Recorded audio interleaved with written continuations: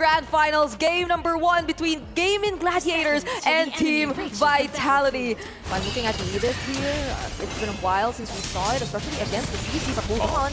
Nicolette's so close. She has the level 4 available. She's going to go and do the damage to Vivian. Gets the first blood. Looking for Vivol as well. One hit! And Ashley will pick up the kill. That's 2 for GG.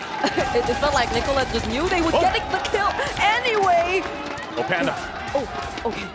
Oh, that was so close. Panda's the one doing it. Oh, Fumieko, that doesn't connect. Oh. Wait up! Oh! Nicolette goes back after doing a shadow kill, but he's going to force the fight anyway. Vivian quite low. She has to get out. That's going to be a flicker burned. Again, the SOD won't land. The turtle is secured, though, and Cindy now joining the fight.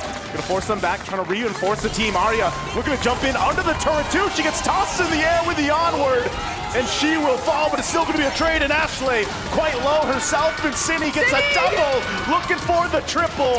Forces the flicker out, but she'll get it over the wall anyway. Cindy comes in clutch for Team Vitality. They're gonna have to respect that, Edith. But meanwhile, 1v1, Nicolette going for a shell, might be able to get a solo kill for her, but flicker burn. And meanwhile, in the mid lane, they're gonna force Panda back. She's in trouble. Spear destruction will land, but she's not gonna follow through. She finally does join the team. Ashley, though, will go in with Wild Chart on Shell. Shell's in trouble. They're gonna be trading the gold laners, 1-for-1 so far. Still very close. This fight for this Lord is gonna be not anyone's sure win, but they're gonna initiate the fight anyway. Nicolette on the backside, she will find Cindy! So she shuts down Cindy. Still GG all alive. Vivian has to flicker out. Under the turret she goes. Vivol to follow, and GG. This is a clear sign to start up the Lord. Can Team Vitality do anything to stop them? I don't think so, but the push down bot from Shell. She'll go for the base turret. Vivian trying to be a distraction. Shell, somebody has to deal with Shell, the minion, she's with them. Meanwhile, the base is gonna be worked on. She's working on the base and Arya's there. They have to clear out the minion, but she'll take it in her own hands and they take game 1 for Team Vitality. No one would have expected that game to end in that moment. Don't necessarily have that hero who you could just assign to really look for the pickup onto the backside, but Fumieko jumping in. They're going to fight back. Heavy spin used to. Into the traction pulse, though. Ashley going to be in trouble. She doesn't have the level 4. Panda goes down, though. Meanwhile, still across the map, they're going for more. Vivian's quite low. Ashley can't hunt. Cindy just playing around the wall, and now Vivol joining the fight will swoop down and take the turtle. Team Vitality gets a whole lot that early on. The turret goes down up top, so they're going to be willing to trade an objective. Meanwhile, a full force of GG is going to start this turtle up. The grill for a traction pulse again. Heavy spin. Vivol's going to jump off. Pops off the shadow kill, and Nicolette's gone. Turtle secured for Team Vitality. And now, GG on the run. Panda can't escape again as she falls. And Sayori and Ashley, no choice. They're left alone. GG is going to lose a lot more here. The way they've been playing majority of the past 2 games they had, and speaking of, they might just decide to go for it this time, but I guess they want to fight. Enough. They go in with a glorious pathway, but then they disengage, and now Nicolette jumping in. She's going to go in. Fumieko will catch her with the final slash, and Nicolette is gone. Meanwhile, Arya as well. Next up as Vivian finds a lockdown with a heavy spin. Panda trying to run away, but Cindy goes forward, flickers in, and will take turret shots. Ashley's responsible for tanking most of the damage. So how does that fall now? Ashley, oh no! Oh, this is trouble. They drop down the Zaman forcing the fight. Turret's gonna go down. Fumieko will flicker defensively. Nicolette joining the fight. They're gonna force them back into it. They'll find Vivian, but on the backside, Vivol goes into the turrets, into the fountain, and she'll go back. But on the hunt, Nicolette wants this one, but it'll be Panda that picks up a double kill. Gaming Gladiator is able to find something on the overzealous Team Vitality for that base. This major objective, the Lord, is up. It's going to be started by Team Vitality. Fumieko takes a couple shots. Conceal going to be used. They final slash in. They're going to fight it anyway. Panda unleashing on the backside. Not able to find Vivian, but they will get the flicker down and Shell the first to fall. Fumieko next. 2 down for Team Vitality. They want more. Nicolette jumps in. Vivol on the hunt, but she'll have to be forced back. So Gaming Gladiators just got control of this objective. If they can go ahead and secure it, Panda and Nicolette will start it up. But Vivol, she has the retribution. She's just around the corner. Is she gonna go for a steal? Arya jumps in, trying to cover them, but Nicolette will get the Lord, and Gaming Gladiators once again will turn the tide in their favor. You can already see the firepower is online for Gaming Gladiators. It looks like they still want to go roll down mid. Nicolette joined the fight too. She jumps into the backside, looking for the target. They get final slash though. Bibble trying to heal back up, join the fight. Fumi Echo will go down, but Cindy still unleashing, untouched in the mid lane as she picks up Ashley. And Ashley falls, and Arya gonna be next, and Cindy is untouched, unbothered, triple kill.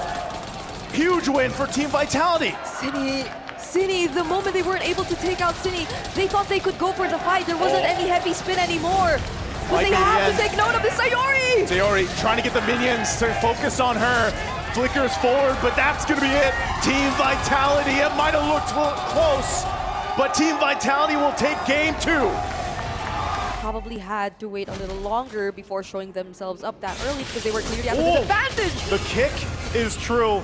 Spear Destruction, Panda sees it, she's gonna back off. But again, the initiation, again, a final slash thrown out from Fumi Echo. She's gonna be collapsed down on her. Shadow Kill's gonna be popped out. Fumi Echo one hit away, she goes back with a vengeance. Finally going down to Arya.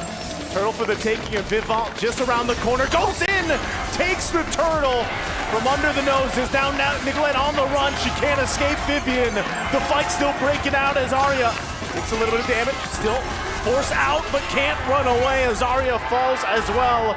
Team Vitality again finds the win. It was a great engage, but the follow-up might have been lacking. Here's a play, she goes in, Spear Misery there too. City in trouble, Panda, she's so low, she does find Shell.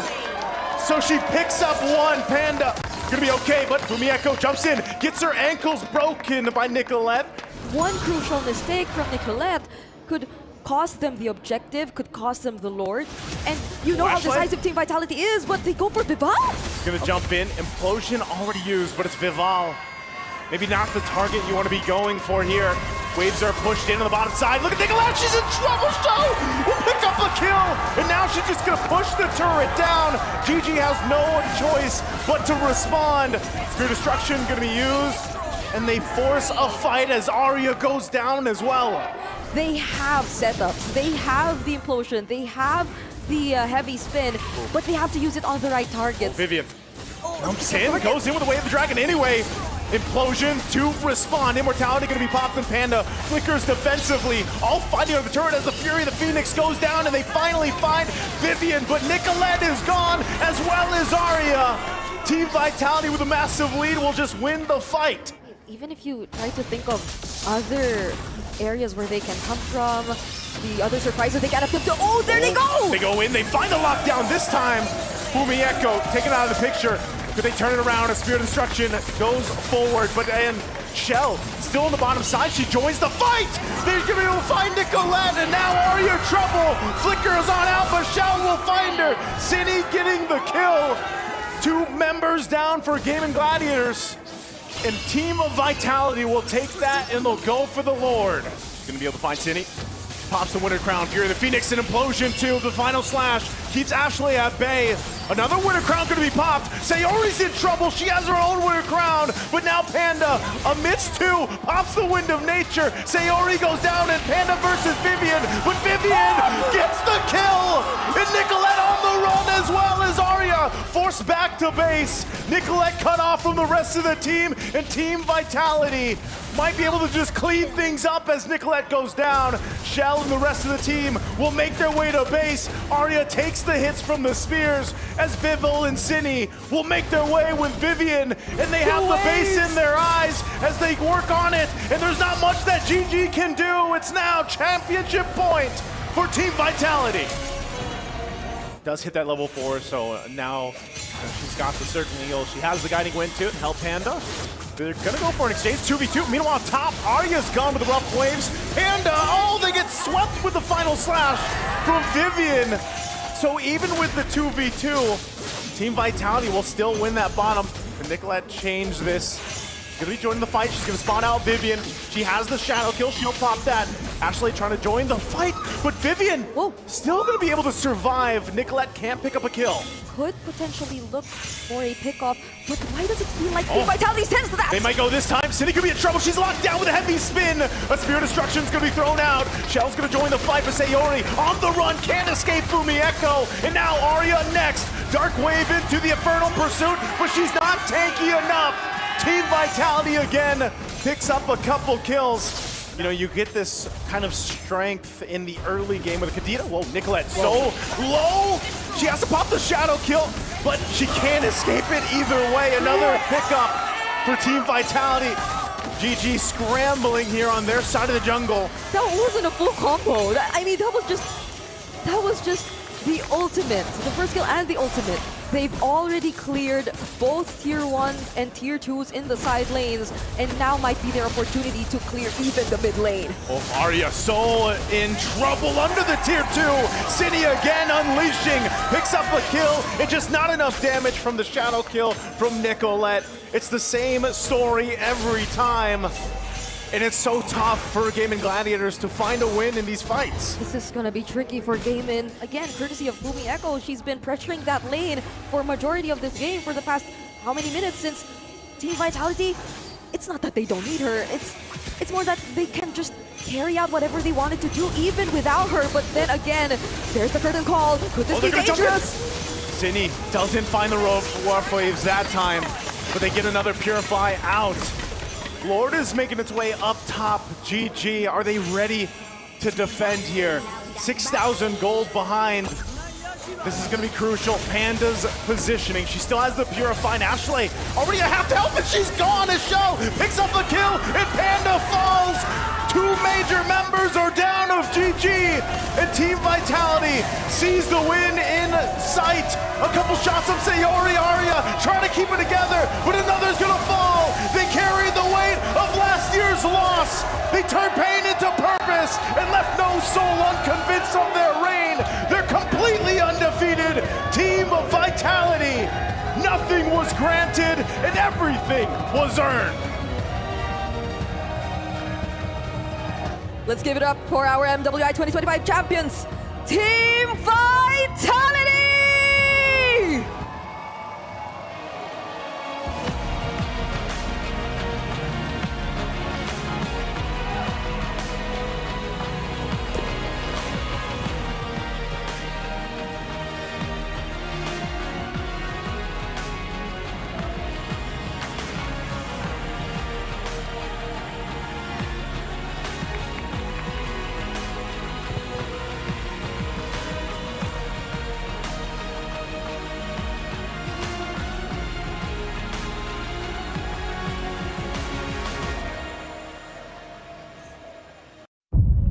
C'est la vie. Such is life. In the land of dawn, such is life when all that remains are dreams. We don't expect the loss last year, and the result is not like what we want. I know that we were capable of more. But MWI is where barriers are broken and queens are made. Vouloir, c'est pouvoir. To want is to be able. MWI is a chance for ladies to represent themselves because there were no opportunities in our region back then. Çoğu insan Türkiye'nin kolay bir yer olduğunu, biz burada bunun yanlış olduğunu kanıtlamak için buradayız. From heartbreak to hope, from doubt to belief.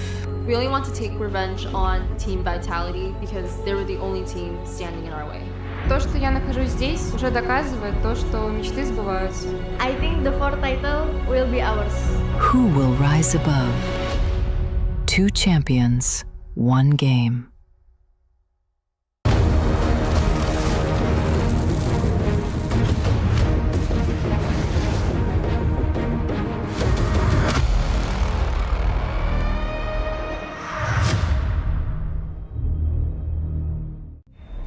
$75 مليون، 25 لعبة، أكثر من 200 نادي، وبطل واحد بس.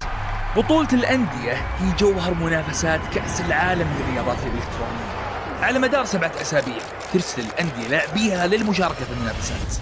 كل ترتيب وكل فوز وكل صعود إلى منصة التتويج يمنح النادي نقاط. في نهاية الأسابيع السبعة تجمع النقاط ويتوج النادي الذي يتصدر الترتيب ب$7 ملايين إلى جانب لقب أفضل نادي للرياضات الإلكترونية في العالم. الأمر ما يتعلق بأن تكون الأفضل في لعبة واحدة، بل بأن تكون الأفضل في جميع الألعاب. العمق، التنوع، الثبات تحت الضغط. كاس واحد، بطولة واحدة، مين بيحسم اللقب؟ شاهد التاريخ يكتب في باريس خلال كأس العالم للرياضات الإلكترونية 2026.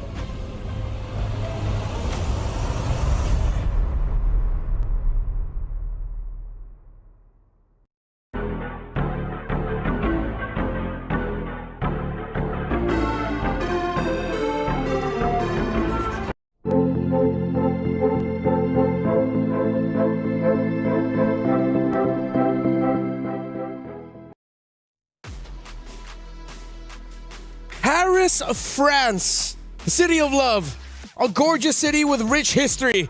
Unfortunately for a lot of the women of MLBB, also the home ground of the world champion for women's MLBB team Vitality. Welcome to day number 1 of MWI. My name is Renmar, and no, this is not MPL Philippines, but you are joined by the Wee Bear Bros. It's Leo and Naisu. Gentlemen, how are we? Bonjour. Bonjour. What a dream come true to actually fly out all the way to Europe for, the third Esports World Cup, and to celebrate women's MLBB, to maybe crown the defending champions once more on home. So what?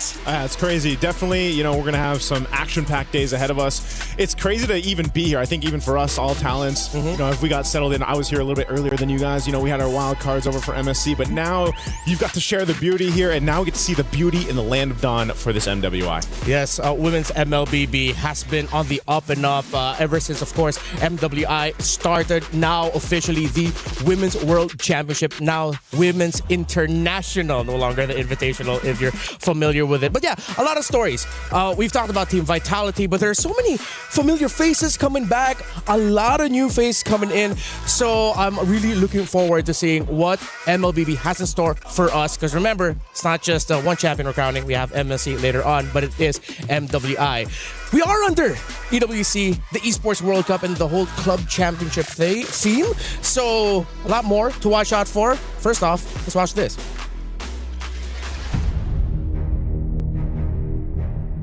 They turn pain into purpose and left no soul unconvinced of their reign.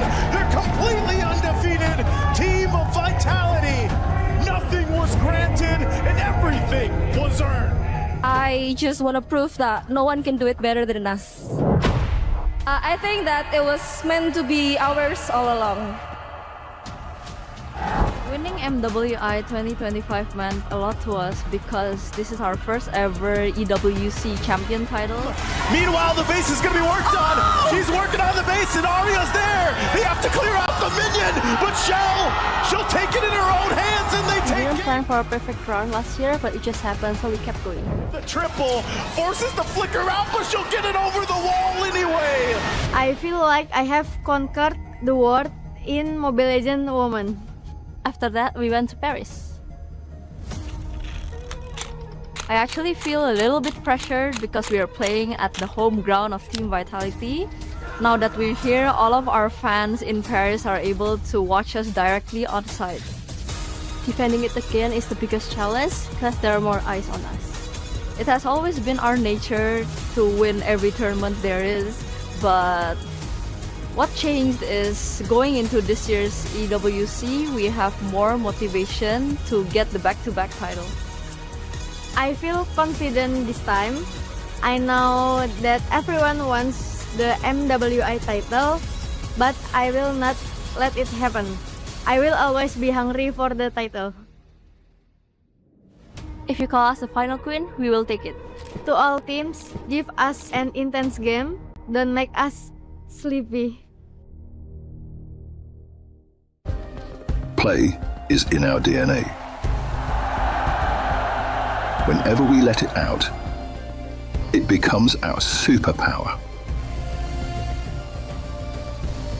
Now imagine an entire city being built to supercharge it. Kadir City, powered by Play.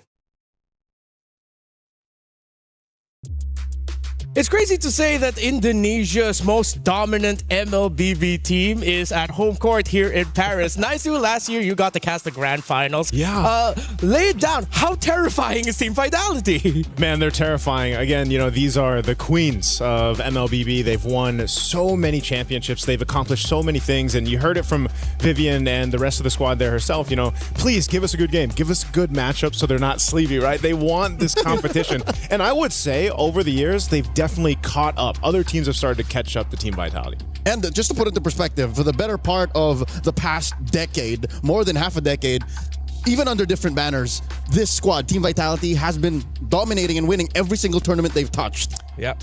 And they are the favorites to win $150,000 by the end of this all. It seems like the question for a lot of the people following the women's scene is who is going to be meeting Team Vitality in the grand finals? Because of course, remember at the very first EWC, it was a shocking result. Team Vitality then got swept by Smart Omega Empress, now fighting under the banner of Na'Vi. A lot of people are throwing in their names as a potential second best. But yeah, there's so many more teams to watch out for. By the way, we have a interesting format this time around. You have the breakout stage and then of course the knockout stage. The breakout stage, it's 2 groups of 8. You have the teams all split up, and then it's very similar to our MSC format. Long and short of it, you win 2 best of 3s, you move on to the next stage. You lose 2 best of 3s, you're out. C'est la vie. Yeah, it's quick. It happens really fast. And then, you know, today we're going to be covering actually a multitude of games. We've got 2 streams going on over here on B Stream. We've got 4 matches ourselves. So, you know, even after day 1 concludes, a lot of things kind of already fall into place day 1. Yeah, pretty sure you have a lot more questions about our format. So we prepared a little video for you guys so that you could understand it a little bit more.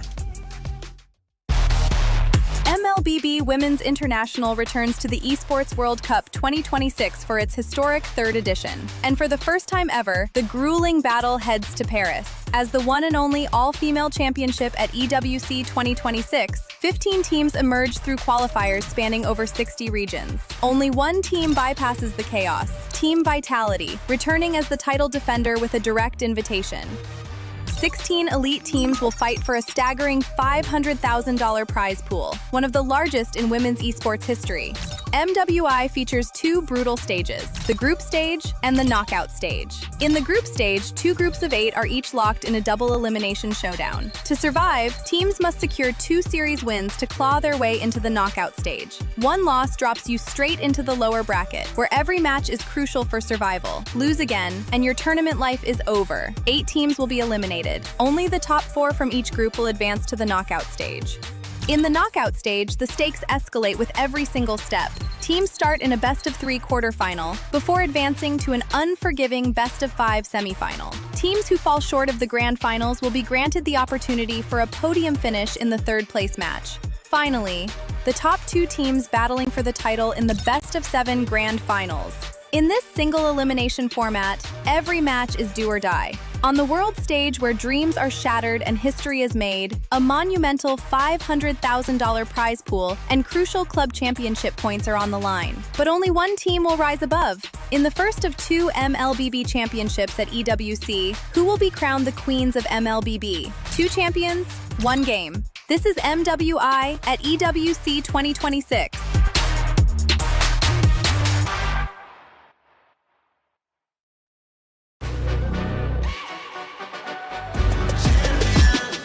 This ain't no regular thing. Came for the ring, you know what I mean. You see my name in the lights, better get right, champion.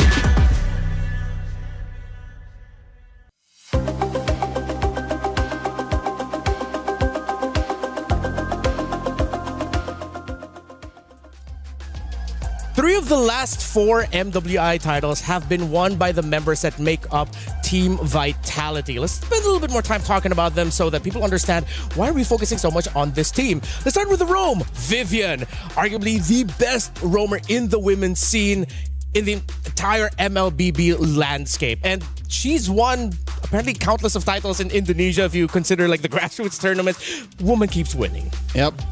She is a stick of dynamite in a world of just ordnance. You know what I mean? Because the MLBB has just been on the rise for the past, what, half a decade.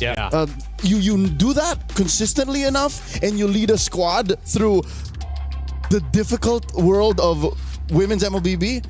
That's what Vivian did. Yeah, she's named. We caught a name for her last. The Mother of Tanks. Mother of Tanks, and there's a reason exactly for that. And she's phenomenal to watch, and she's going to definitely be a player to watch throughout this whole tournament, of course, and the rest of Team Vitality. Now, this is the group split, right? We've got Group A and B. All these 16 teams that have made it. 15 fought through their, the trenches, and that's the thing I think we have to point out too. A lot of our viewers out there for MWI didn't get a chance to catch up with everyone, on their road here to EWC in Paris. And they've all had crazy journeys leading up to this point. It's hard to follow a world full of up-and-coming talents, and I think that's something that we didn't mention in the lead up to this discussion. It's 15 teams plus an invite, right? Yep. There's a lot of changes in the past year since Vitality's win in Riyadh. Yeah, there's going to be a lot of familiar names if you've been following the women's scene of MLBB all throughout the day. Some fighting now under different banners, but let's look at today's schedule. First, the top 2 matches you see, those are the ones featuring in Group A. Get Team Ray Young and Aurora Gaming and Virtus Pro versus Twisted Minds. That's where we're going to be seeing a little bit of an org switch up. We'll explain a little bit more about that later. Of course, Navi and Galaxy Phoenix, then Falcon Daisies against Team Falcons Mena. Different kinds of Falcons, by the way, something to note of. Is there a match that you're looking for specifically here first? Mine's definitely going to be match number 3. I want to see if Navi PH specifically can kind of make it work the way we saw them when you mentioned, was it 3 years ago, MWI? I know it's, we have 3 of those members now on Navi PH. It's a little bit of a mix-up, but that's been the case of a lot of the teams for MWI. They are, like you mentioned, Redmar, there's going to be some familiar faces, some org swaps happened here, but there's so much experience for these ladies. I think that's the big thing, especially the ones that have been on the international stage and what they can bring to some of the newer up-and-coming members of these teams. As for me, I'm all about the flight of the Falcon. Falcons? Yeah, okay. It's the Burmese versus the Egyptian squad. Both of these teams boast of experienced athletes, veterans of MLBB esports, and the fact that Ira joined Falcon Daisies, a Filipino import. I think that's the shot in the arm that the Burmese needs to get one over, obviously a veteran of MENA. Yeah, some great matches that you mentioned, but we also have our story of the day later on. We're going to be watching the little switch-up between Virtus Pro and Twisted Minds. The current members of Virtus Pro, a lot of them, were former players of Twisted Minds last year, while the current members of Twisted Minds were former players for Virtus Pro. That's why that's going to be our story of the day, and we're going to be explaining a little bit more about that later on. But if this is your first time watching MLBB, our women's scene, get ready. They are excited to show the world yet again why they deserve our attention and our focus. We are in the home ground of Team Vitality.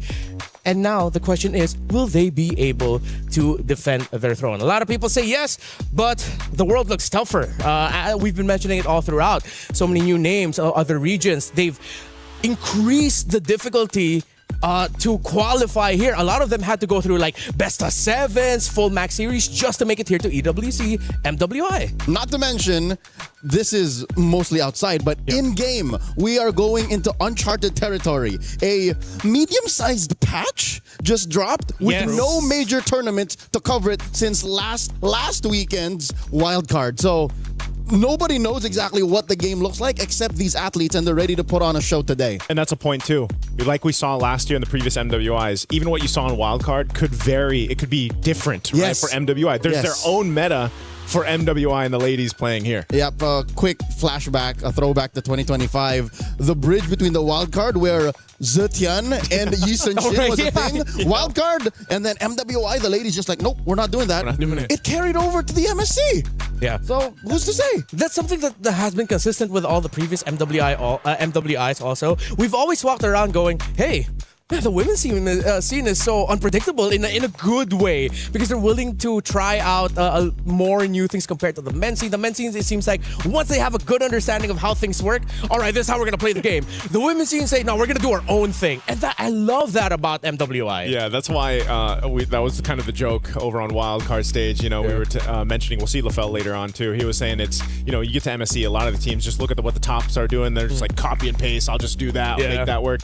MWI is a different beast. this, and I like that that's the case. Yeah, scientific, mathematical, optimal is what we end up seeing in the stages of the Mid-Season Cup. Yeah. But MWI, it's art. There's a little bit of molding going on, and the ladies are willing to experiment. And again, there's a full coaching team behind every one of these teams showing up. So it's not like they're just freestyling it. There is a rhyme and reason. Yeah, it's something that you could put up in the Louvre and appreciate. While the men's scene is a little bit more, I don't know, get studied in the University of Paris, maybe? Yeah, that's what we're going to go for now. But not to undermine any of the two ways to play the game. It's just that expect that the women's scene is a little bit more shocking for us in a great way. 2 champions, 1 game. Yeah. Champions, 1 game. Champions, 1 game. We might see some good picks here. Yeah. Speaking of picks, I think we can touch just a little bit on the patch environment that we've been talking about. Scarlet Embers. Scarlet Embers. In Wild Card, it was tankier. Now it seems like Assassins might be coming back. They tweaked the overtuned tank junglers. Is what happened. It's Fredrin. Baksha. Yeah. It was more of, on paper, in case you didn't want to like dig deep into the details, it was more of a calibration. Yeah. It's not a full-on switch up. So I expect that maybe if it comes down to it, if some of these ladies aren't ready to, jump back into the Lings, the Lancelots, the Hayabusas, then they're more likely to try out something that's tanky but not exactly full-on big 3, like I'd say a Bamond. He's looking forward to the Ballman. Yeah. I'm looking forward to the Ballman as well. I think the biggest shakeup needed to not just be with what was happening in the jungle, but also like the mid lane picks. This is something that we were asking for, the shakeup. I'm still happy that at least Gord is he's meta now, basically. Yeah. But still, I think there's a very narrow option case for the mid lane right now, and that's why I always do look forward. I even said this in the wild card, now also for MWI, it's where it's like these teams have very distinct personalities and play styles when it comes to what they bring to the table. Some teams, like Team Vitality, they'll find something that really works, and until someone stops it, they don't really need to change it, Yeah. And then you have other teams that are a little more, free on the draft and what they want to bring to the table. And sometimes that kind of chaos to it is what could potentially give them an upper hand. Now, big difference, obviously, from wildcards, we had a bunch of best of 1s. Yeah. Now, at least you have the best of 3s that we're going to go through. Yeah, right out of the gate. Yeah, right out of the gate. Yeah, we're going to be seeing a lot of best of 3s. There's not a lot of room, but I think there is still a good amount because you do at least have a second life here in the group stage where if you lose one, at least just don't lose the other one. Then you're fine. You can afford to lose one match, just not both, or as Leo said, you are out. So with the changes to Baksha, Fredrin, Akai, they are now slower with clearing the jungle, and with jungle creeps now giving more gold. That's why it seems like behind the scenes, a lot of people are saying Assassins are back. If you can get your gold faster, you get your items faster. It just works well for damage. Assassins are back. So what are we thinking? Like, is it still the same? Here's the thing. It's not as simple as just because the jungle changed, that's what will drive everything. Because note, when you play a soft but damage dealer jungler, you have to find tankiness elsewhere. Yeah. Well, gentlemen, I am enjoying our discussion, but it's time for us to go on over to the main stage, see what's going on.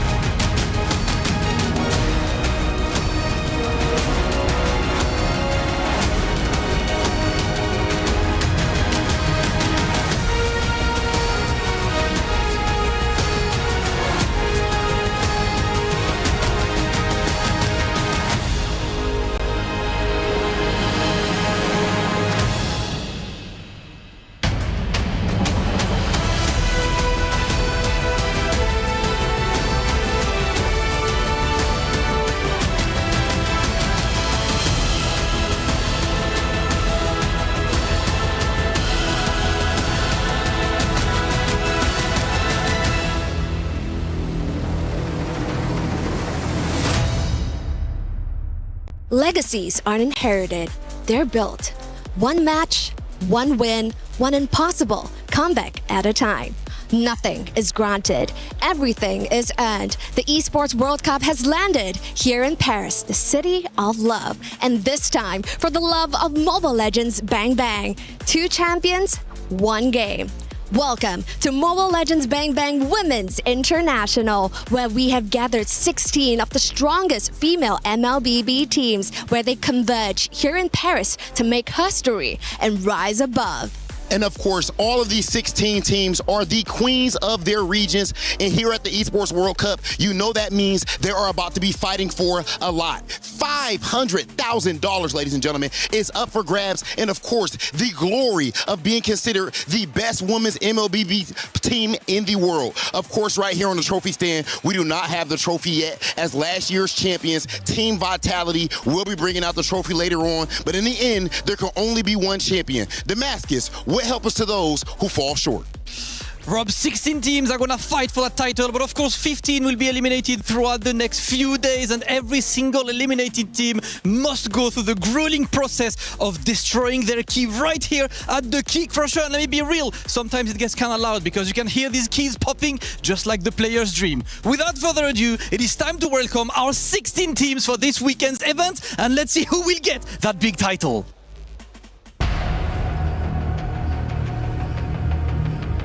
Qualifying out of Indonesia, Team Falcons. Qualifying out of Western Europe, made up of 5 countries, GK Esports. Qualifying out of North America, GG Esports. And joining all the way from Mongolia, Aurora Gaming.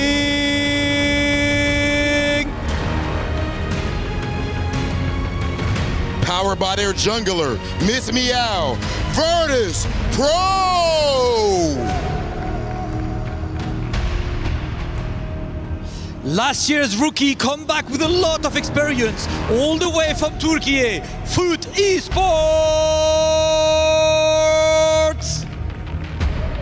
The newly assembled qualifying out of Myanmar, Team Ray Young. And the new representative all the way from China, Seda.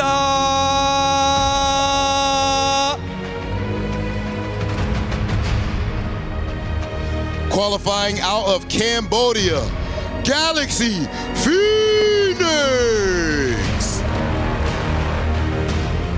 The 2024 champs are coming up with an updated roster in Shares of Redemption, representing the Philippines, Navi.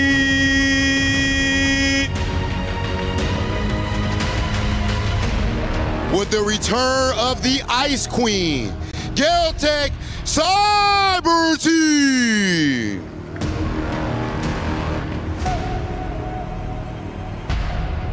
Brazil's alliance looking to put South America on the map, MIBR Los.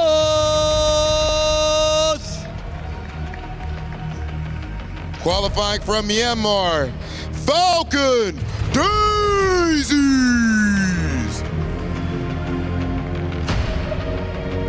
And with a more experienced roster looking to put Mekong on the map, Twisted Minds.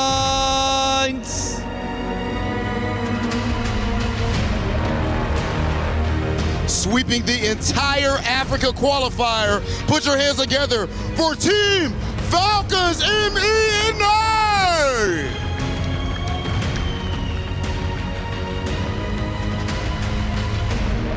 And now it is time to welcome the champions, the title holders. Make some noise for Team Vitality!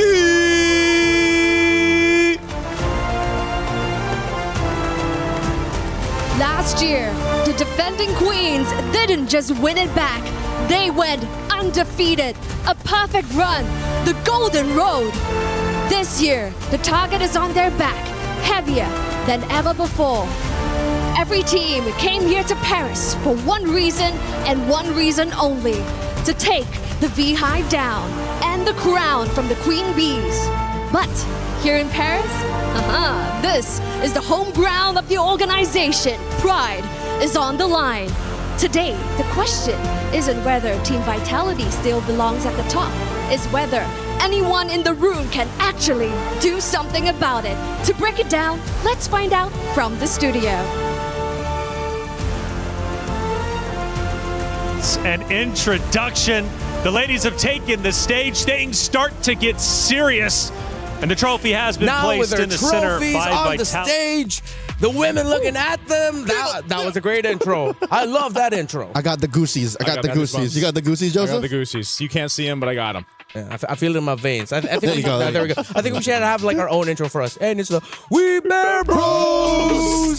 Man, it's good to see the Baskets of Rob, of course, joining us here for MWI. So now that we've seen the ladies walked out, I think we can spend a little bit more time now talking about our very first match of the day, which is going to be Team Ray Young versus Aurora. So Team Ray Young coming in from Malaysia. Right. Yep. Of course, Aurora coming in from Mongolia. Also known as Aurora Avalanche. Also known as Aurora Avalanche. So starting things off with Team Ray Young, crazy road for them. They actually took down Navi MY on the way here. Yeah, I think that was a big surprise, for a lot of people that were tuning in to kind of the results from that. And I think there's also, you can say, for Team Ray Young, you kind of have an expectation. I think for a lot of people that have been following the ladies' journey up to this point, what they've been able to do, but also for Aurora, by the way, there's so many Auroras now, right? Auroras are everywhere. But they're a little more of a question mark, I feel like, for this matchup, right? Maybe the expectations haven't been set exactly just yet, but I hope for our opening match, at least here on Stream B, we get the full series, man. We get the full show, best of 3. Yeah, Joseph, you're not a stranger to Mongolia's meteoric rise. Yeah. They almost made it through. Just the region's performance here in the EWC has been something to watch out for, but they're going up against now Malaysia's powerhouse out of the women's division. Here you'll see the roster for Team Ray Young. I got my eyes on Chiboy and Quinn. It's a reunion. Chiboy took her time to go around back to the world stage, but Quinn, just 6-7 months back, won a gold medal. Yeah, in Thailand. Gold medalist for the Southeast Asian Games for Team Malaysia that took down Team Philippines in a surprising end to best of 7 series. That was an emphatic win for the Malaysians. And yes, Keyboy and Quinn are back, returning to MWI since 2024. And when they were with Gaming Gladiators Homegirls, they were the duo to watch on that team. But now, Keyboy and Quinn, they have to lead mix of veterans and rookies in the women's scene in Malaysia that now they really have to take a leadership role of leading Team Ray Young. Yeah, I think that's the case, though, right? That's gonna be one of the stories or main points for a lot of the women's teams out here. As we also take a look at the team roster for Aurora Gaming, is this mix of veterancy, the mix of experience that some of these ladies have had on the various tournaments or when representing their countries, and some players who also are from different countries and now they're playing on teams from other regions, right? That's the case too. And so you have to find this kind of mix between veterancy, but also the newcomers, kind of ambition to make things happen in these games. Even Roll, there's a switch up. Anu just recently moved on from her original role, and they're taking the time to work it through because even their climb towards the qualification was deep. If I'm not mistaken, they went through a slobber knocker. Yes. Aurora Avalanche went all the way, and it came down to one final game for them to book their ticket to Paris. And here's the thing. If you've watched Mongolian MLBB, you know that they are purveyors of the download game. Yeah. So here they can afford a download game. They can afford a download series. But I don't think that's something you want to give over to Team Ray Young. Yeah, with Team Ray Young, of course, we discussed Chiboy and Quinn like being the leaders there. If they are going to continue the DNA of Mongolians downloading, I agree with you. It's going to be risky. Punished. They're going to have to get out of the gate, ride out, be aggressive, show that you can set the tempo against a team that has experience on this stage. But you mentioned the transition from EXP to jungle for Anu. I think this is going to be where they're going to need to start showing off some dominance here. If they get bullied in the jungle, this is going to be a quick 2-0. That seems to be the case with a lot of the even before we had the patch, but now more so the patch, and what we saw in the wild cards is some teams, if they are putting that pressure on the junglers early on, it could be a problem, right? If you fall too far behind in the jungle early on, the rest of your team kind of has to help you get to that point. And that's why, again, those tank junglers were so good to a point where it's like, okay, I'm at least sturdy enough, so if I deal with some pressure, it's fine. Plus that change that happened with the Retribution, where, it does a little more damage, kind of helps with getting things pressured on your early buffs, and that's why we saw even the rotation change a bit, into the jungle. So that's one thing I guess my lens is going to be looking at here for this year's MWI, because it is very different. And I know there's some people out there that might just be tuning in, right? From MWI to MWI. Maybe they didn't catch all the qualifiers up to this point,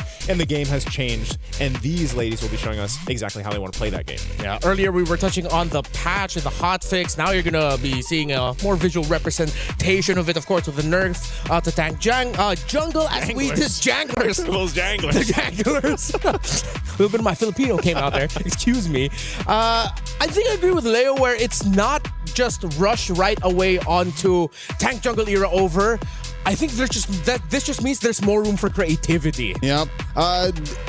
It's less about it literally being nerfed or taken out of the system. It's more, the role is just more fragile now. Yeah. If you want to play tank junglers, you have to understand what every single motion will lead to. It's a butterfly effect. Yeah. If you play assassin, you have the potential to run away and snowball. That's the thing. In the past month of high-level competitive MLBB, we've missed the concept of a snowball. It's always been inevitability. Yeah. Surely we will farm out what you're doing and then get our gold laner to just run amok. Here, we don't know what we're going to see just yet. Yeah, I would like to see a Ling, man. I know we actually had this discussion previously, even back in the wild card. Some of us wanted to see some of these assassin junglers pop up. Ling would be, I think, one of the junglers to come through. Maybe even a Lancelot again. I know he had his time. Nolan was there. And hell, you even saw that. Buffs on the list was for Mincetar. When was the last time we saw a Mincetar? And he has gone in the gold lane. There's been history of that. Will we potentially see Mincetar or any other of these heroes that can find their footing in the meta now? Yeah, this is one of those scenarios where you feel like our great and gracious developer Muton seems to be leaning us, pushing us or nudging us a little bit towards a certain way, because you buff Mincetar in a realm where you nerf the tank jungler so that it gives more room for the assassins with a lot of dashes to come back. I feel like someone's going to be crazy enough to try and bring Mincetar, man. And yes, as creative and as direct as their changes show, I feel like we're being pulled in two different directions. Like, okay, go, Mincetar, try it. But also, Mincetar's shields. Guess who else got recently adjusted? Who? Esmeralda. So he's like, where do you want me to go? Yeah. That's kind of how it feels. Yeah, I think that's the dance we're going to see in the draft. That's how it's going to feel like. That's why I play Balmond. Can we get that one more time? I just spin. I can't spin. Where's it gonna go? I'm physically incapable. You're not able to spin, yeah. But even then, like, Sweeping there's Cyclone. Sweeping Cyclone, spin to win, man. Hopefully we actually end up seeing that again. I think there's a case for. It's what won Falcons main at the group stage. That's true. That's true. Almond of all man, that takes me back, and it feels like it was just yesterday. Gotta give Boyd a hug. Last week and a half, yeah. Yeah, it was like a week and a half or 2 weeks. A week and a half, 2 weeks ago. I lose track of time out here. Yeah, time difference. The sun stays up till like 10 p.m. By the way. That's true. So it is quite jarring. But speaking of time, in just a bit, we're going to be seeing the two teams going up against one another. Team Rayyoung and Aurora going up onto the stage. I think we can discuss the patch just a little bit more, because I want to get your feel for, like, give me a hero that a lot of people aren't expecting, but you feel like strongly in your soul, in your DNA, maybe. I don't know, that might come out. One hero. You want to try this? One hero. Okay. We name it. Okay. Wait. At the same time. At the same time. One hero. Are you ready? Okay. Wait. You have a hero in your head? All right, I do. Do you? Yes. All right. Un, deux, trois, Lucas. How do we say Everything was different. What did you say? Heroes? Barats. But we already kind of saw him in he also got brought up in the wild card. He did pop up in the wild card though. Twice? Yes. Yeah. There you go. And he's not part of the big three. So he might be that one last tank jungler that goes like, we win. It's weak because it's two dudes. That's true. Okay, who did you say? Lucas. That's what I was about to say. As a jungler. Yeah. I was about to say Lucas. I miss Lucas. Right. Yeah, exactly, right? There's just something about Lucas. It's like, now with the adjustments to the tankier junglers, and we missed the concept of snowball, right? Who's more snowball-y than Lucas? Well, there's a few, but he's a fighter too. Like, he's a fighter. He can be as chunky or as damage-oriented. Yeah, and in his ult, he is difficult to kill if he gets a lot of spell vamp. Yeah. It's a nightmare. If he snowballs, kind of GG. So that's why I'm leaning Lucas. I went with Hanzo because I want I like more cool, edgy assassins. He's about as edgy as it gets, I think. Do you consider Hanzo a goth baddie? Whoa, hey. Is he? Technically, when he's in his form? Not for you personally, but just like in general. In general?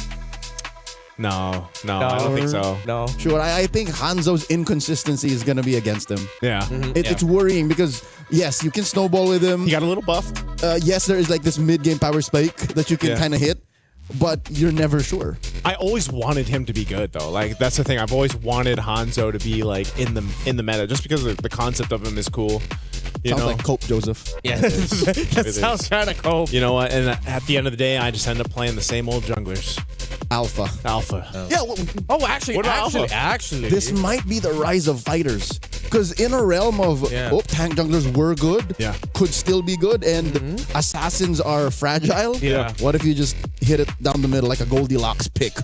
Oh yeah, you just go for the balance. Maybe that might even mean like heroes like Matilda come in so that you can rotate faster with those fighters, right? That's true. Balmond. Yeah, Balmond for sure. Oh yeah, hey, maybe we might have just discovered something here, gentlemen. It could be fighters are the middle ground, and teams who might want to try to bring those picks out might be rewarded. Because yeah, if tank junglers really are that much slower and assassins are still that vulnerable despite them getting their items faster, like it's a little bit more 50-50 if you're going to make it work, then why not go for the safer pick? Safer pick can work, It's been 2 years since we last saw fighter junglers be like the paramount pick, the apex predators of meta. I missed that. Who is the biggest fighter jungler? Alpha, I think is Alpha. This is on the top of my head. Because even the time where Lucas was viable, for some reason he was cursed. Yeah, he wasn't as like prominent there. Yeah, and he wasn't as consistent also with like getting good results. Most of the time it's just like, hey, Lucas is here. He didn't win the early game. GG. His time is as a meta pick is matched by the times he was meme. Like, oh, is that a wrong Lucas pick? Or teams get blamed because they pick Lucas. So like that's 50-50. There was a time in the professional league when he was picked up, and it was usually a question mark. Like, where is he going? Is this gonna work? But I think if there wasn't the Lucas, the Hanzo, Barrett's is kind of picked up. Other than that, I just had a thought. If we're gonna continue this train of thinking here for the picks. Oh, the ladies are here. Yeah, the ladies are getting set up on stage right now. Your thought? If you're wondering that maybe tank junglers are too slow now because of the damage reductions and all of that, what then happens if you decide to pair it with high damage roamers? Natalia, Jawhead, Hellcurt. A mid laner like Selena, Hellcurt, heroes that can help expedite the farm process because you can leash certain camps quicker. This is why I spam Cho. Cho does the same thing. Because technically, even if you like the way he's built up, it's not like you're building him damage unless you're in a solo queue and you're insane. But usually, his kit alone and his passive and everything else helps kind of speed that process up, I feel like. And there's a good enough early damage with a concussive blast and everything else where it's like he's a threat, So I think Cho he's probably going to pop up quite a bit. There's a reason why Cho, you'll see him in highlights from season 1 and the most recent season of MPLs. He's an OG. He's relevant, especially with the new skins. Yeah. You know what I want to see? I want to see a Cho skin where he's an old dude. No, he doesn't need any more skins. No, come on, like he has like 18 skins. It's like 18. Give him the aged one. Yeah, give him like an aged, like old man Cho. That would actually like with a long beard. He looks like a wise old kung fu man. I know Let you that love be your the kung collector. fu flicks, man. Yeah, collector. Right? Collector skin. Old Joe. Am I winning you over here, Leo? Do you want the old man? Here's the thing: you're not swaying me because I don't play Cho. I do. I'm agreeing with you. All right, okay, thank you. Like Old Cho. I'll take that. My diamonds are not on the line here. I'll take one of the two. I'm still waiting for Balon's 5th skin. Does he only have 4? I think all so. the time? I think so. There's definitely some heroes that still only have 2, by the way. All right, wait. So Nice did mention one damage roam pick. Is there a damage roam pick that you want to see? That you think might actually show up? Okay, so you mentioned the 3 or 4 good ones. Yeah. One that came up is Novaria. Right. She's sometimes swerved over as a roamer, but the thing is, if the goal is to expedite the early to mid, Novaria's not doing that. Yeah. She's a win more in the late game. Yeah. Because imagine you get a team past the 15-minute mark and they have a roam Novaria, you're not winning anything. you're not even crossing over to see what's in the bush when you're taking the Lord. Yeah, because vision is just not yours. You're just dead. Yeah. So that's where I'm going, but I don't know. That's the thing. Because of the Scarlet Embers update, I don't know if the game is slow enough to do that. Because we might even see like 9-minute games today. That's what I was going to say, too. Yeah. I think Wildcard was enough to go ahead and prove just how fast games can be. What was our longest then? I think it was 25-ish minutes. 27? 27 or so. Yeah, and then the fast was 9. Like 9 minutes. So, and the average was probably around 13, 14 still, around that level. So those are from, equally matched teams when it comes to skill. Yeah. Experience. But maybe that counts too. Maybe. And that can be something we consider here.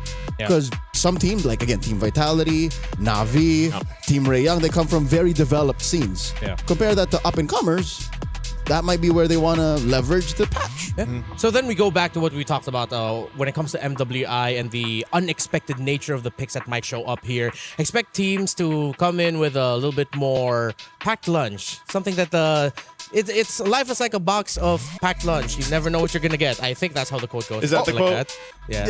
You take a bite of the croissant and you don't know what's in it. Yeah. It could have filling or not.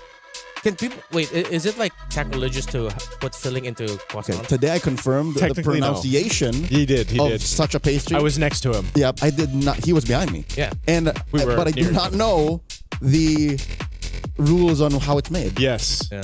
The rules on how it's made, and then you'd be surprised at how different. What is it? Pan au chocolat can be too. Yeah. What it's called in different areas. Chocolatine. Chocolatine. From the north and the south of France.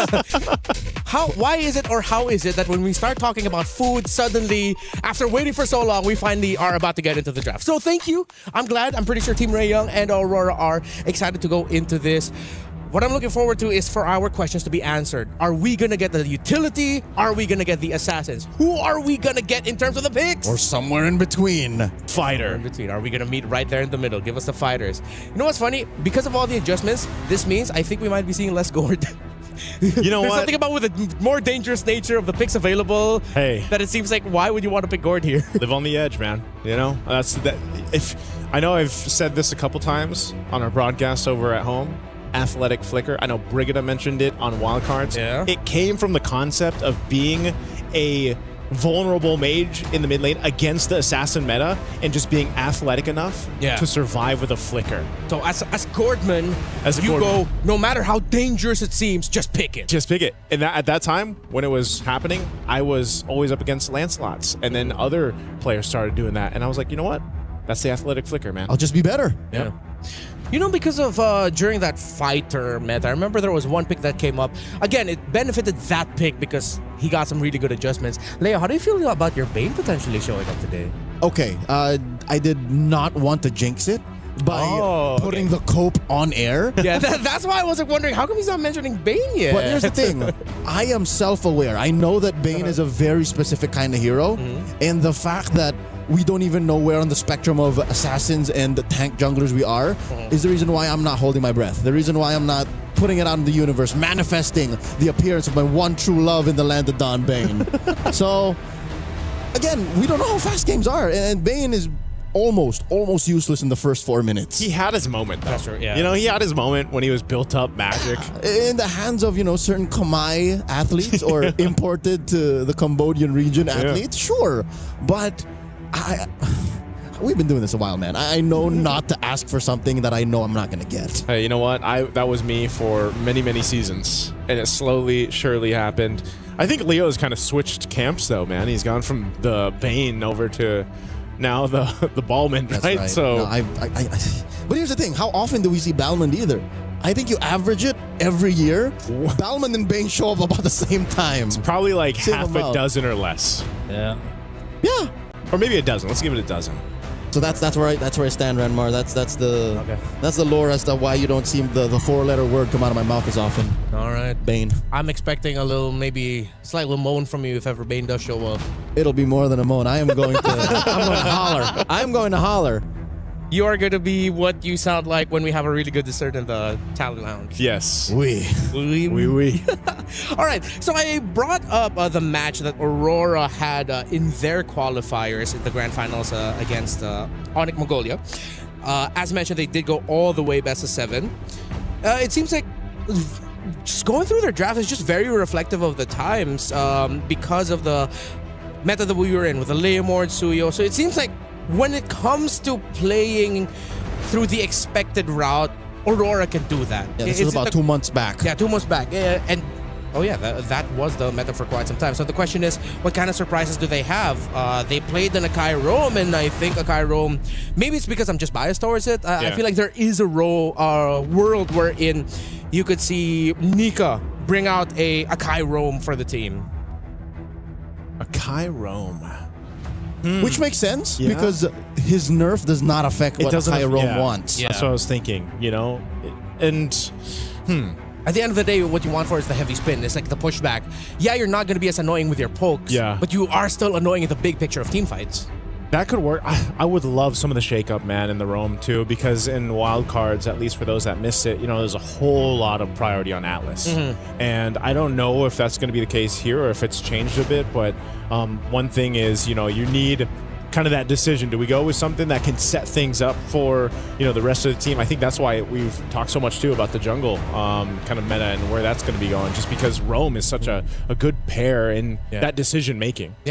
Yeah, you mentioned, we were talking about Cho earlier. I just remembered here, Chiboy, it's named, that is her IGN because she's a huge fan of Kiboy, the player from Onyx Indonesia. And Chiboy did show up with a Rome when she last played for MWI 2024. So, based off of the picks here for Nika and Aurora Storm, it seems like Nika wants to play a little bit more slower tempo, slower control, just play for the vision. While Chiboy, remembering from how she played back in 2024, she was in your face. She was going into the jungle, and this might actually be a really tough job for Nika in Aurora Gaming. And I think it would be to their best interest to use the mechanical advantages that they have from TAN, their Indonesian import. I do think that's the dynamic we're going to see. It's going to be Aurora. Again, I hate to say it, but going for the download game. Just like see how much we can break through, see how much Ray Young is throwing out, and then Team Ray Young just stepping on it. Pedal to the metal, we'll win when we can, sub 15. Yeah, and you know, this is the draft right here. This is what I was just going to highlight that point on Leo. I think it's great that you also have to highlight, this is Coach Ethan, right? He's familiar with us because... Former Lil Gun, former IHC. Yeah. And he He's brings a Mongolian creativity. icon. Exactly, and that's why that download strategy concept is so apparent. And yeah, maybe they take one game. You name the Mount Rushmore of Mongolian MLBB athletes. He's there. He's Ethan. He's Abe Lincoln. He is. He's the Mongolian in MLBB. In MLBB. Specifically just in MLBB. That makes sense. Look at these Even the opening bands are different. Well, Even the bands are different. Gord. All right, Gord, Belleric, Marcel. I love that. That is a priority for Team Ray Young. This is just Southeast Asian efficiency and the at work. Despite Coach Frost at the charge here. So it seems like Team Ray Young, they understand how Aurora might want to play. We talked about Aurora playing the download slower control. You do that with heroes such as Marcel and Juicin. Yes, they can be aggressive and very in your face, but because of their sheer amount of crowd control abilities, they are great controllers. Both teams, it's clear that through the draft, they want to have a straight line to whatever win con or gameplay status they want to have, because is it just the meta game that we have? Like, Belleric is such an annoying frontliner. Yeah. And he does what Marcel does, but in a little safer way. Yeah, it's kind of... Wrath of the Dryad is so annoying. It is annoying. He's just not as like... Whoa, Harara being picked up. This is... That's a wildcard Mongolian thing. I was going to say, this is very Something's never Mongolian changed. here. The first one to make the Harara work actually was Ziexora. Yep. So they're going with a pick that a lot of people saw work successfully for the first time. Also going on the Mongolian Mount Rushmore of MLBB. Yes, sir. Okay, Hirara, very happy that she is still showing up here in the drafts, considering that we were thinking that maybe she might not be the best hero in the landscape of the meta at that time, but she worked out really well in the wild card. Now, Team Ray Young, very unique picks here. Although I do expect that Glue might be showing up a little bit more in the priority if you want to talk a little bit more controlling and a little bit more bullying in the playstyle as the roam. Slower, but still very Chiboy. And Lilia as well in the mid lane for Zulana. This is going to be a difficult roam mid duo to find advantage over if you're Aurora. Yep. Their basements and ceilings aren't that high, but best believe when you're playing on the ground floor, the mezzanine against Team Ray Young, They're so comfortable. It's so hard to even, at level 2, get something past them. Aurora here, picking up the aforementioned Atlas. Again, this might pull out a Purifier 2 out of Team Ray Young. And of course the Moskov. Again, late game is where they want to live. Late game because in the early game, there's that potential for the Aurora to be enough of a threat. She's the one who holds it down. Yeah. That's why I was saying, when we had the whole discussion leading into this about jungle, you see that. The Aurora is one of those heroes that can give you that pressure in the early game if she isn't punished as well. Snowball in summer. Yeah. But here's the thing, you need some burst. Yeah. So mid pick is going to be so important here for Aurora. Yeah. If ever you cannot find a mid laner that might not slot in safely enough or well enough for your burst, then they're gonna have to pull off the second idea, which is get your burst through the EXP lane and play damage through there. But now with an Alice, yeah, the Team Ray Young, their first 3 picks really screams veterancy and their confidence that they can outsmart Aurora. It's first 2 or 3 move opener checkmate. Yeah. Many a team that played in the qualifier for EWC here, it's called the MCT EAXACL. A lot of teams fell there because of a 3rd pick, 5th pick swing Alice. It's just hard to kind of answer this hero when she finds a good position to be in. The bans for Team Ray Young, the Freya and the Uranus. Oh, there's the Hanzo Joseph taken out by Aurora and the Obsidia. Very interesting that Hanzo was actually banned out. Even to an extent, the Obsidia. It's like one of those things where it's just, I guess they don't want to have to deal with too much pressure on the Harara also, right? Because you need to go ahead and secure that early jungle rotation. You need to be able to secure your buffs. You've got the, I would say maybe, I don't know if it's actually statistically the best burst early on because of the way her kit works, but it's surely one of the greatest things that you can have in the early game, not to mention the iframes that come with her kit, which is kind of finicky to deal with, and so they'll take their own iframes. Yeah. Team Ray Young will go with a Lancelot. Honestly, very safe pick with the presence of the Atlas. You needed something that could disappear out of the map just real quick. Last 2 picks here for Aurora.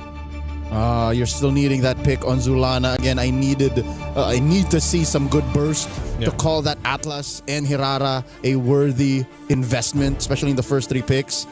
And then, of course, a good tanky EXP laner. I think you need a tank here since, again, in the jungle now, you have a fragile assassin. It's not a lot of dashes, too. I think Hovius would not have a home here. Wow, how that Alice pick are throwing off Aurora that they go settle for the Lunox. It's burst, but it's... Okay, so they sort of spread the burst potential. One more single target, the other more AoE. Yes, of the 2, I'm pretty sure Zulana knows what she's getting into. Coach Ethan gave her the heads up, or in this case, the thumbs up.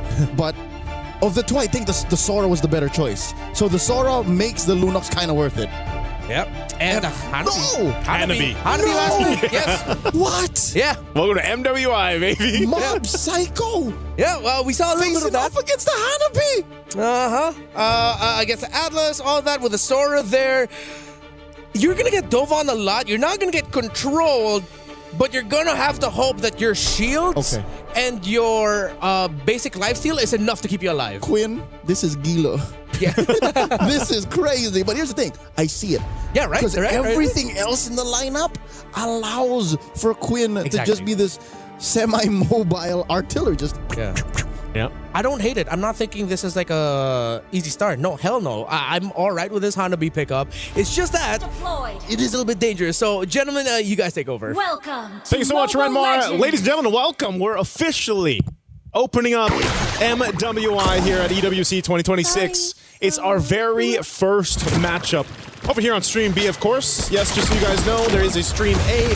There's tons of games to watch, and this is going to be the first of the 4 here for Stream B. It's me, Naisu, and Leo to bring in the action. We already talked about the drafts. Let's take a look at the emblems here, too. While Nika is getting zoned down quite a bit on that Atlas. Same thing up here, up top, man. This is going to be a tough one, I feel like, for Sora. Whoa, Flicker used, too. Luet. A little bit of nerves here from the XP laner of Aurora. So, again, that mid lane matchup. Chiboy now crossing over, checking in on that small cap, which is all the more important right now. Tan is going to take advantage. This is something that Nika alone can't fix. Whoa. In comes Chiboy. Miku throws out some glooms. Close call. Just because of that. Because of that. Team Ray Young are up by about 200 gold. Yeah, that's one of the things, though, you have to watch out for. You know, it's some of those burning those early flickers. You're dealing with a lot of damage, too, just from Miku on the Lilia, right? There's a lot of damage packing those glooms that work well. Anu is going to go ahead and try to get out of here.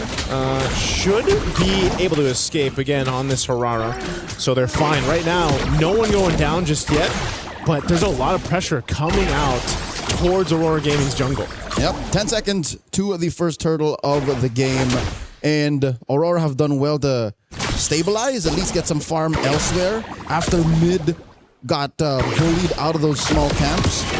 I expect the gold lane to wait until that major power spike. Nika here dealing a lot of damage. She-Boy put down to a quarter. Turtle already spawned. A lot of poke back and forth. Turtles up. First objective of the game. Team Ray Young will be in position. Nora just on the wings. Go ahead and spawn out Luet. But they're going to fight for this positioning. They're going to go for this. And coming in, a lot of damage on the Miku. Miku, black shoes. Phantom execution. Nika's in trouble. Already the brilliance out of T-Boy is taken down. Luet gets a double. Nora falls as well. And just like that, the trade goes over to the Mongolian squad. They're going straight for the turtle. They should be able to secure this just fine. What a setup. What patience from Luet there. She really waited for that moment. Mind you, she didn't even need the flicker for that, right? She burned it earlier on, but now, hell, she's got 2 kills leading into this XP lane. So this is what I was talking about in the draft prior. Team Ray Young, their first 3 picks, the basement and the ceiling ain't so high. So they can't win big ticket trades. And Aurora played with that. Aurora said, okay, you want to risk it? Yeah. Let's go. And they did, and they won. I think that's why it was so big to see how much Team Ray Young was trying to see what they could get away with in the early. You know, poke here, poke there, pull off a little bit. If they burn some battle spells, that might be great, but they weren't able to convert. So then they were put into that fight, and you know, now you actually have to worry, because now that these level 4s and these ultimates are available on both sides, it's going to be even more difficult to approach the next hurdle, because you have to worry about Nika setting you up with those fatal links. You know, and over here you've got that one purify for Miku. Yes, she's got black shoes too, but you're going to have to rely on a lot of finesse through these team fights against Aurora Gaming. Unfortunately, the map has flipped. Turtle spawned in the lower quarter now, closer to where maybe, just maybe, the relative quiet of the past 4 minutes has benefited Quinn enough. Because that's what they needed. They needed a little bit more of a reliable damage output that Team Ray Young could not find because, I don't know, Chi-Boy couldn't find the right mount, Miku wasn't putting down the right glooms, and Tan was spaced out. So looking at it now, it seems like it's Miku who we're looking at for Team Ray Young to deal more damage. She's up by about 100 gold. That's the only real reliable source of it this early on for them. Man, to be honest, I haven't seen a Hanabi in quite some time. It's been a minute, other than my own little solo queue adventures, right? How long does a Hanabi actually take to get online these days? Second and a half item. Second and a half. So she just got Corrosive Scythe, so what, she needs... Does she go DHS? Yeah. Optimally, if they can find it at the third turtle. Oh my lord, Chi-Boy forced the flicker back, and there it is, despair! In comes the rest of them. Tan takes down Nika, and Luet will follow through. Double kill for the Lancelot, and now the turtle goes over to the Malaysian squad. And that's why you pick Glue right there, or Patrick Star in this case, because man, Chi-Boy surviving that is insane. And then off of everything, they'll get the turtle as well. A good equalizer there in this game up to that 5th minute mark, because they're also going to take down a tier 1 turret bottom side.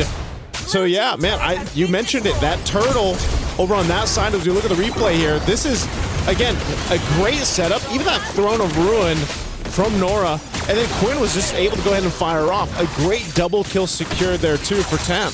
And the icing on the cake here, cherry on top, Team Ray Young denied the trade up top. Yeah. That could have been a push for Mob Psycho, but up goes Nora saying, nope, this is not free, not right now. That's what puts Team Ray Young up by 1,000 gold, and they might even get another push. Chi-Boy going 2v1. Nika and Zulana trying their best.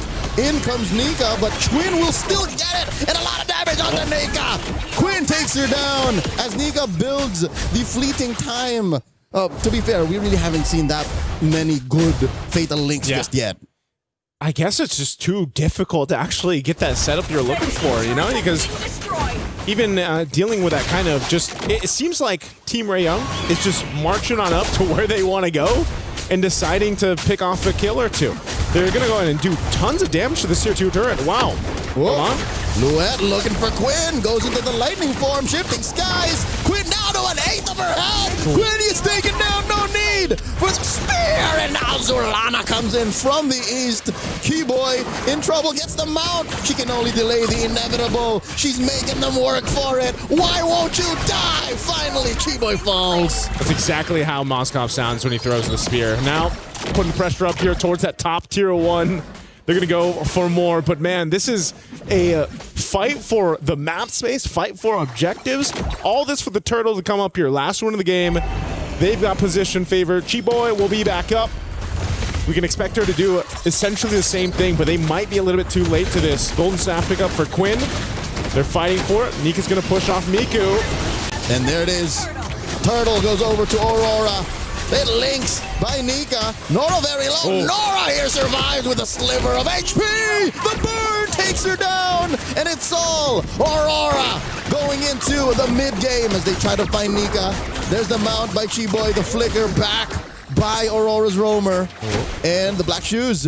Miku survives.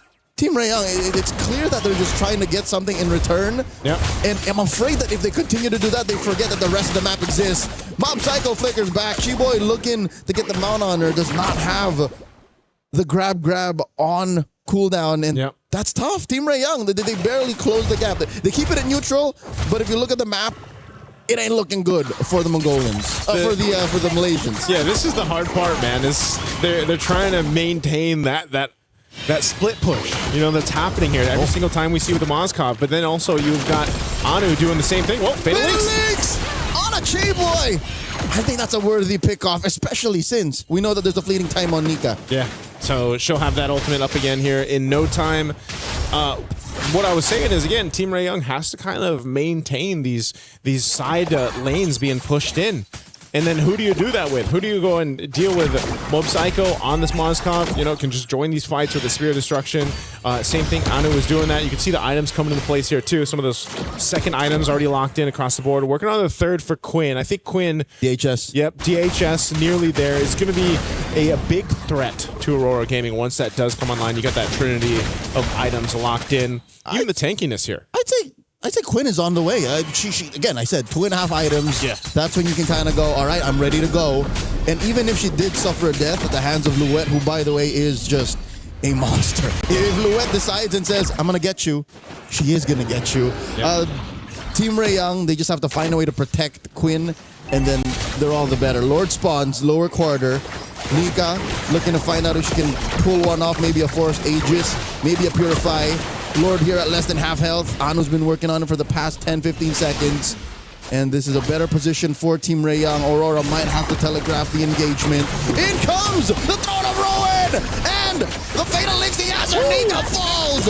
Chiboy traded out for her. Down goes Luan. Miku gets a double. Zulana goes down as well! Triple for the Lilia. Now Anu can do it is stealing Lord for Aurora. That was clutch from Anu. She got Tan low enough so that she had to get out of the Lord pit, and then Anu knew, I have an iframe to work with the kit here. I'll go in, get the Lord secured.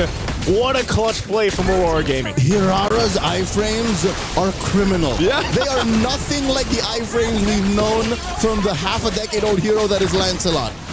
His iframes are like on DSL. This is fiber speed. This is fiber. 5G satellite internet iframes coming in from Hirara. I had to hold my breath. Wait, how's she doing this? I was like, wait, is she actually going to go back in? And then ends up making it work. All right, look at the damage coming in from Quinn. Fatal Links once more. Black shoes from Miku. Luette in trouble. Does shifting skies into the cloud form. She's a little chunkier for this, and they will get the back off. Lord marching down bottom for Aurora. Okay, so luckily for Aurora Game, no one goes down there. They still have that Lord. It should charge into the turret. Does take out the tier 2 on the bottom side. That's probably all they're going to be able to get off of that. I'm not sure if they'll continue to push down mid, tier 2, or top. Right now, Mob Psycho.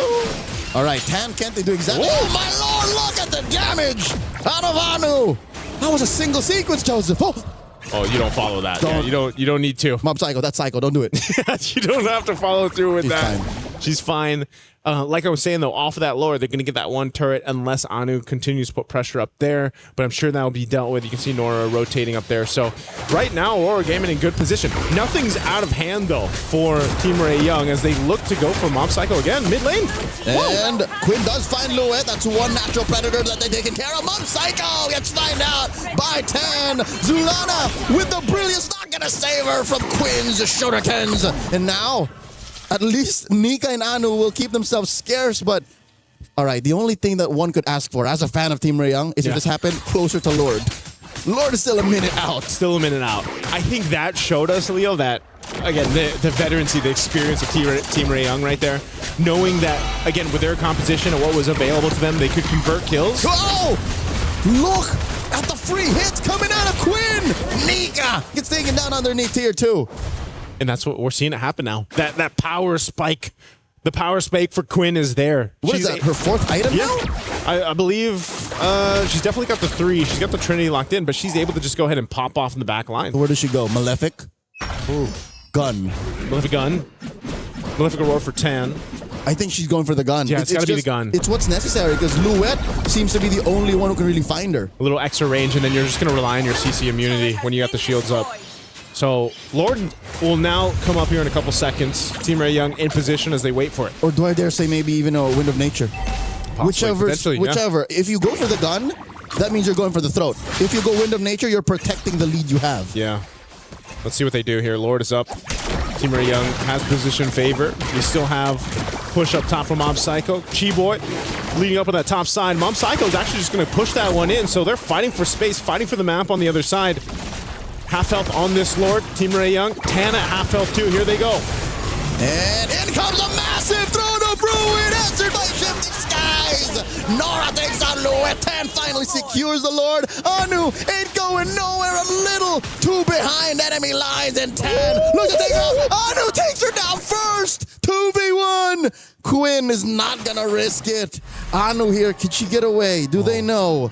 2 for 1 the trade. Miku.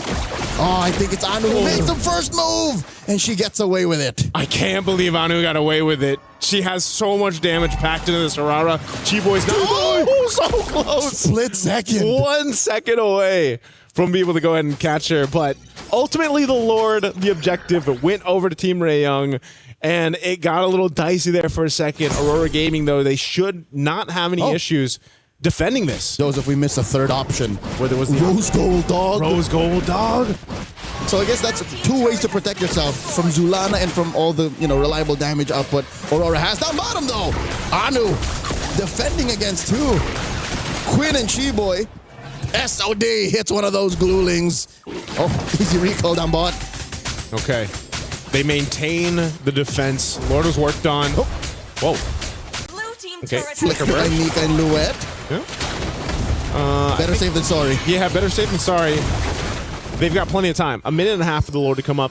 They keep their base turrets. I think that's the main assignment for Aurora Gaming that they do. But now Team Ray Young will go ahead and try to put some pressure on the jungle. They go take the purple or set up around there.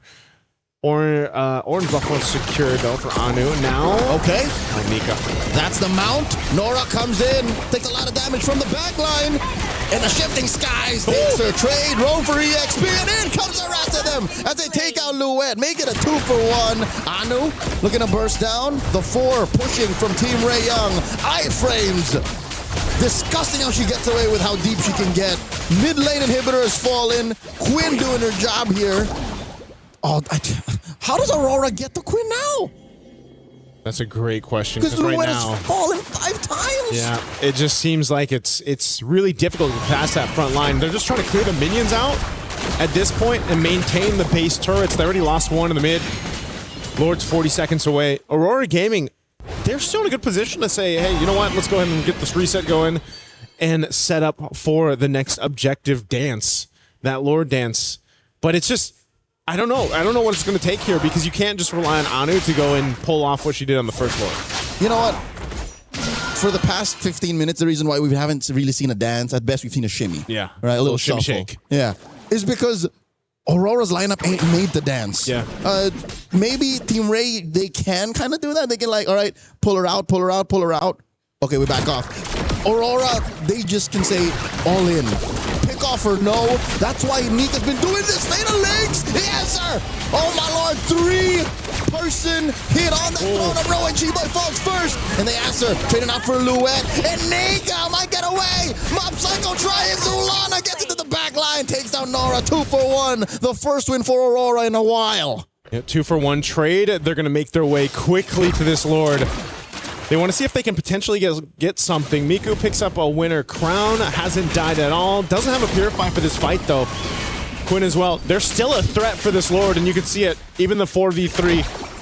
Team Ray Young. Oh, and Nika does have a Fatal Links. Not going to be able to pull it off as Quinn takes her down. Quinn with the Aegis proc and Zulana gets taken down a double for the SEA Games gold medalist. 2 for 1 the trade. Finally, Nico's first death. Team Ray Young goes straight for the Lord. Team Ray Young should be able to just secure this. I don't think Anu can do anything with this, so they're just going to go ahead and maintain what they can.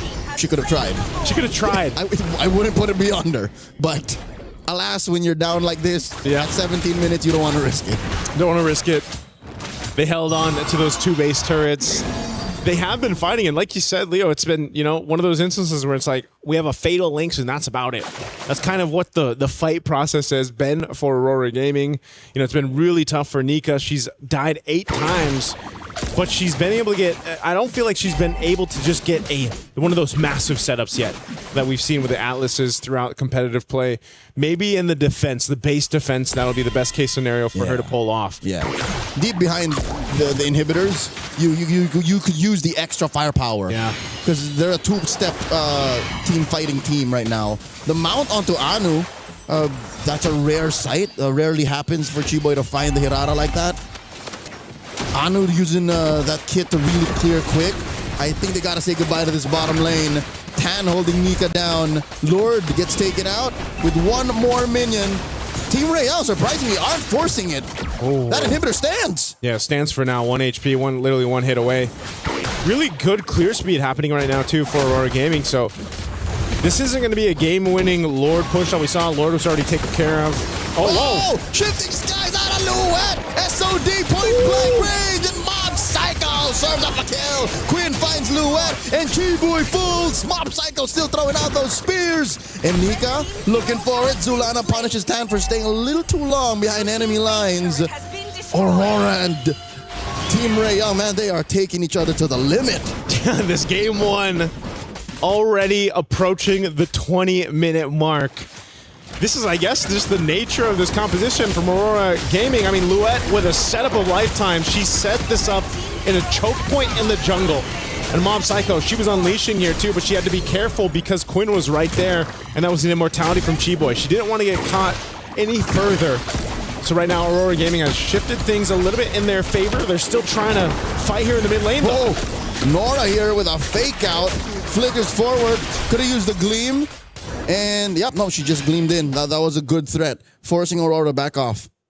So where does this go for Aurora Gaming, man? I think as much as we've seen them defend, they've lost the base turrets. They're gone. They've been dealt with. Yeah, eventually everything just fell. Eventually everything just fell. Are they in a position to actually fight for the Lord here? That's the thing. They, like you mentioned, it's been the shimmy. It hasn't been a dance. It hasn't been a full contest for the Lord. Joseph, just to answer your question, yes. You see how much firepower they have? Yeah. Especially if they find Team Ray Young lacking and just in the wrong positions. You have to respect Aurora. You look at this draft. Look at top. It's risky, but wait, Mob Psycho fighting it. Now Tan playing with the iframes as well. SOD, Chiboy blocks it. Tan! Risky business as Chiboy gets the mount protecting her jungler. What is this? What is this play? Oh, Mob Psycho. This is the riskiest type of split 4-in-1 I've ever seen. And the Lord goes over to Aurora. Anu again with the retribution to skewer. But look at the Quinn! Quinn with the solo push and a couple of minions. Can Nika stop her? Team Ray Young take game 1. We thought the whole map was split and it was going a different way, but hey, Quinn and the rest of Team Ray Young had a plan, and my goodness, that plan ended up working. That was devious. That was veteran veteran Wiles that got Quinn across there. Man, what a decision there too. I was just thinking, that's crazy. Mom Cycle was doing such a good job at keeping them contained up top. Tan was really low and so late. She rotated not in enough time, but they made the decision and they were just like, you know what? Hey, send Quinn. Hey, the pick was Gila. It was crazy already. And the fact that they won that way is just a perfect bookend. Yeah, man, that was a great game one in this best of 3.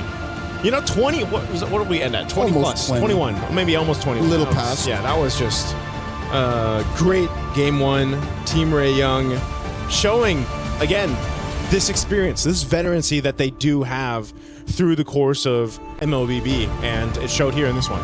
That is a great way to start MWI 2026 here on Best Stream B. I did not think it would end like that. Usually we associate split pushes with Moskov. I mean, a split push was happening, but in the end, just that little bit of detail where Aurora overcommitted and did not take care of some of the simplest things that we always point out, the mid lane minion wave when you have no more turrets. Yeah, you know what? It's not that I didn't expect how it ended. You know what I didn't expect? How it went. How close Team Aurora actually, Aurora Gaming actually kept Team Ray Young. Kept them honest, kept fighting.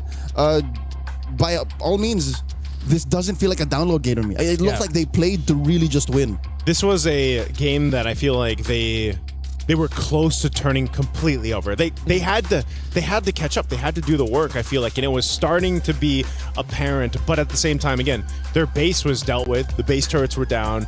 They couldn't keep that maintained. They weren't really able to, I feel like, compete in an objective fight, objective dance, and maybe that's the nature of their composition or just the way they executed it. And so, Team Ray Young was just able to go ahead and take that and continue to punish that kind of weak point, at least in game one. Yeah, 2 biggest learnings here. It seems like Anu is a student of the ZXaura dojo of Hirara. And the second one being that Sora and Lunox's last 2 picks for Aurora, we were looking for that burst. In some moments, you were missing more AoE coming out of them. But I think just a pretty even spread between the Sora and the Fist coming out of the air and Zulana once you're able to Chaos Assault with Darkening up. It actually gave a lot of difficulty for the Alice and the Glue. It seems like a lot of the times, the Glue and the Alice were playing to the very last inch of their health bar to try and hold long enough for Quinn and Miku to deal damage. Which I think is a stroke of genius in the overall macro play of Aurora, because now we're watching the highlights, the replay. When you're in it, you don't really get to notice, but now in hindsight, I can appreciate how Miku, when she hits the Fatal Links, it's away from where Anu is. So Anu can take care of whatever's left where they started the initiation. Well, more MWI action coming towards your way. Aurora and Team Ray Young are going to be playing a second game. Will it go to the third? Let's see after this break. Play is in our DNA. Whenever we let it out, it becomes our superpower. Now imagine an entire city being built to supercharge it. Kadir City, powered by Play. That was a quick little shimmy of a break. We were talking about shimmies earlier. It was just like that. It's a DJ table scratch. Really good, Joseph. That was really good. Yeah. Good job. How did that sound? Wooka wooka. There you go. That was something like that. Yeah, let's just say that was you. So, again, going back to the discussion where you were talking about how Aurora seemed to also capitalize on the things that maybe are slightly overlooked. This is where I remember now why I hate going up against Lunox. Her animation for the Chaos Assault, it's so hard to spot with everything getting thrown out. You don't realize that you're getting hit by a Lunox until you get the notification that Lunox took you down. Yeah, the burst is crazy. And also if you have a little bit of color blindness like me and my friend LaFell over there, sometimes you miss it too. Do you guys have the same color blindness? Yes, we do. We have the very same. Is it on a spectrum? You wouldn't know, I'm sorry. Yeah, we have, but I just know we have the very same. We play on the same settings in MLBB. Oh. Yep. Yeah, there is. There is color blindness. So you can tell your life box from Yeah, everyone else's. Oh. Yes. All right. Use your accessibility options in game, by the way, for those who are wondering. Like, yeah, it is very helpful. What was also very helpful here for Aurora is usually when we talk about teams that keep going for fights, there are times where we go, why do you keep doing that? Here for Aurora, not a single time in my head did I go, why are you going for that? It seemed like there was a lot of the fights they were taking, it delivered something. Not always a good thing, but it delivered something that helped slow down Team Ray I Young. had one moment. That's it. Oh, well, no. In hindsight, for me, I would be malding and questioning why they wouldn't fight. Yeah. I would be like, no, keep doing it. Yeah. I had the one moment. It was when Anu went for the Lord. And then you're like, oh, I see why she went for the Lord and she stole the Lord. From There you Ken, go. So you had the question, but eventually it makes sense. Yeah. You know? The one time I questioned it though is because right before the win, right before of all the splits, why would you do Moskov split, fight everyone else? Apparently, something tells me this is Team Ray Young one-upping Aurora. This is their veterancy coming to play. It's like, all right, let them think they can get away with a 4-1 Moskov. Yeah. And then Quinn, you do the thing. Yes. It's unfortunate too that the thing that Quinn decided to do is something that, despite all of the great things that Aurora got to show off in that game number 1, you overlook one of the most fundamental aspects of the game at the worst possible time. Which I hope people don't overlook the good things that Aurora got to do because of the one thing that they didn't do, which was take care of the mid lane minion wave. Yes. In hindsight, what Aurora was trying to do was going to eventually win them the game. But what Team Ray Young did then won them literally that moment. Yeah, it was one of those things though too where it's like, I feel Aurora Gaming, it got to a point where it's like, okay, we can't take these fights to them. Like they wanted to do that, but they couldn't win them. So we might as well go for the game plan, which got them some of the base turrets and some of the space on the map, which was letting Mob Psycho push on that Moskov. She was going to win too. Yeah, she was going to win. She almost won that 2v1. And that could have, I don't know if she won that, if it would have really changed the course of things though either. Because now she did use the Spear of Destruction on Chi-Boy, and she wanted to reposition to get the kill on 10. Right? So what if, for some reason, she had used it towards the Lord? No, mathematically, she wouldn't have made it either way. Yeah. Because that means she would have had to make the call to go back to the Lord and then answer, do I take care of the Lord or do I take care of the inevitable push on Quinn? On Quinn. So you know what I mean? It's like, it's damn if you do, damn you don't, double jeopardy, catch-22, red herring, all of the possible metaphors that could explain what happened here, but a win is a win. Yep. Team Ray Young gets the win here in game number 1. So let's see if they'll be able to continue that into a sweep, or will the surprising start here for Aurora actually allow them to deliver a game number 3 against Team Ray Young. Overall, the team that seems like has more experience in the big picture of it all against them. For Aurora, gonna have to ask you guys this. Is it just me, or if you blocked out the names, I could have sworn maybe I'm also just watching one of the men's teams in Mongolia. It was a very Mongolian playstyle, and I mean that in the best way possible. Taking risk when you least expect it, because you know that it's going to deliver a result that either slows down the game for the opponents or rushes the game for you. There were just unfortunately some moments where Team Ray Young won more, but that was a very Mongolian game, and I appreciate that so much. I like their play style. Yeah. I think like that's the same thing I was saying, back in Wildcard. I think we have seen it. Like we've seen them on the international stages, whether it was the men's teams and now here for the ladies teams. And this play style, whether it's download or not, it's very distinct to Mongolia. It's very, I feel like they've embraced that play style. It's a little chaotic, it's a little hectic, but they somehow usually end up making it work. And in this case, watching them play, watching even, again, Harara, there's not many teams yet, I feel like, that we've seen make this hero work so well. Not the way they do. Not the way they do. It seems to fit this kind of concept of the way they move around the map, the jungle, the objectives even, that they're such a big threat. And you could see some of that pressure or some of that kind of quick response that Team Ray Young was dealing with Anu. The way she was utilizing the iframes even is what we were really highlighting through that game 1. I had to dust off my jaw as it dropped after the sequence. Like, how did you do that? Like, how is that even possible? Because I've played my handful of Hararas in rank, both on my team and the opposing. None of them do it like that. So Anu, again, despite the role switch, knows the mechanical limits of this hero. So I think we're all on the same page, gentlemen. The fact that this seems like a very Mongolian coded team, given that they are from Mongolia. It's not like it's something new. It's just that we're talking about it and we're complimenting it because that's how we want to see them. Yeah. So I wish they don't change anything. Same. Hopefully they don't overthink and they start playing slower. I hope they just keep going for it. I hope they just play faster. Yeah.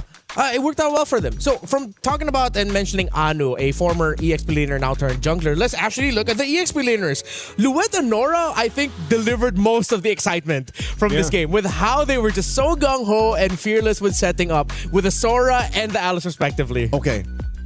Despite Aurora losing, I think Luet put on a better show than Nora. Yeah. Because Nora was a, sort of ruined machine. But Luet did, everything. All right, we're going to be discussing the EXP players just a little bit more, and of course the other players as well. We're just going to go on a really quick, short break. We were there. For every click, every clutch, every respawn. We were there for the years of grind. And we're here. Now. The proud founding partner of EWC. Powering the biggest event in gaming. Shoulder to shoulder with the world's best. Making history. Greatness deserves a stage. Lenovo Legion. Reach your impossible.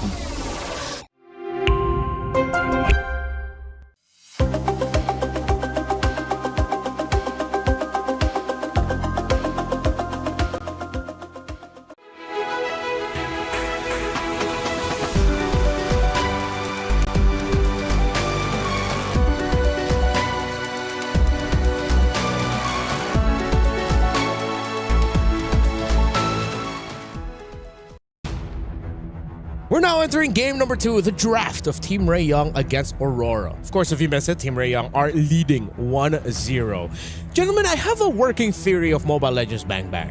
What's that? Wherein, if you are a team that has an EXP laner that can consistently deliver impact, you are on the way to becoming a top 5 team.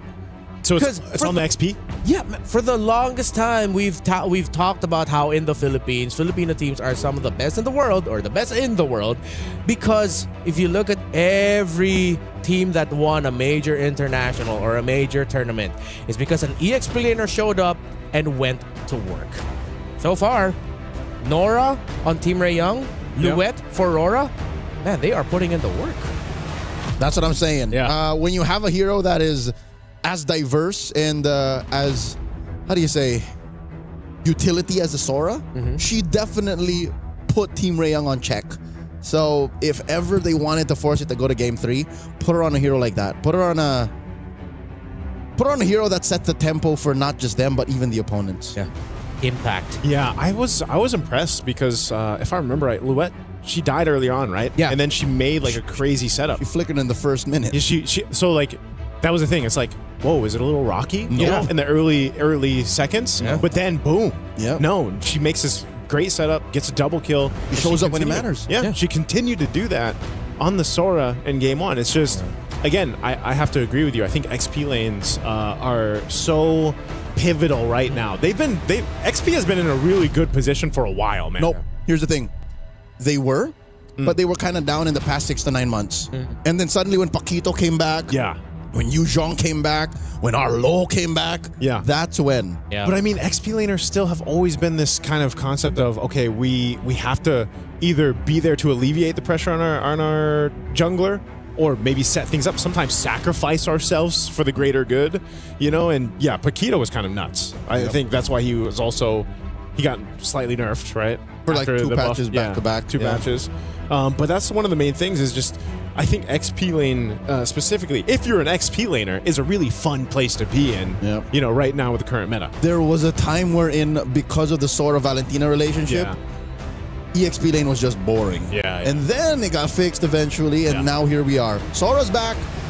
I don't know if Valentina is going to once again, you know, haunt the draft amongst bans and first picks, but I like that we're going into MWI with an open meta game, with questions more than answers. Because imagine if we just came in and said, "Yup, this is the draft." The action between Team Ray Young and Aurora is still underway, but of course, it's 2 champions, 1 game. My Champions Pick event is now live from now until July 27. You can submit your predictions for the MSC and MWI champions for a chance to win 50,000 in-game diamonds and MSC 2021-25 tournament skins. Don't forget to leave your picks under @MLBB Esports post for even more chances to win. Log in your champions now and cheer for your favorite team. It's a lot of diamonds, right? There's a lot of great skins to spend diamonds on. Wow, look at that. The past half a decade of MSC celebrated once again in the form of your favorite skins. I remember I was having a discussion with our friends from Moontown back in the back. It's like, for some reason, there was a hero that we were forgetting for an MSC skin. It was Nathan. There was a year where he was an MSC skin. Yeah. He was 20... What does that say? 2025? Or 2024? 4 or 5. Because it was Claude, Farsa. Farsa was 22. No. Sorry, not Yeah. sorry. Oh, yeah. No. From order, it's Atlas. Atlas 23. Farsa. Yes. Atlas is 23. Oh, Atlas 23. Then whoa. Yeah, 21's Claude. Yeah. 21's Claude. All right. Now we remember. So this is one hero that was banned out earlier by Aurora on the blue side. Now they decided to open it. Guinevere is one of the few utility junglers that were unaffected, generally so. So that's why I think they committed the ban, because she's one of the safe ones. Similar to why you mentioned Barrett's earlier. Yes. So I hope that they don't swerve this and put it into the hands of Nika. I'm not saying she can't do it, but most jungle Guineveres, I'd say like 9 out of 10 are not a good idea. It's a no-go. In recent memory, only Team Falcons PH were the only ones to be able to pull off the whole... No, not Team Falcons PH. Smart Omega. Out of MPL Philippines was the last one to go, let's try this. Yeah.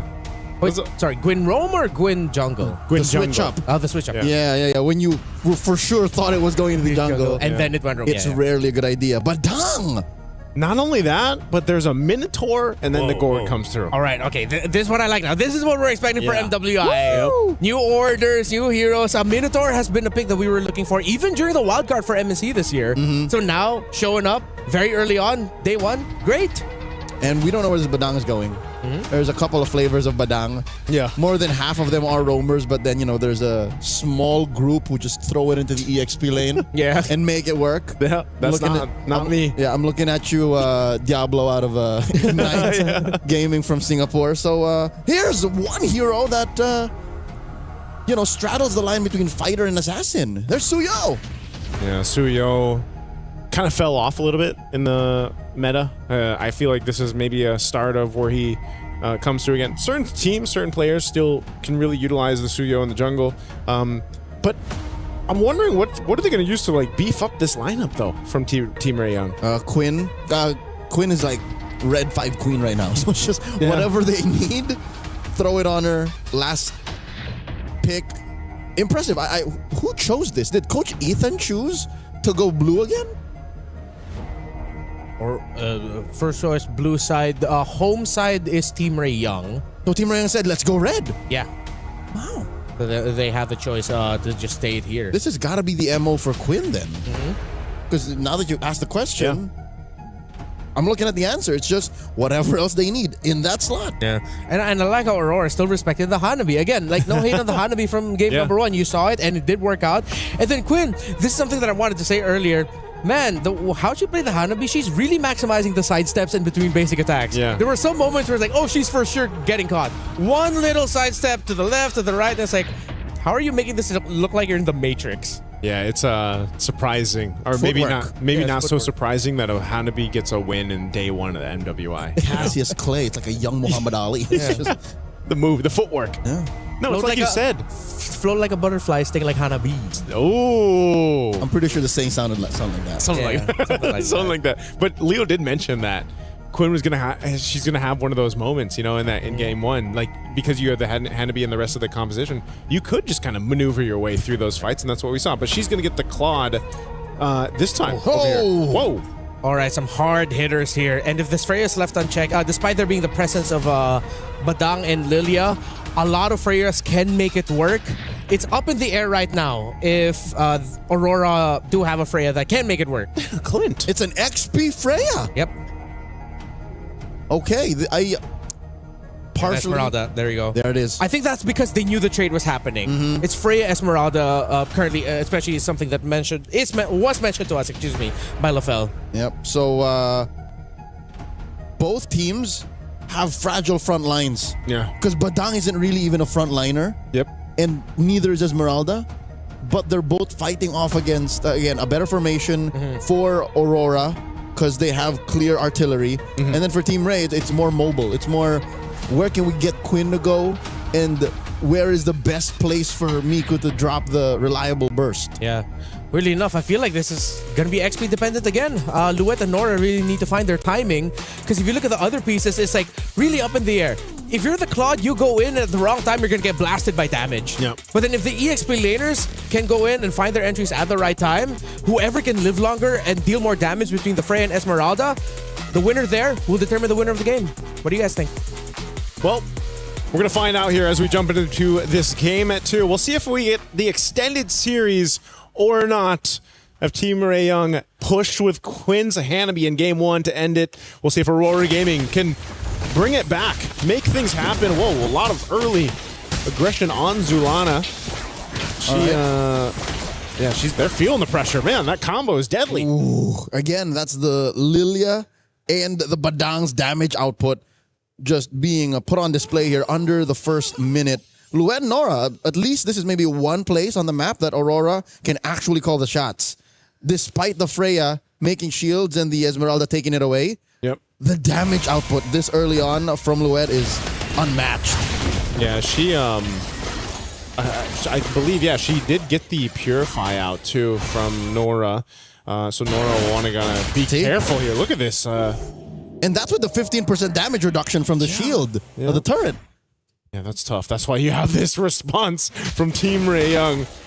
Just in case Luet's going to go ahead and just spot that out. She's not going to be convinced. So she's fine up there on that top side. One thing I was going to talk about too when Renmar posed a question before we jumped into this was, I'm kind of, it's XP lane dependent, but I'm also just worried for Team Ray Young in the sense of if they get set up. Whoa, Nora.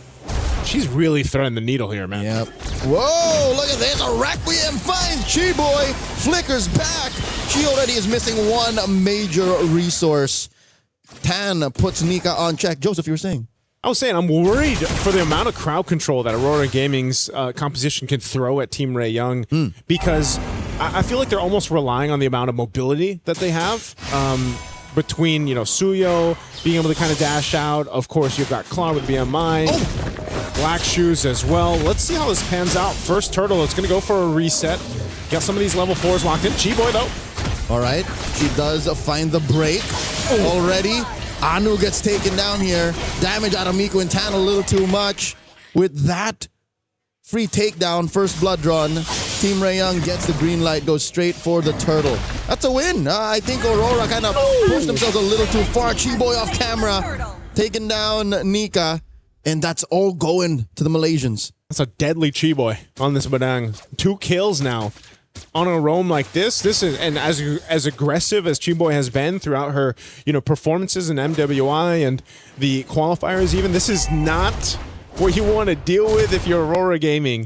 This is what we were missing. Yeah. We missed her last year, and now she's back. She's like, I missed this. This is this is how it was. I want you guys to shout Chi-Boy, Like, she's well on her way, having 2 kills. This is the thing, too, the threat. I'm wondering on the exact build path that she's going to go here. She's already a big enough threat, too, running that Quantum Charge and, tanky enough, Suedo tank, if you will. Here. Where's she going? I think she's on her way to a Thunderbelt. Thunderbelt. So once that Thunderbelt's locked in, even more of a threat. But I'm just wondering if there's a time where Aurora Gaming's lineup, now that they have this level 4 available, if that setup potential, the crowd control I was talking about between the spatial migration from Guinevere or even the Fury, right, from Nika, is too much, and it overloads Team Ray Young on their approaches in these team fights. Yeah, there is a world where Chi-Boy doesn't get the ideal initiation, wherein her punches and her cracks may miss. So we're looking for that. How is Aurora going to find that position? 4 minutes in, about half a minute before the turtle spawns. Nora here, about to face off against 3. Purify. Gets that Purify in, forcing out the Requiem out of Anu. Tan and Miku to the rescue. Impressive how she's able to cross over scot-free. Yeah, Quinn coming in, blazing duet. Forced to flicker back. Chi-Boy, there you go, does eventually miss with the crack. Backs off. They're just going to back off. Nora's still here. Miku as well. They're going to wait for this. This turtle's coming up here in about 5 seconds, so we'll see how Aurora wants to respond to this. They've essentially got everything they need. It's just Mob Psycho has to be careful. She doesn't have a flicker, so she's going to rely on it. Oh, Minoan Fury knocks up 2. Massive combo plus the Requiem takes down 10. Chi-Boy backs off with the flicker. Luet gets pushed back. And now, Team Rayon are trying to repair the situation. Turtle number 2 goes over to Aurora. Nora gets blocked off the exit. Louette still on her tail. Anu here going 1v1 against Miku. Still jumps in, dashes back out. Aurora happy with the win, slicing that lead in half. And Leo, that's exactly what I was talking about. You know, that kind of combination, that synergy of what we just saw with the Minotaur plus the Guinevere Trampoline. Yeah, you're in a fun house. You know, if you're Team Ray Young, the Aurora fun house. Yeah, that's exactly where you find yourself. Oh, bottom side though. Chi-Boy comes in with a crack. Nika in trouble. There's the gush. Chi-Boy gets punished. And that's a free pickoff for Aurora. There you go. Aurora Gaming finding themselves the little wins here across the map. Team Ray Young, they need to respond to that. That's a huge presence from them, though. 4 players down bottom. 4 dudes. The rest of 4 girls. The rest of Team Ray Young was elsewhere. Yep. Hey, Zulana now, I was wondering when they'd get the anti-heal. But since she had a great start, you know, 2 kills in, you got a glowing wand already. And she's about to get the piercer. She's going to go for the piercer build. That's a piercer. Yep. That's exactly how you make it work, because you know that Zulana doesn't have to be up in the thick of things. She can just wait for the setup, the trampoline combination, if we're going to call it that, and then just gush. And if you start getting the Sky Piercer procs, you're good. The Mongolian bounty house. Yeah. You take them for a ride, man. Somebody's birthday somewhere. Nika here jumps in, engages, forcing Tan to back off. Chi-Boy gets spotted out of the pixel brush, drops the break, puts up the wall, denies Anu the entrance. All right, Turtle's coming up here in just a second. It's been pretty much quiet here after the setup that we saw from the last one, and then the play down bottom. Team Rayon definitely kind of slowing the pace a little bit to be a little more cautious on their entry points for this. Turtle spawning now. Little projectile. They do find it. Chi-Boy dodges the bouncy house. Flickers on to the right of the engagement. Does not have that, but instead will buy her team some time and space. Advantageous for Team Ray Young. Nika one-on-one with Miku. They score the turtle. Final one of the game. Turret almost gets taken down by Mob Psycho as Nora dances around too, pushing him back. Man, Nora is just a menace with the amount of shields that she can get here, and you know, they pretty much bullied Aurora Gaming off of that turtle contest, and they really couldn't do much about it. So they have to rely right now on scaling for Aurora Gaming, and it almost seems like the perfect setup is what they need. Oh my lord, Chi-Boy finds Louette, forces a vengeance, and a defensive use of the Valkyrie Descent while pushing that top lane inhibitor. That's what I felt like. It's just, it feels like they're just bullying Mob Psycho though. Mob Psycho. Nora walks in on her. Miku here looking to drop some damage. And there's no one Fury. No one home. Ooh. That's a 3v2. And Miku barely gets away. Big stun coming through, but just not enough damage to get the kill there on Miku. She did have to pop the Purify Black Shoes, so a lot expended. There's the Sky Piercer now for Zulana. So she's online. She's ready to go. A hit away on this tier 2 on the bottom side. And this is something, again, crowd control favors Aurora Gaming with this. Chi-Boy's got to be a bit more careful on her initiations, and I think that's why, too, you're just waiting for Quinn to hit that power spike. A little more discerning. Yeah. I think Nika would be more than happy. Oh my lord, they catch her! Some tenderized beef served up by Team Ray Young. Again, 30 seconds off. She will be there in time. This is space and time for Team Ray Young to actually repair the map. That was discerning, right? They're going to hold on, try to hold on to this tier 1 turret. They do just that. Tan making her way up here, too. Mom Psycho, this has been her memo from game 1 now to game 2. Go ahead and just continue to be a menace on the opposite side of the map of everyone else. Now, eventually, this Clint will be online. She's going to be pumping out damage. She's going to be able to go ahead and hit from a range, but that's the thing. You know, Louette's the one. She's got to go in with this Valkyrie Descent, the Vengeance too, off of the combination. Now we'll see it in play for this Lord here. I think you're saying what Aurora's already thinking. She has to show up at 0-0-1. She hasn't really been able to threaten Team Ray Young with what usually Freyas have been doing for the past 6 months. Yeah. Nora here, pushing her back. That's a good amount of shield she wants to steal. All 5 members of Aurora near the pit. Purple getting secured first by Tan. Team Ray Young has everything in the kit that they need. Nora's given the information, and once again, they're going to push off Aurora Gaming from this Lord. Oh, Minoan Fury already. Anu looking for it. Finds the Requiem in 10. Second guesses her entry. Luet takes down Miku. In comes the rest of them. Quinn with a blazing duet gets knocked up, backed off. I'm pretty sure there was a couple more seconds left in that BD. And just like that, the dance has turned into Operation Push. Aurora back. Zulana gets taken down 1-for-1. The eventual trade by Team Ray Young. And look at all the battle spells and ultimates and everything else that was used by Team Ray Young, but hell, was it worth it? They get a kill on Zulana. They push back Aurora Gaming. They won't be able to full commit to the Lord, but still, that's what they've been doing throughout the game. They've been pushing and pulling in these team fights against Aurora Gaming. A Lord delayed is better than a Lord stolen. So that is what Team Ray Young is telling themselves right now with about 1,000 gold up and the rest of the map looking relatively red. I'm pretty sure they want to push mid in more. I'm pretty sure they want to take care of that big fat wave up top. That's why they sent Quinn there. That's why neither team are fully committing to the Lord just yet. This is not as free as one might think. Okay, now it's Aurora Gaming getting into position, but look at Chiboy's positioning here. They might try to make a sneaky play after they take this tier 2. It looks like they're going to make that call. Aurora Gaming has to respond to this. They don't want to get cut off in a bad position too. So another Minoan Fury and Miku despite the black shoes.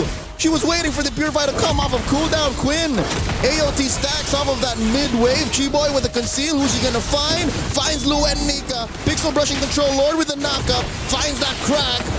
And will look for the break, but she gets knocked up and taken down first. Nika scores. Quinn finds Zulana behind tier 1. Lord still standing. A 16th of its health. Tan has a red tree. Anu will not be able to, but it's one Mob Psycho. The Clint steals away the Lord. Tan cleans up house in frustration, in anger that was supposed to be ours. It was time for Mob Psycho to step into this game, and she does just that. Here's a replay. Great setup, and this Blazing Duet was held on a little bit longer. Quinn will capitalize the kill on Zulana, and then this was just a face-off, a dance for this one. But Mob Psycho ends up securing the Lord. Highway robbery at point blank range. Who'd have thought it would be the sheriff who will commit the drive-by? Hey, they made it happen.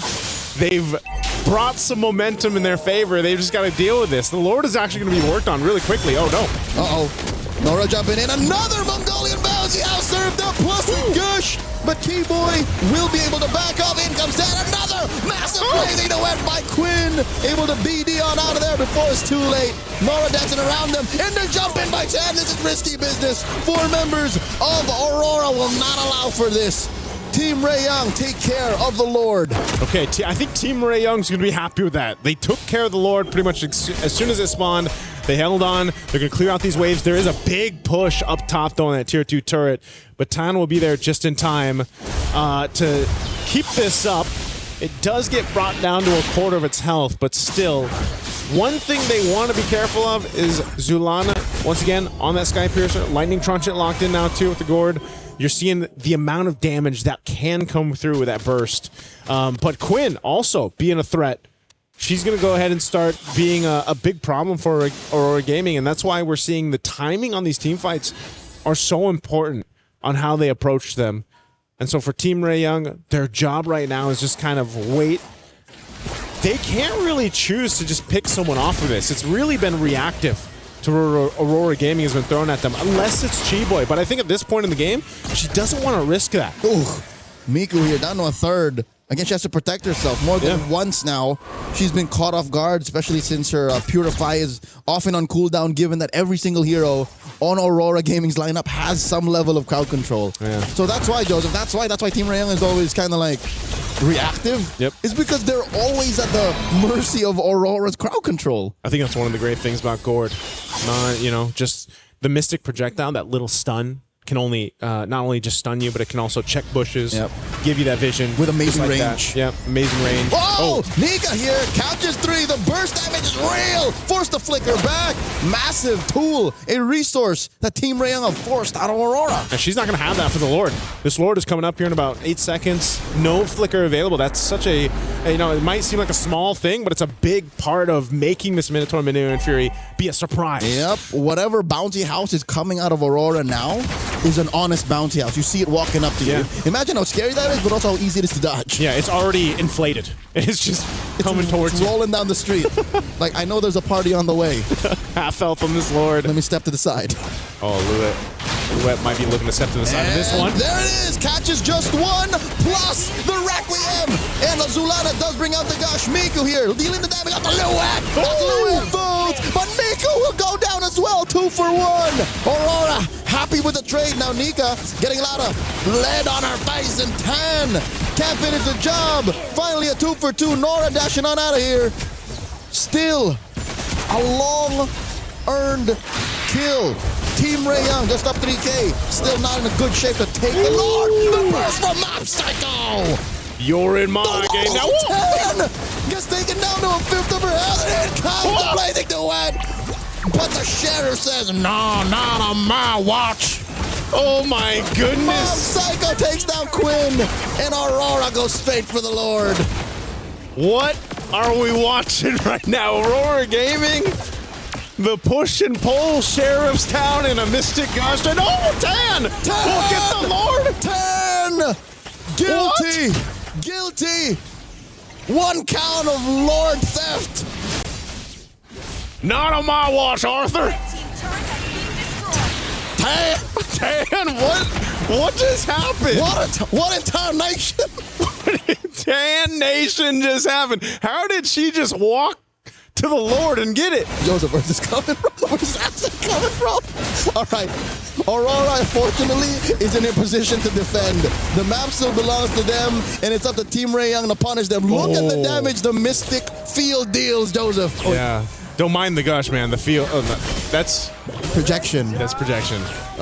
We're thinking. Oh, my Lord! Chiboy finds a crack fight. Mob Psycho serves up a kill to Miku. And now Nora dancing around Luet, Nika, and Zulana pushing him back. Miku. Black shoes. Black shoes. Close call. Chiboy holding on to that immortality. Quinn cleaning up house. Tier 2 goes down. Bottom lane. Chubby Wave pushing in. Team Ray Young are in the base. Oh, they don't want to over push us though. There's the Mystic Gush on Miku.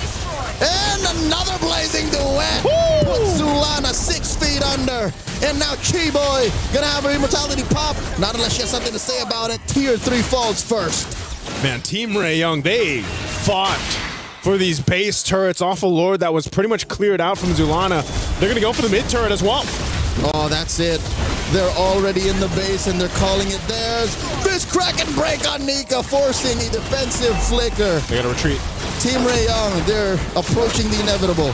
They found Aurora lacking. They put him into a corner. Yeah, they got all their base turrets again. Just like we saw in game 1. Now Aurora Gaming, they've got to kind of shift the focus. They've had a whole lot of control around objectives. Well, Team Ray Young, you know, might have taken them some time, but they barreled through that.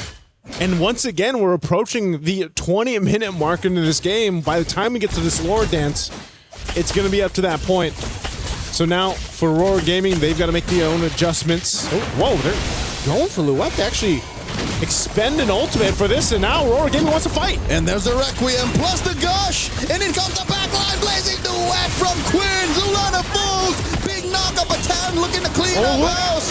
Luet takes down Chiboy. Down goes Luet. 10 gets her. 2 for 1 now Nika.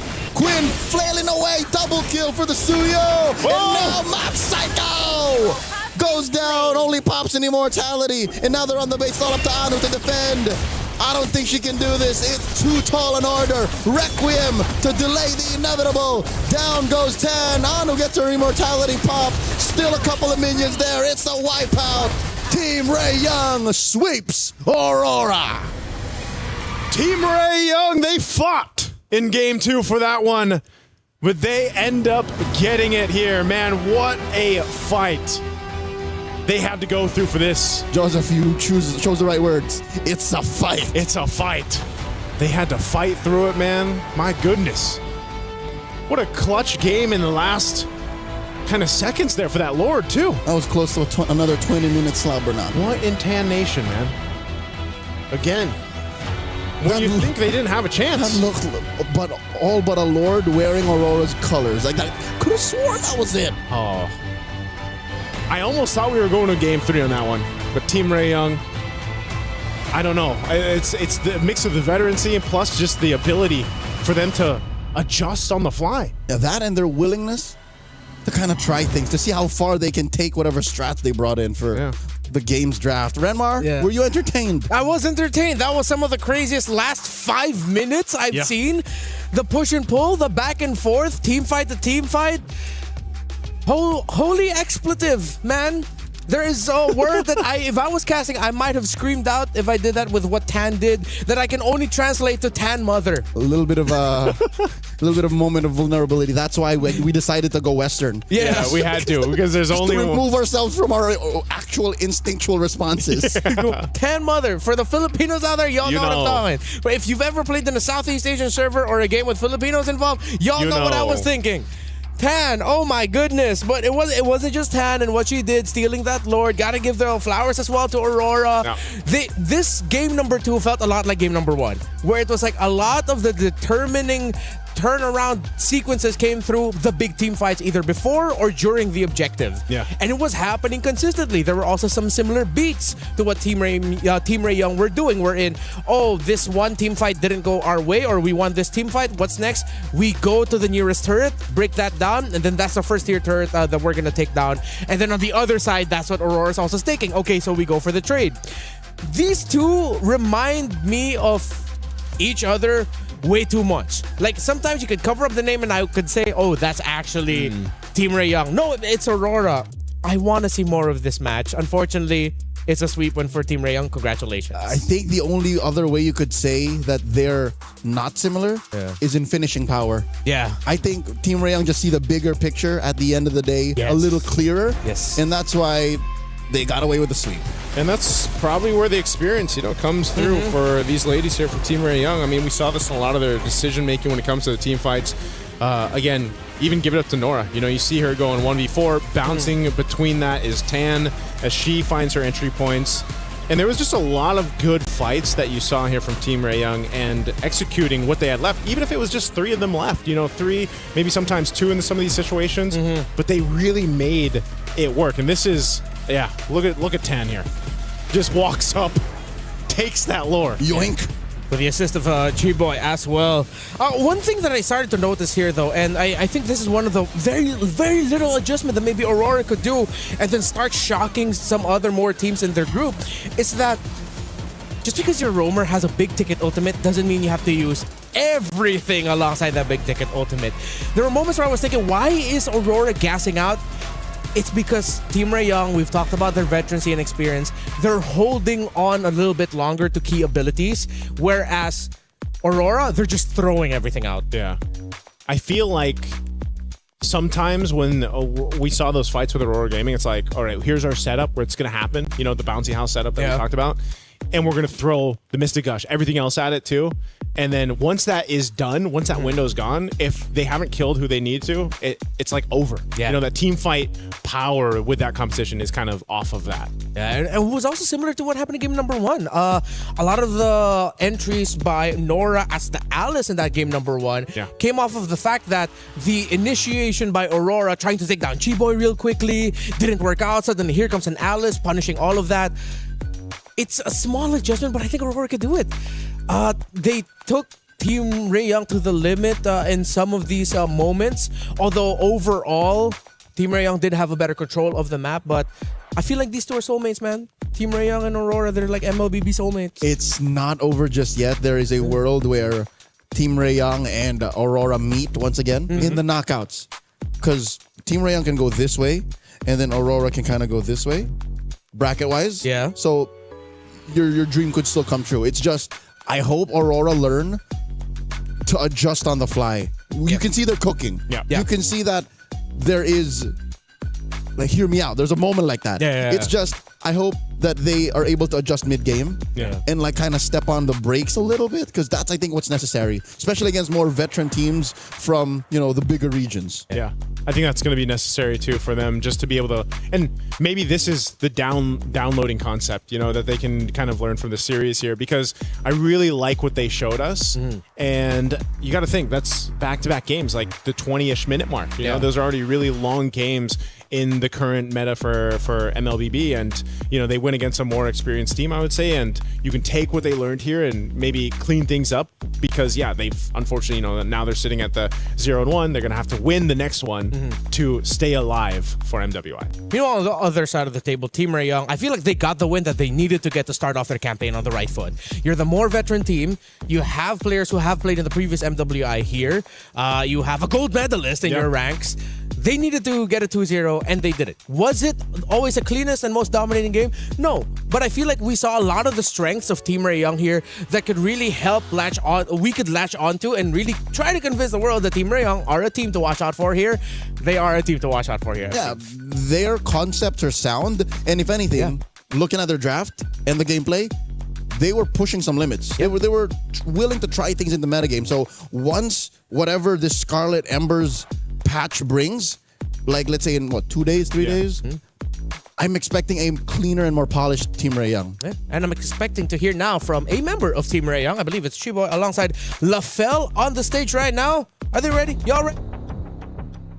Thank you very much, gentlemen. Yes, my name is LaFell. Alongside me is Chiboy. First of all, big congrats. You did amazing.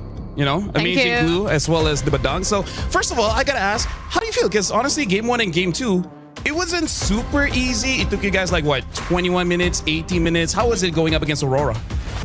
Okay, I think for my team, they really did a good job. But for me personally, because I did a lot of mistakes. I misclicked so many buttons. Because for me, the buttons, I don't know what's wrong with the buttons, but I keep pressing the wrong buttons. Yeah, I think I've adjusted it. So hopefully the next game, it won't be like that again. And also, I really want to thank my team for not blaming me for pressing the wrong skills, and thank you for carrying. Nice team. Hey, speaking of, I still remember game 1. Eventually, we got Hanabi ending the game with a backdoor. But before that, we see you and Tan. So 10. Tan, 10, potato, right? So you and 10 tried to get Mob Psycho on the Moskov. Yeah. And then all of a sudden, the Moskov did so much damage on the Lancelot. So tell me, what was the first plan A? And then how did plan B, just ending the game with a split push, happen? Oh, I think I saw Moskov at the bottom right. Then after that, I thought 10 to go and chase him, but I went behind. I should have just straight away go to him, so it was my mistake lah. And after we failed, Queen was like, she said this, trust me guys, you guys better trust me, I'm gonna end. Then we just disturb the enemies, and then we don't let them go back, and she ended because we trust her. Hey, you know what? Trust is very good. And see, good on you. You pressed the wrong buttons, but you made sure that the Moskov just couldn't come back. Now, talk about game number 2. Amazing badang as well. I gotta say, Mob Psycho seemed pretty strong on both games. But who was the real problem when you go up against Aurora? Who made winning very difficult? I think for first game, I think it's just Hirara, because oh yeah, I still don't understand the skills. So many skills. At one time, I played glue, right, and then I ulti her because I thought she didn't have skill, but she still got skill. Then second game, I think it's just keep pressing wrong buttons, First time, I think I got 2 enemies, then I second skill, and then I wanted to ulti, right, I pressed the second skill again, then the wall's gone. Well, nice try. Nice try, c'est la vie. Now, here's the thing. We gotta talk about your upcoming opponents, right? Who do you think you're going up against? Is it Falcons ID or Zeta? Falcon ID. You're wrong. Wrong? It was 2-0 Zeta. So wow. Yeah, I know. Wow. Wow. How do you feel about that? Because I didn't watch the game so much because I was watching you guys, but then when I watched the scores, that's very interesting. Wow, that's an crazy results. Unexpected. Do you think you can prepare for that? Can. Why not?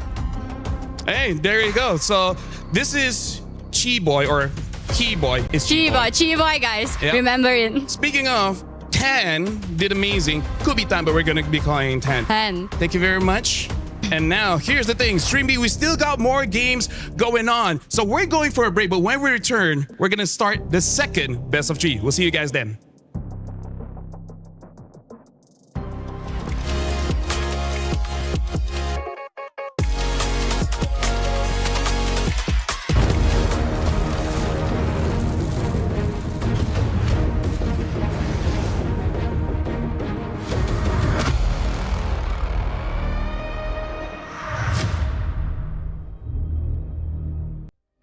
Play is in our DNA.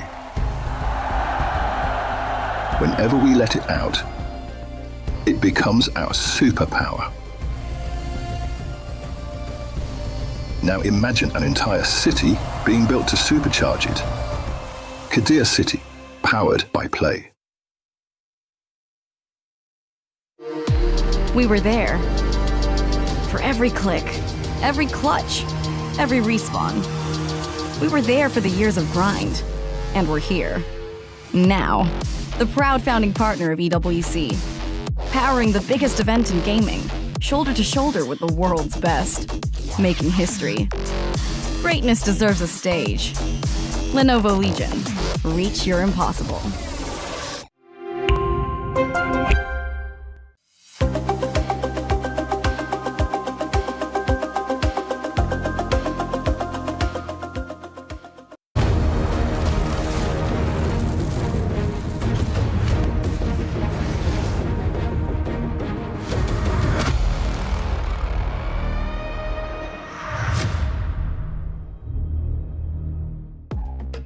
A lot of learnings there, especially the surprising result that happened in the match in Stream A where Saita, a team from China, swept the team that a lot of people were looking at as one of the strongest heading into MWI in Team Falcon's ID. But before we expand on that, I just wanted to get it out there that I was very surprised. Still here, of course, with Leo and Naisu.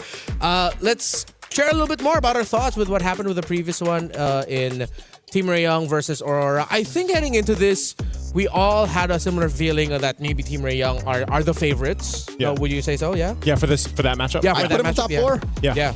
Oh, Team Rayong. Yeah, he are did in his top 4. predictions. Oh, actually no, I didn't get to do my predictions, so I wasn't. But a team that could beat Navi Malaysia definitely got to put them at least in the top 5. That's true. I definitely think they were favored. But I again, yes, it was a sweep. I liked what we saw from Aurora Gaming. I think they really fought hard for that. Just unfortunately, I mean, they went the distance, right? They're 20-minute games. Yep. Game 1 and game 2. So. They were entertaining, yet still a legit threat. Yeah. There were moments when I thought, if they could wipe out Team Rayong right here, right now, we're going to game 3. I thought we were going to game 3. Like, that's the thing. There was definitely some moments in that in game 2 where I was like, yeah, Aurora Gaming's got this. So I almost like Hirara now. But as Chiboy says, sometimes I don't know what the hero does. So. Hey, I'm pushing the buttons too, Chiboy. You know, she's not doing what I want her. Yeah, it's one of the difficult things to understand about Hirara is she said the most. She said, okay, this is why Chiboy, especially after MWI 2024, she was one of my favorite personalities. She just says a lot of the most relatable things to everyone. Things you're thinking, but then she says first. Yeah, it's like with Hirara, it's like I thought she had skill, but then it turns out she doesn't have this. She does have her skill, and yeah, and she did like the face like a lot of us would do. It's like, oh, I thought I got her. Oh, no, I guess not. Yeah, it's just what you get when you're going up against someone like Hirara. How she was surprised by Saita's win as a sweep. Because she was like, so who do you think is Falcon's ID? No, but I think that's relatable too, man. You know, because I think a lot of people... I need to watch that. Yeah, we have to go back and see this now. Yeah. Again, Team Falcon's ID, based on all the discussions that we've had with the players and the teams, a lot of them were saying that they were the strongest scrims-wise. They were looking really good, and then a lot of teams were putting up... there were even some teams saying that, they might actually be the one to give Vitality a run for their money and would predict that they'd win over Vitality in the Grand Finals. But then starting off your campaign with a sweep loss to Zeta is... Now I want to see Saita because what kind of team are they? I think this is less an issue for Falcon's ID. Yeah. I mean, going through the lower bracket, being number 2 to Vitality for a majority of the year is something that's not alien to them. Yeah. But Saita out of China, they swept TLG, a name and a team that we're familiar with from MWI from previous years. Yep. They are. I think this is a bigger spotlight for them. Yeah. So now we put on the spotlight Virtus Pro, one of the teams going up in our second match against Twisted Minds. Rafa, Miss Meow, Livin, Minun, and Lunar. Rafa, Livin, Lunar, very familiar if you've watched. They were former, even Miss Meow, if I'm not mistaken, were former members of Twisted Minds in MWI last year. But they're bringing in this time Minun, who, if I'm not mistaken, the last time we saw her was in VSG in 24, or did we see her in 25? Yes, she is an ECA athlete. Yes, yes. So she's been here. She knows what it's like to play on the big stage. Yep. And this being the mix of talents that we're getting for this rendition of Virtus Pro in MWI, I expect... I don't know, this is interesting because you have the macro of the Philippines in Miss Meow. Yep. You have the Vi gameplay out of the ECA. Yeah. And then you have that MENA balance. Yeah. Virtus Pro went completely undefeated. Didn't drop a single game in their qualifiers. 9-0. Yeah, 9-0. And if you're wondering, does that mean they beat Team Falcons MENA? No, Team Falcons MENA qualified through the African qualifier. Of course, a team out of Egypt, while Virtus Pro went through the MENA qualifier. So I'm excited to see Virtus Pro here because if they could go undefeated and if I'm not mistaken, the women's scene in MENA was inspired a lot by what Team Falcons has done globally. Yeah. It is competitive there. And then they swept it. That's wild. That's why I think I think this is the surprise of MWI. Like by the time we get to the end of it, the surprise is how impressive and how much has changed in improvement wise for some of the dark horses, some of the regions we're maybe not expecting, here for MWI. You know what the surprise is? The fact that they were able to make an all-star team under a banner that just got reformed. Yeah. You're able to get Maylane, Chin Chow, and then a majority of last year's Virtus Pro under this year's Twisted Minds. Yeah. This is a very trippy for me because, again, a lot of the names here just used to be in the other org. But, of course, Maylane and Chin Chow coming from Team Falcons ID. Falcons Vega, I believe, is the name that they're called. But, yeah, Team Falcons ID.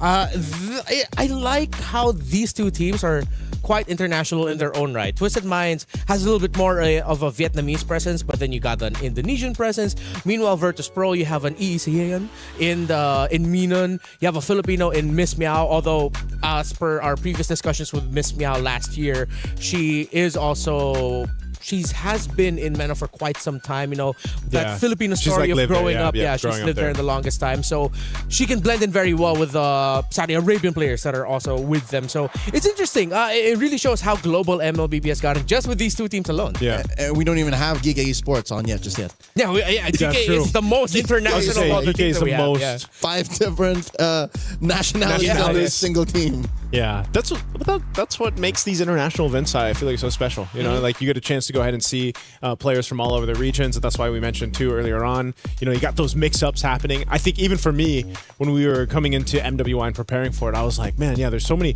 familiar names. And then you have these shuffles happening, right?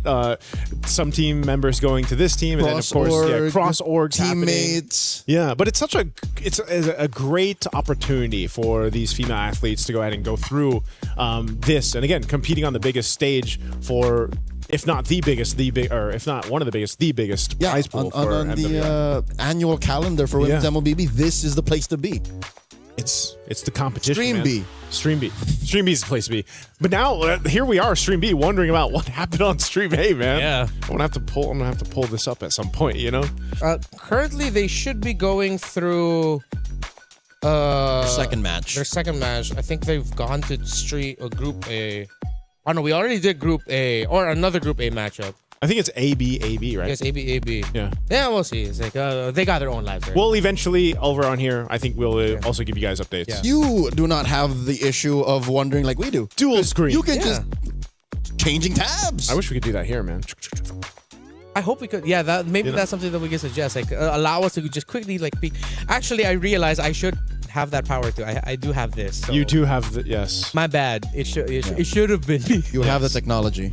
Yeah. Eventually, we'll all have that technology. Yeah. I'm not going to do that now. I'll set that up later. But all right, let's look at some specific matchups. For Virtus Pro and Lunar, I believe it was last year's MWI that there were some moments I remember Lunar.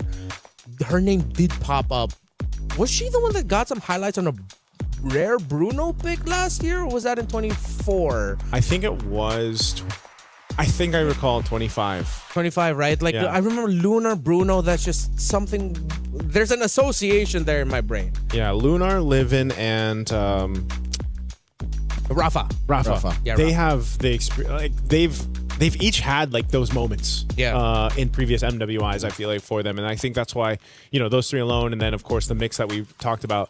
Like you have so much potential for different highlights for the team, but also I hope that doesn't be the case where it's like the synergy is missing. You know what I mean? Like maybe it's lacking. Maybe they haven't had enough time to prep, because I think at this point too, what we've already seen is like you can get really surprised here with the competition in MWI, not just from the drafts alone. Like think about the two drafts we went through. That was, even the bands are very different already from what we saw a couple weeks ago in the wild card. Now, Not to mention chemistry. And the chemistry, yeah. The main skeleton of both squads, despite them changing teams, like just literally switching up, could mean that they're capable of pulling off weird strats that a team that literally was formed a month ago could not. That's what I'm expecting here. More than just the individual play and the overall macro and how they define what Scarlet Embers is capable of, or what you can do in this meta and in this patch. I'm looking forward to how well they can use their own relationships, like how well they gel together. Because again, we've known them for a while, they've known each other for a while, which I think makes this, again, a perfect match like we saw in Team Ray, Young, and Aurora. They both have like 2 new members each. That's true. With the 3 members that are of the same nationality and have played together for a longer time. So we touch on Lunar a little bit for Virtus Pro, Twisted Minds, of course, on the other side, Chin Chow. For a lot of Indonesians, a legendary player in her own right, as her name's always been up there, alongside, of course, her sister Funi, against the Vitality ladies. Here's the thing. Even when she's not part of the competition, Chinchaw is on ground. That's how big and how important Chinchaw is in the world of MLBB esports. Yeah, we had her as a panel guest. I was gonna say, point last year in MWI. Yeah, I remember. Yeah, I remember she was sharing some of the insights there from last year, and so it's great to see her now here competing. I do remember one thing. I believe it was Chincha who did mention she wanted to see a Nana last year. Yeah. Was it you that asked the question on the I asked the question, and then Eterna was there also, and then she said Nana. I remember us in the cast room being like, "Whoa, Nana!" Yeah. Do you know what? Behind the scenes, what her reaction was when she said Nana? Funi looked towards her sister, gave her that little sibling shoulder, little elbow bump, and just said, "Why? What are you saying?" Yeah. Hey, Meanwhile, Chincha was just like, "I don't know. You know what? I wanted to say something. No, I give Nana." When they ask you that question, all is free. Yeah, that's true. It's like what you asked us earlier. What do we want to see? It's not like, it's just a personal wish list. Yeah, sure. You know what? Okay, let's do that. So let's see if Nana will show up. if it does pop up, you already know, right? Yeah. But I think draft-wise too, maybe even after today, man, we won't be able to tell 100% where the like MWI meta is going. Speaking of MWI, of course, don't forget we still have our event going on, the My Champions Pick event. July 27 is when it's gonna go out. So you only have you have a lot of time, but it does start July 25. I was gonna say you got about 2 weeks. Yeah, you got 2 weeks. Prepare all your predictions. Get a chance to win 50K in diamonds and the MSC 21 to 25 skins. And don't forget to leave your picks under at MLBB Esports post for even more chances to win. So look for that post related to the My Champions Pick event. Log in your champions now and cheer for your favorite teams. Man, I'm having a look here too. I think I have almost all of them except what a flex. Yeah, the Claude one. You go through the airports without going through the long immigration lines. You have all the skins. Where's it going, Joseph? I'm not a world collector like you guys, okay?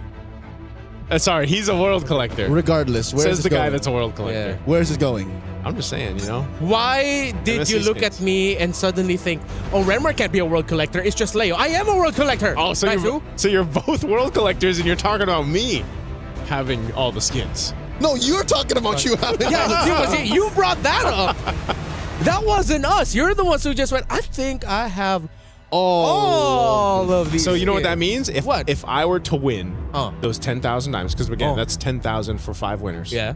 I would not have to use it on the MSC skin. And the point is, you have even more diamonds than you already have? Maybe I can catch up to the world collector like you guys. Okay, that's a pretty good take, yeah. That's where it's going. I don't think I got a counter to that. I don't think I counter that.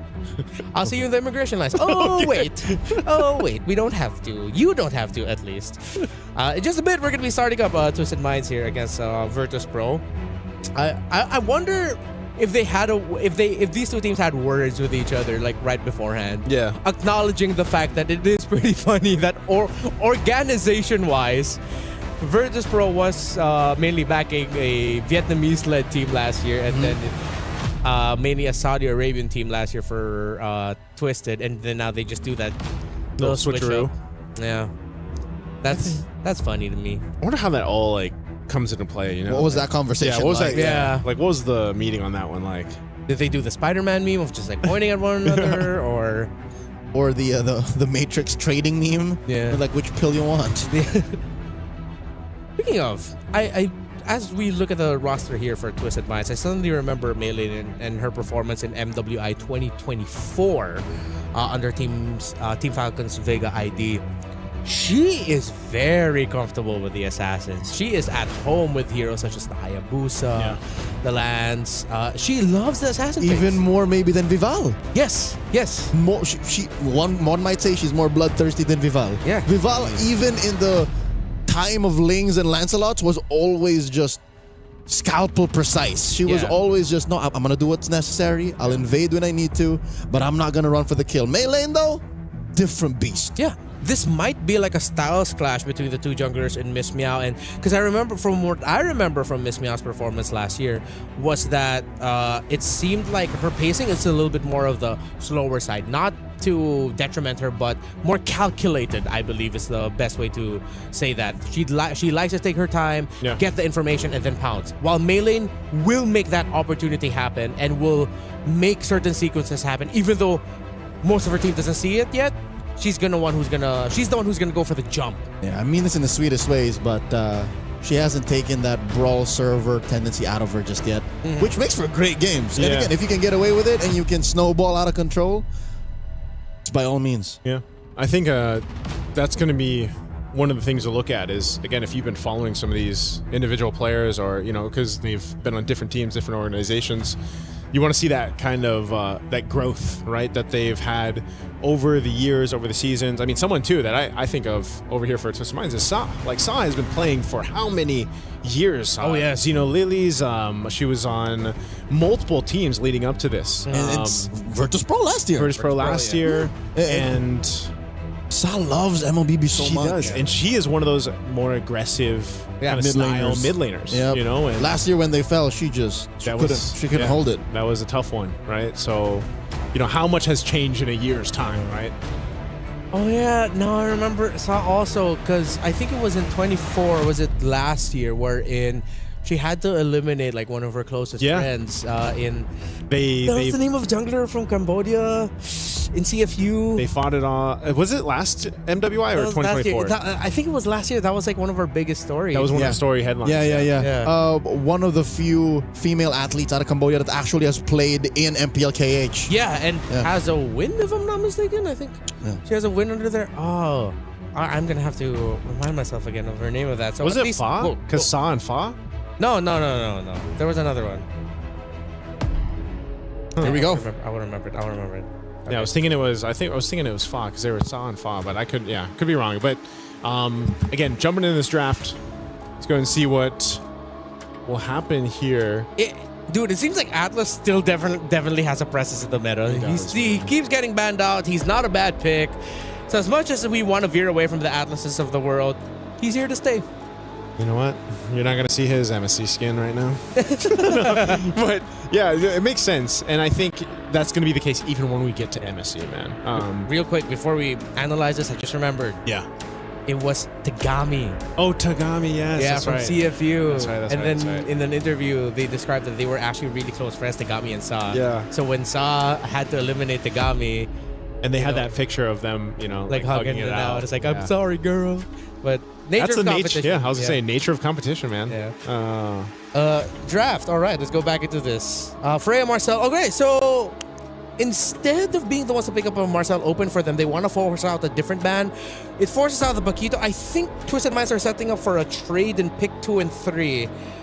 I just cannot see it right now. Maybe one of them's like eyeing out the possibility of a glue getting picked up early on, maybe? Right now, Oh, hey! Matilda. One of the heroes that we did mention earlier. Yeah. Has a potential surprise pick of the roam. This was a big target to ban out in wildcards. And when we did get to see it played, you know, there's an apparent reason, not only with the recent buff that she had for the Matilda, does a little bit more damage, you know, a little bit more of a threat, especially early on. This is kind of leaning towards what we were talking about with how there's roams that you could pick up that are actually able to put out enough damage to be a threat, right, early on. But not only does she have that with the Wisp and everything else, but now you provide your team with a ton of mobility, right? The Circling Eagle setup or the Guiding Wind that you have. So I don't know if we'll actually see a Fredrin come into play here, because now you have an Akai and a Gord being picked up for Virtus Pro. And Leo mentioned Barretts earlier. I think you just go ahead and lock in a Matilda and Barretts at the same time. You just have to time your Detonus Welcome really well so that Akai's heavy spin just becomes nothing. But if you time it before the heavy spin, Akai can heavy spin, and then he's out of the belly of Barretts. Meanwhile, the Gord into Matilda, is that a risky thing? Would you want to go up against a Matilda that could potentially bring someone to dive you? Again, I think it's one of those things where it's just like you're just hoping that you're quick enough to avoid. There's the merits, like you mentioned. You're quick enough to avoid a lot of the setup potential. Your main job, and that we've been seeing with a lot of the Gord play right now, is just, again, information. The Mystic Projectile, that first skill. Obviously your ultimate, the Mystic Gush, is such a threat when it's laid down. And yeah, you could run into a problem with, you're playing against a Matilda, man. She's going to be kind of literally circling over you, and it could potentially be a problem for your Gord. But again, I think your job here is just, let me just be a glass cannon kind of concept. Okay, they close it out with a Moskov. If Twisted Minds play fast, and if they want to be really honest with this draft, which so far they are, they showed up the Matilda, we saw the Barretts come in, they picked up the carry so that they don't have to go up against it. I think they just lean in on the predictability of it, pick up an EXP laner that rotates hella fast, clears minion wave fast, so that you're constantly adding pressure to the map. Just play through raw speed, allow the Barretts to be the slower one, and maybe pick up a mid laner that could deliver the same thing. Fast rotations, fast clear, and then just constantly be playing hit and run. But if you play too much into that idea, they might be susceptible to suddenly like a Hilda or a Cho Roam showing up that just deals way too much damage. At that point too, you're just matching, you know, the fire for fire. Especially in the early game with the roamers here. So I think we'll see what this the last couple bans will be out as they come through here, but you got a good mix of just the Matilda utility, the Barretts that Leo mentioned earlier on, and you know, covering a lot of your crowd control and durability issues on both sides right now. Remember, one thing that we learned also from wildcards is that Matilda, her pokes are really annoying. You don't think of it as much, but they're actually quite disturbing. We've seen maybe 1 or 2 Matilda kills. Yes. So it's real. It's not something that we're just saying for the sake of, oh, cool, Matilda's back. It's just, it happens. And again, when you have the Barats, which, you know, we spent a good amount of time talking about in the pre-show, it's going to help. Are we locked in saying that this Akai is jungle? Or are we open to, you know, maybe the swerve? Swerving it. This is Miss Meow. Like it might go into the roam instead. Yeah, I think there's a world where that happens. Could be. I think it depends on what they'll show up here. If they show their EXP laner and it is someone tanky, then I think you just put Akai in the jungle, then your roam can be a little bit more nimble damage. But if they show their roamer, then yeah, for sure you already know it's going to the jungle. I think I'm okay with them leaving the option of Akai as a flex. Yeah, you want to leave it to the last moment. Yeah. So commit to the bit, show it in... Okay, never mind. No. Okay. It's for sure going to the jungle now. Go for the God Thought. Maybe committing to the bit might have been a little too expensive, so confirm this is likely a jungle Akai. So he's not actually dead. Okay. Ganakacha 2 was one of the picks that was kind of slept on during wildcard. It didn't pop up, I think, maybe once or twice. You know, we kind of shifted things from the revitalized roam dance between two teams when that's brought up. So this is very tanky on both sides. I feel like we're going to be buckled in for a longer game for this game 1. I think Twisted Minds needs more ranged pokes to pair alongside that Matilda. Will they go for range? Oh, they go for the Lapu Lapu. And hey, Kagura. Hey, okay, Twisted Minds really showing us some more picks here. I mean, it's been a while since I've said or thought that Kagura would be a good pick, but I'm not going to say it's a bad pick, but I think I have to stick with my consistency with the theme of Kagura this year, 2026. It's that feeling. Yeah, it's that feeling. It's nice to see, though, because that's what I was saying. The mid lane is so narrow right now. Yeah. You know? At least we have someone trying new things. Yeah. I can't remember the last time Kagura was a legit like prio pick. Yeah, like a threat to. I remember more times when she was actually banned because of balancing issues. Oh. Despite the creativity of the Barris and Matilda, I think I might have to lean towards Virtus Pro here. With it being a little bit more with what we understand to work. Guinevere EXP lane for Rafa. Is that how heavy Kagura is right now? Maybe. That's what it looks like. Yeah. Because they needed a bit more setup also. They needed another hero to... Because Kagura has that built-in Purify, so... Interesting choices. Interesting choices by these two. Sound off wherever you're watching. Who do you think between the two more interesting drafts would be able to win this? Is it Virtus Pro or Twisted Minds? I'm going to hand you off now to Nice and Leo.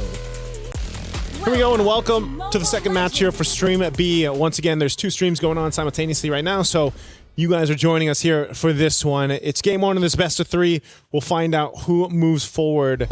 This is an interesting draft, to say the least, just because, you know, it's quite different from the chaotic compositions we saw set up in our first match. We are going to take a little bit of breather so we can talk about this a little bit longer here for this one. Even looking at the emblems, anything standing out here? No, it's pretty much standard. I love how both gold laners just picked up Master Assassin. Yeah. Like, we're going to fight. I think they want to fight in that gold lane early on, man. They don't want...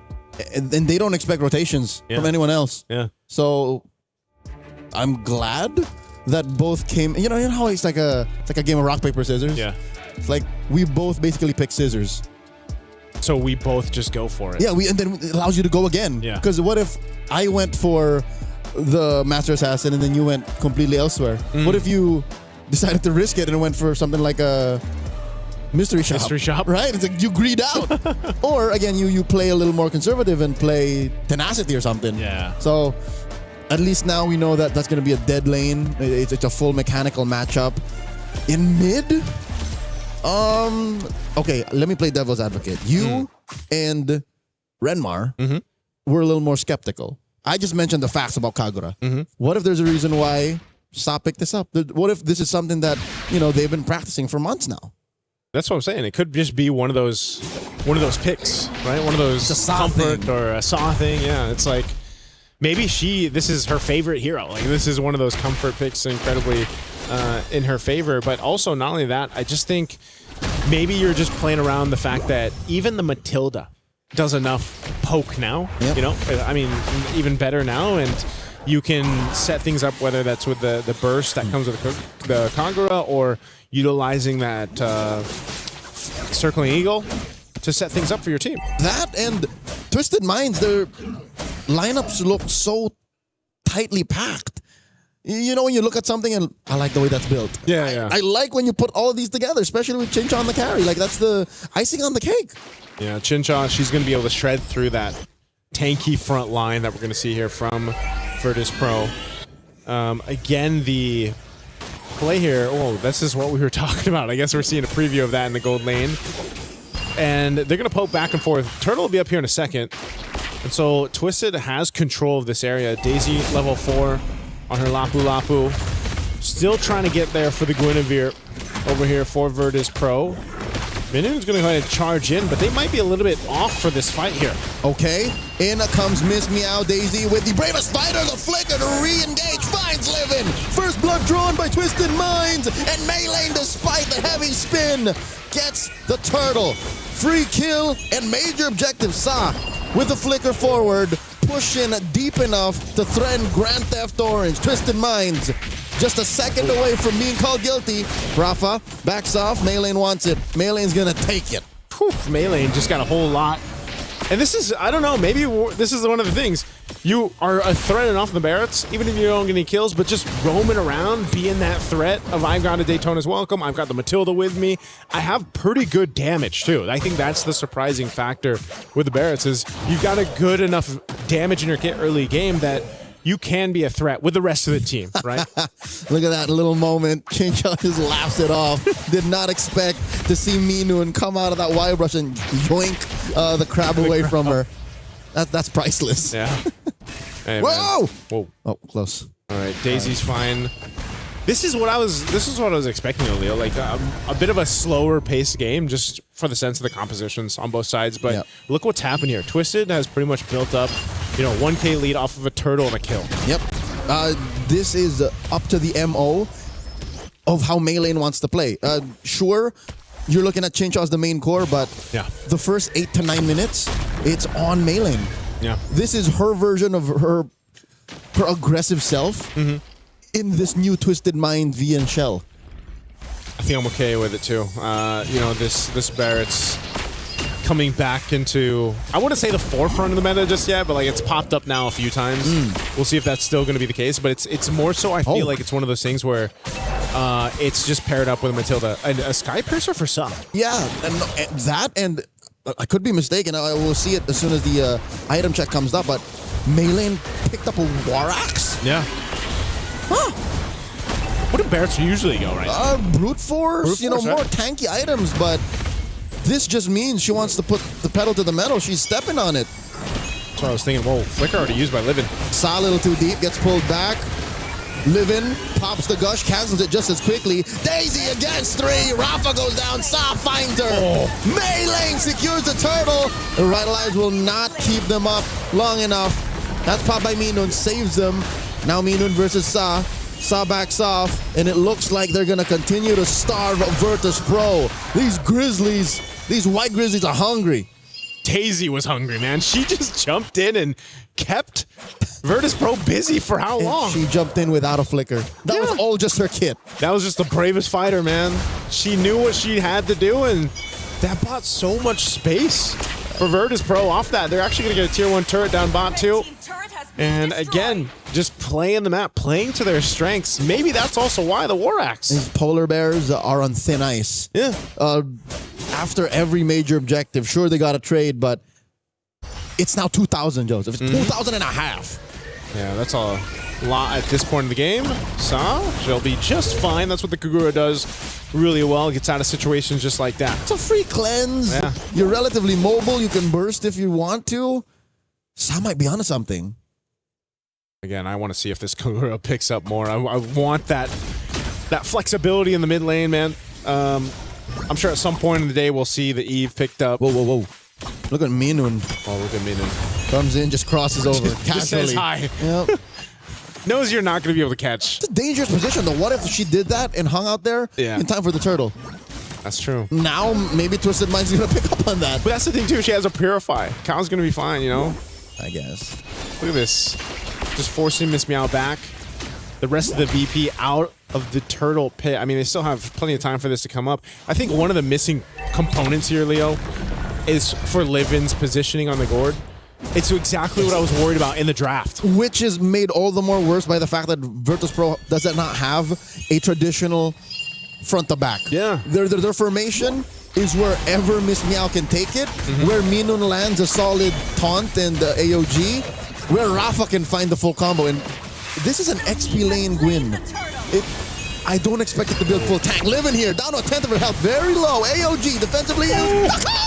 They find her, but the Revitalize keeps Livin alive. Miss Meow pushes back Twisted Minds. They save their skin, taking Cow on the way out. I am so surprised Livin lived there. Like, she survived, and I think Cow's just like, I want to go for this. This is my moment. And she got stopped in her tracks. Revitalized diff. Yeah. They pressed the winds too quickly. Yep. And they couldn't close the gap, deal the damage when it was necessary. Yeah. You see that too. Minun picked up an early. I feel like this is an early Guardian Helm to deal with some of that kind of burst, and that she's just going to be in the whim of it. Yeah, the damage is a little too spread out. Twisted Minds, if I could say, oh, wait! Look at this. Full combo on Sa. Didn't even get the cleanse.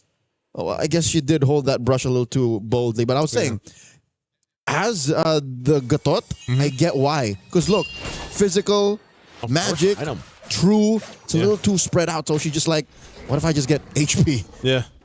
Might be the best case scenario too. Again, it's it looks like Virtus.pro, they are gonna have to slowly crawl back into this game. You're talking about a 3,000 lead up to this point.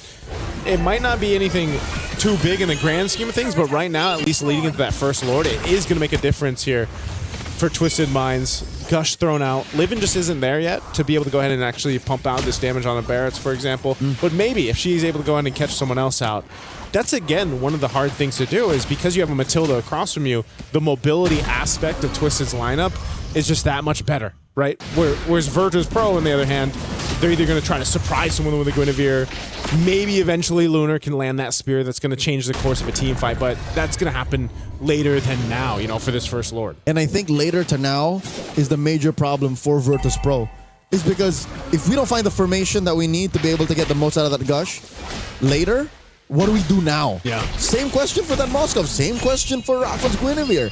Because Twisted Minds, they're living in the now. They're going for the Lord here. Less than half health.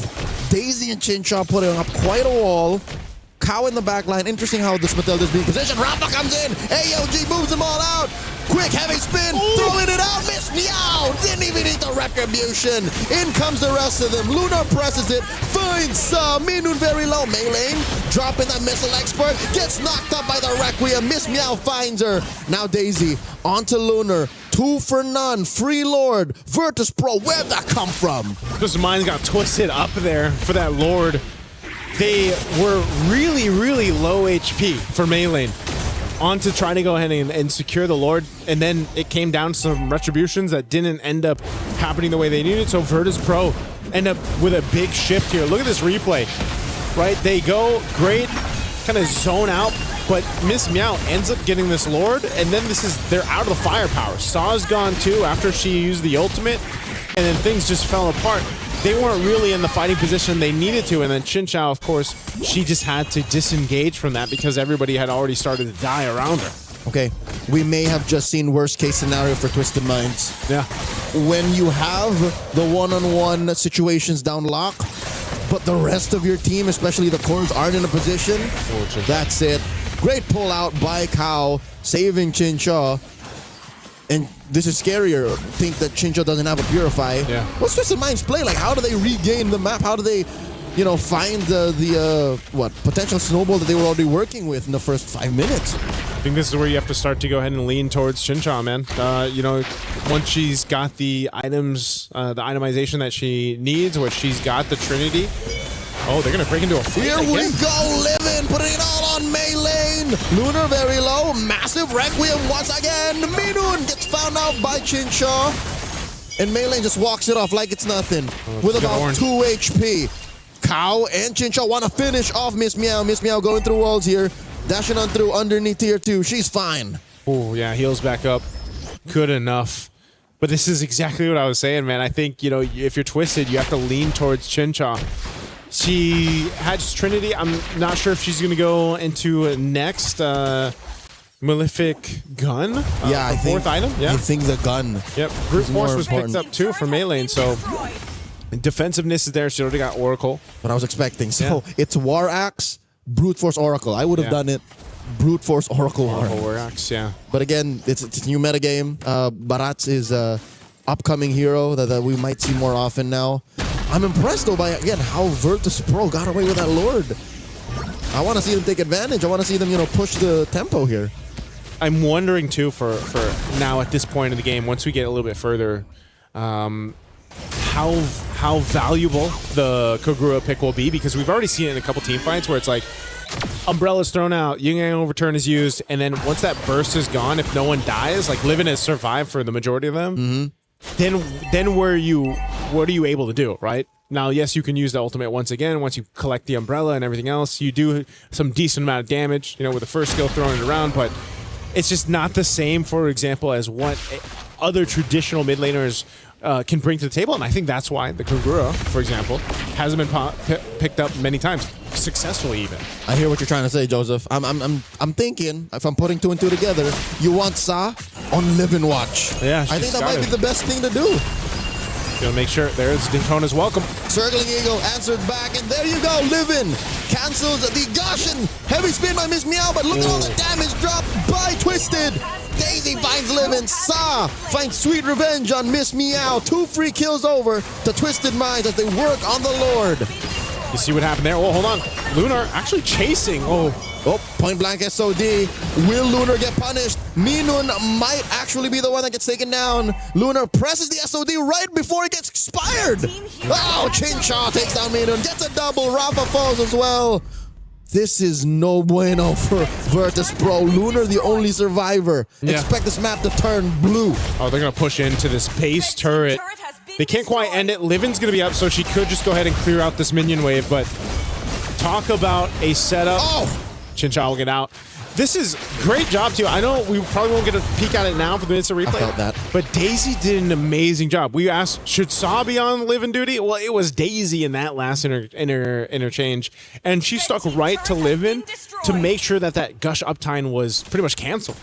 And it makes sense. It's just much easier for Daisy to run through the old-fashioned way rather than Sa go flank. Yeah. And all Sa did there was really deal the damage that would have been set up by the initial crowd control.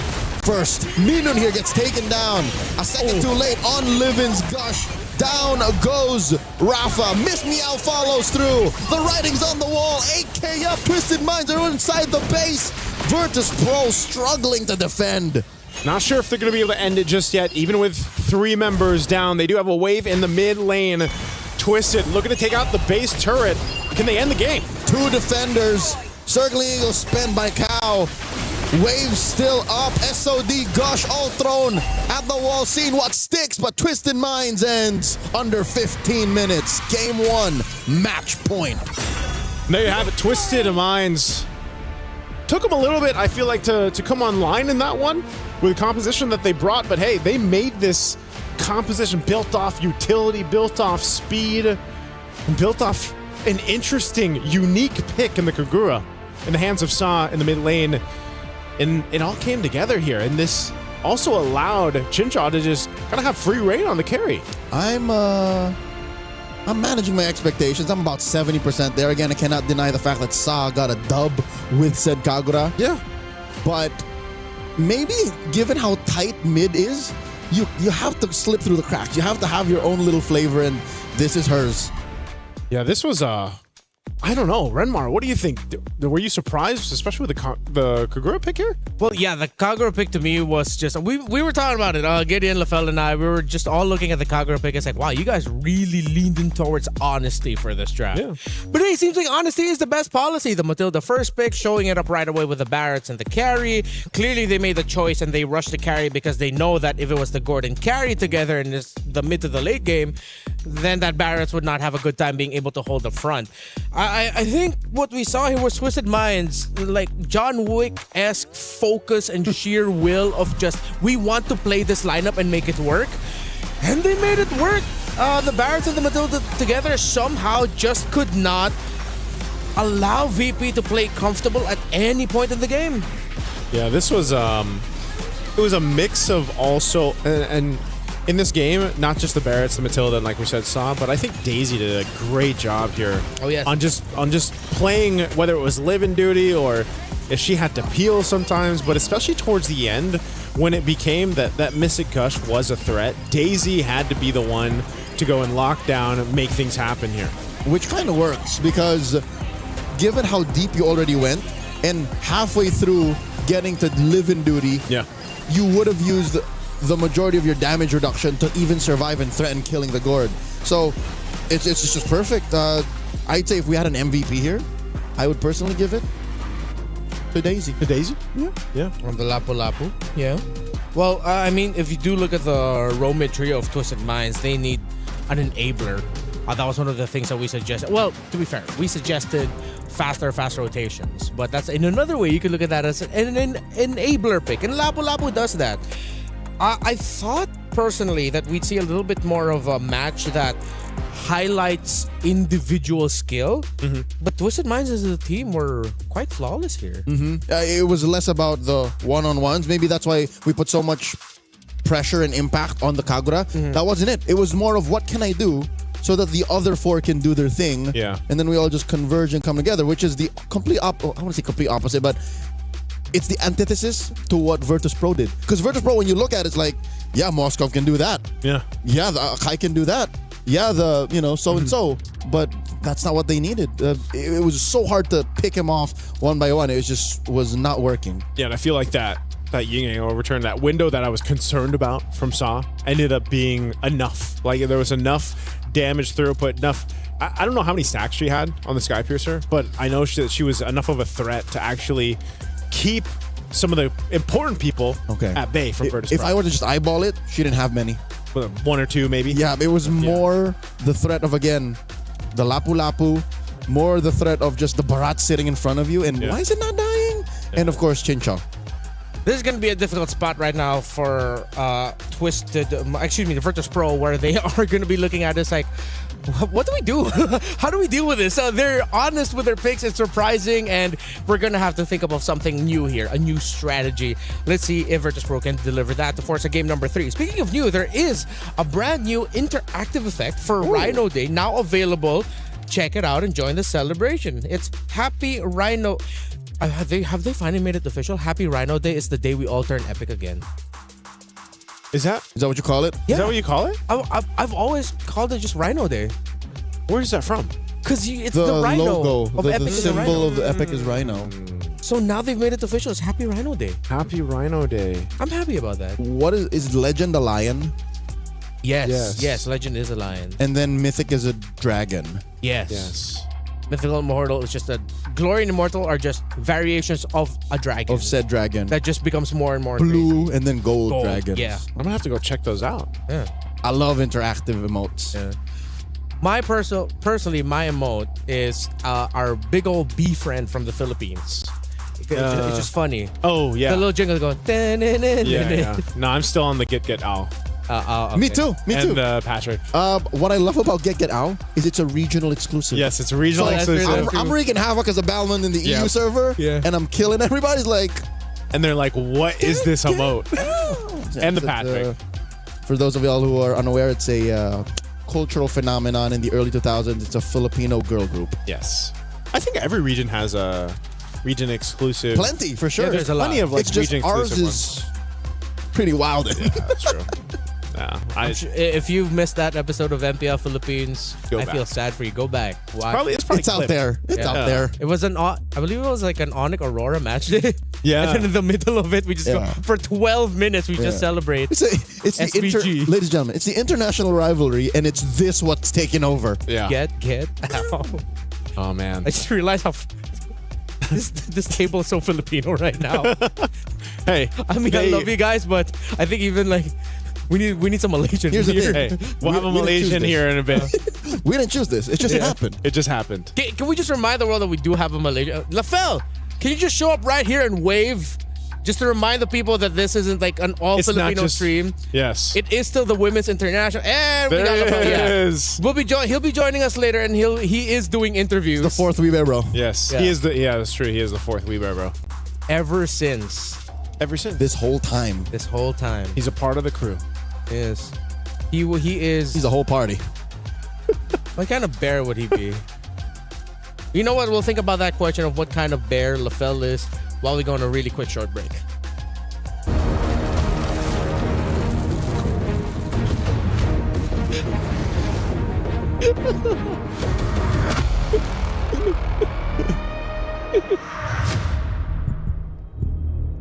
Yes.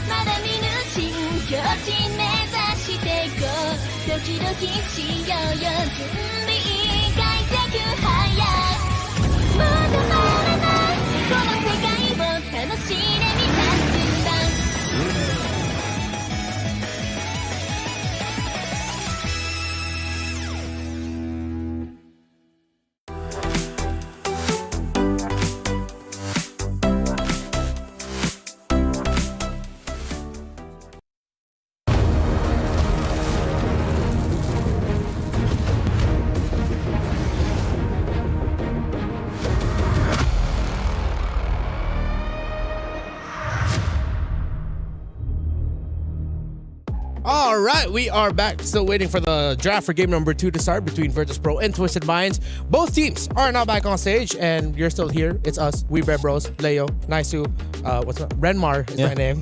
LaFell is waiting in the wings. I really wanted to say LaFell, but I realized, wait, I'm introducing myself. He's later. Who am I again? You're Renmar. Speaking of identity here, it's unfortunate that because of the dominant nature of Twisted Minds in game number 1, we really didn't get to see enough of the identity of what being Virtus Pro right now really means. Yeah. There's a pick that I want to go back to, and we had reactions towards it. You think that Guinevere XP was too much?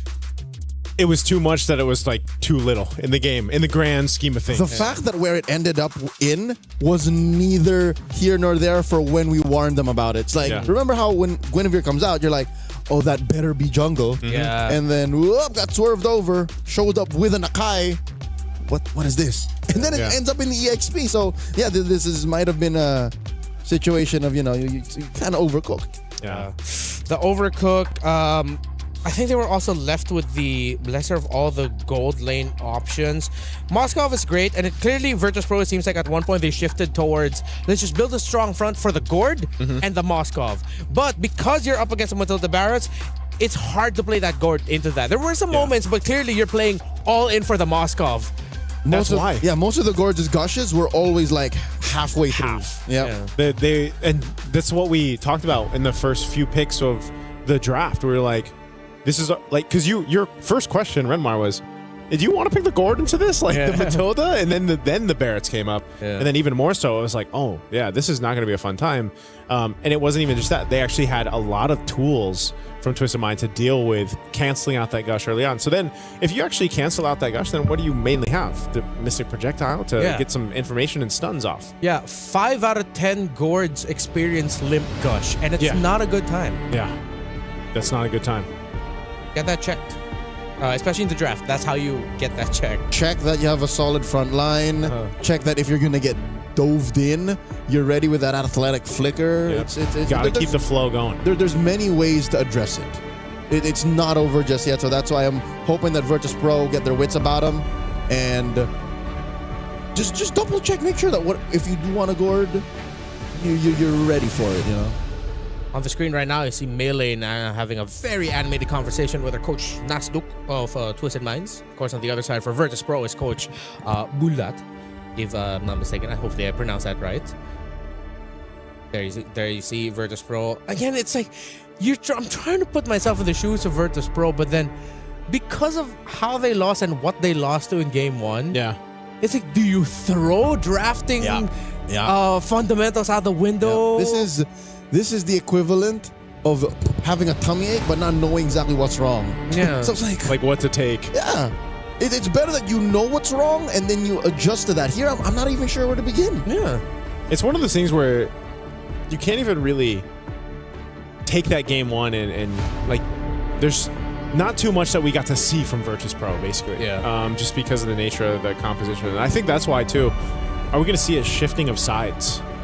Because home team is Virtus Pro, yeah? Twisted Minds won from blue. Yeah. So does that mean Virtus Pro goes blue? Because I know usually they put the home team on the left side, like stage-wise. Yeah. So Virtus Pro should be home team, right? We'll see if they end up changing sides here or is not. it different here? Do we do things differently here? Actually, I should have checked that. That's on me, Jen. That's a great question. Yeah, I should have checked that before we started. I think it's the same as wild card, so I think... How was it? I think it was the same for wild card. So whichever team home picks game 1. Yeah, home picks game 1. So should be similar. We'll see. Okay, Virtus Pro is going red. Okay, so that means in the wake of this new metagame, teams just want to have that reactive shot. So they're once again, that means Twisted Minds chose to go blue. No, I'm looking at it weird. Yeah, no, right. So Virtus Pro chose to go red this time. Yep. And then Twisted Minds chose to go blue in game 1. Yeah. Partly, I am getting confused because I'm still thinking Lunar, Livin, Rafa are Twisted Minds. Yeah. It's cool. It's all good. Looking at the bans, Hirara and Paquito. So Virtus Pro are taking out some power picks. But then because you take out power picks, I feel like you're leaning into Twisted Minds showing up more unique takes. However, I will say this. I think if Twisted Minds try to lean into the Matilda Barretts thing again, it's not going to work out this time. Virtus Pro would be ready because they know now that if they see Matilda gets first pick, then you have to pick the carry early.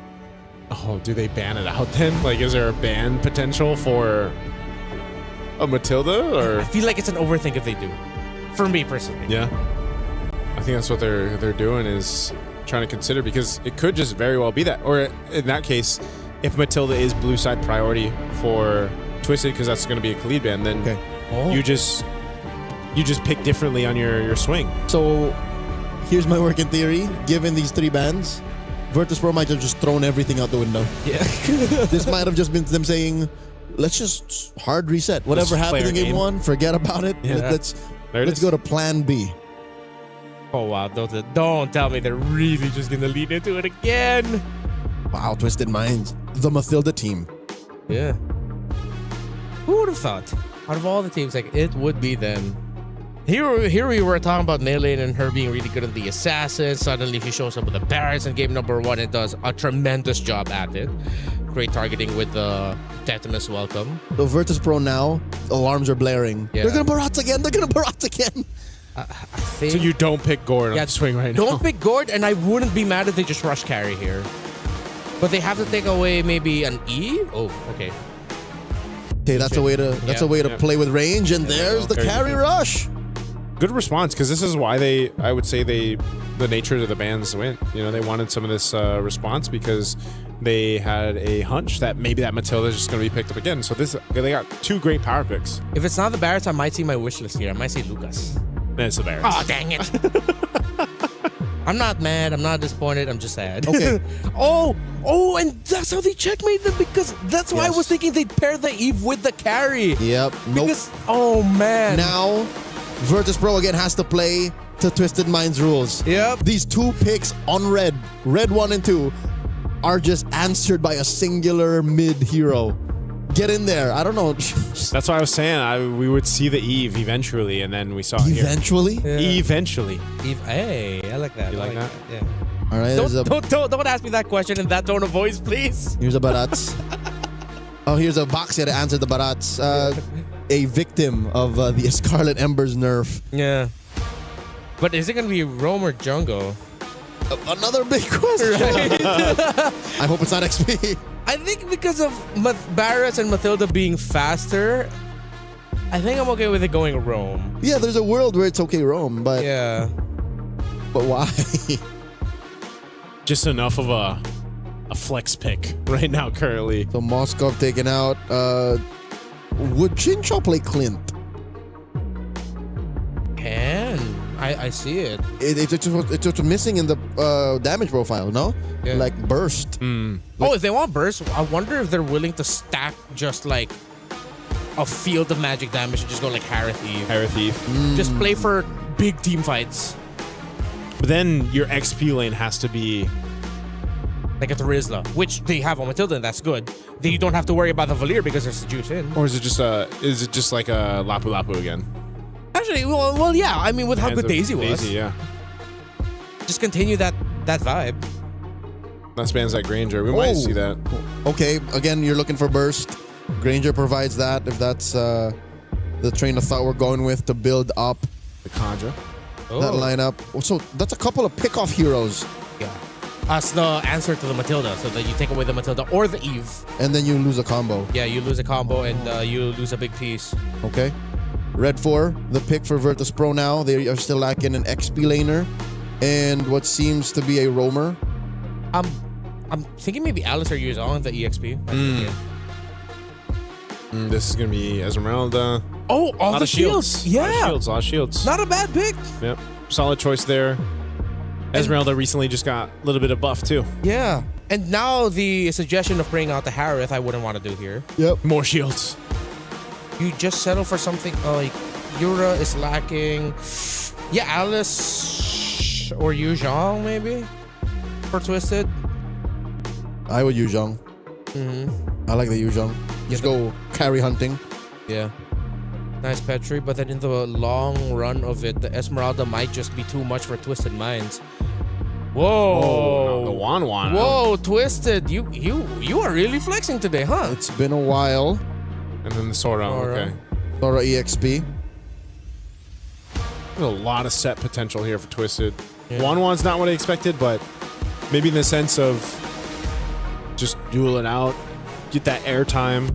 You've got your own little form of Purify. It's so jungle-wise, the options are tough. Okay. Because now even looking at it, I think the Baksha in the jungle will have a hard time. And then if you put it in the roam, it's gonna poke to oblivion. Oh, what? Rafaela. Okay. They decided to match the little speed and trying to buff up the Baksha. For Virtus, I think the Esmeralda is the X-Factor pick, but in the big picture, I just prefer Twisted. And we know how Twisted plays with a lineup like this. Yeah. So I can see the recency bias at work, which again just makes sense. They're at match point. For Virtus Pro though, it's so honest that the response to that Eve, the response to the 1-1, okay, let's deny the real world. We're gonna have to cross the threshold, but it's fine. Deny the crossbow of Tang. Let's just get on out of here. I don't think they have enough burst to stop the 1-1 before it flies up. Yeah. Unless they somehow catch her early, get the needles out, and then are still able to follow through. What is the damage profile? It's literally just a carry. Because the Esmeralda, you kind of have to walk into that. Yeah. I don't know. Let's see. Interesting draft here, but also another unique hero in the sense of Twisted being pulled into this game of 2. We'll see if we go the distance for game 3. Will Virtus Pro be able to take one against Twisted? It's a unique pick per side. Per side. The Rafaela, it's been a while. The 1-1, again, for a year or two in recent history, was #1 ban. Like, you just got to get rid of the 1-1. That's how bad it was. I like this too. You see Lunar. She's got tenacity this time, right? Yep. Little different choice on some of the emblems here instead of what we saw previously, yeah. Play it safe. You know you can't win every single duel. Yeah. Melee here. Trying to double camp. I'm pretty sure that's not how it works still. You could try, but miss me out. Crossing the threshold here. Helping score that early Little Wanderer. So even with the changes that we've seen on the jungle and some of these tankier heroes, seems to still be the main way to go. You know, pick up the Bakshas, pick up the Barretts, pick up... Eventually we'll see the Fredrins, It's not like they're completely dead. It's just they were cut down a peg. Yeah. I don't know. Maybe they're going to be cut down a little bit more. Are you thinking they can still get nerfed? Yeah, I don't know. It's such a weird thing to be back into this basically tanky meta in the jungle. I mean, there's still room. There's still room for flexibility. We saw it already in the wild cards. But I'm just wondering if that'll end up being the course of, you know, the MSC and MWI as a whole, where it's like, yeah, we find ourselves in this once again. We gave the MSC skin to Boxia this year. So it's part of the plan. Yeah, it's Moonton's at work. We see the grand plan now. Turtle spawns in the upper quarter. It's clear that for Virtus Pro, it's no problem for them to quickly rotate. Again, you have a Baksha, you have the Rafaela. They started up. It's Maylane pulling it slightly over to their side. Sa holding onto that RWM. Rafa with the jump in. And the crash. Shifting skies. Look at the damage. RWM miss me out. Secures Living with a Crimson Beacon. Maylane very low gets pulled out by the Guiding Winds. Ooh. And there is first blood. Double kill for Maylane. Miss me out falls. Rafa flickers back. Sa flicker 2. Void Crystal takes down Rafa. And down bottom, can Chincha win the duel? Chincha already took to the skies. Both gold laners have already used their ults. Yeah, they've both been used. Sa's there, though, and Chincha, they're going to go for Lunar. Sa drops it. He's a little bit more. Minu to the rescue. Lunar's fine. Yeah, she's got the heal. The timing was just off a bit. Whoa. Uh-oh. Did she get it? Cow got it. Cow got it.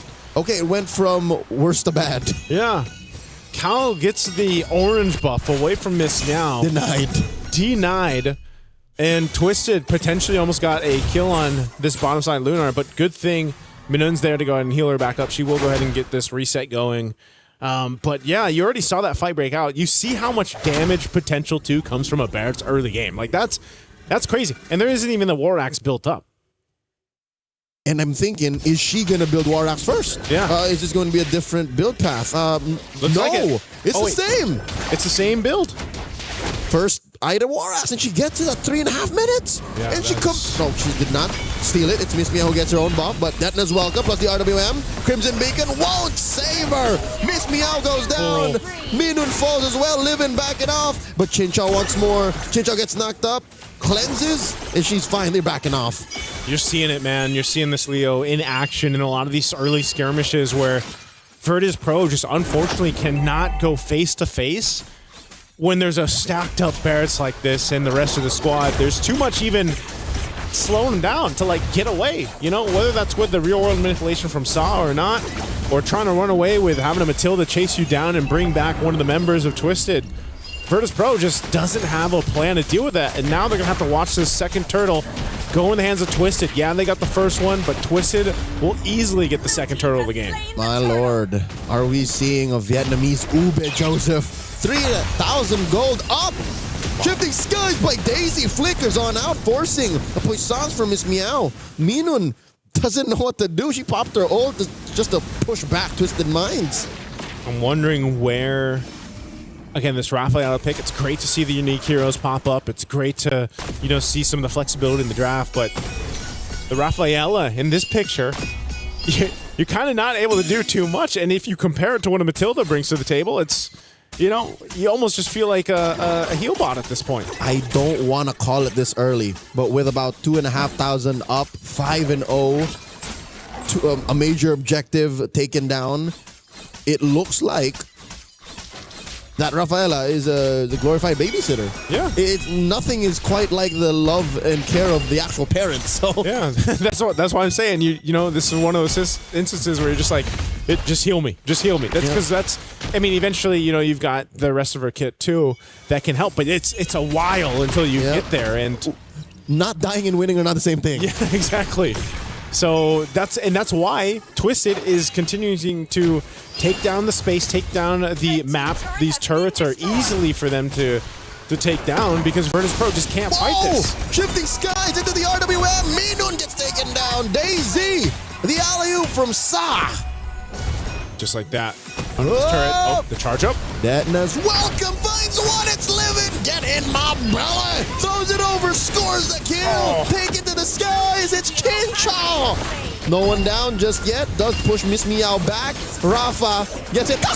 Knocked up and taken down just like that. 2 for 1. Yep, those shields aren't going to save you with that. Twisted look to take the tier 1 off of that. They also have the third and last turret of the game coming up here too. It's like they want to try to get the turret, but they don't. They're pushed off to it. Virtus Pro will hold on to it, but they're going to have to say goodbye to the last turtle. So Twisted now up nearly 4,000 gold. Should be about that mark after that turtle. There it is.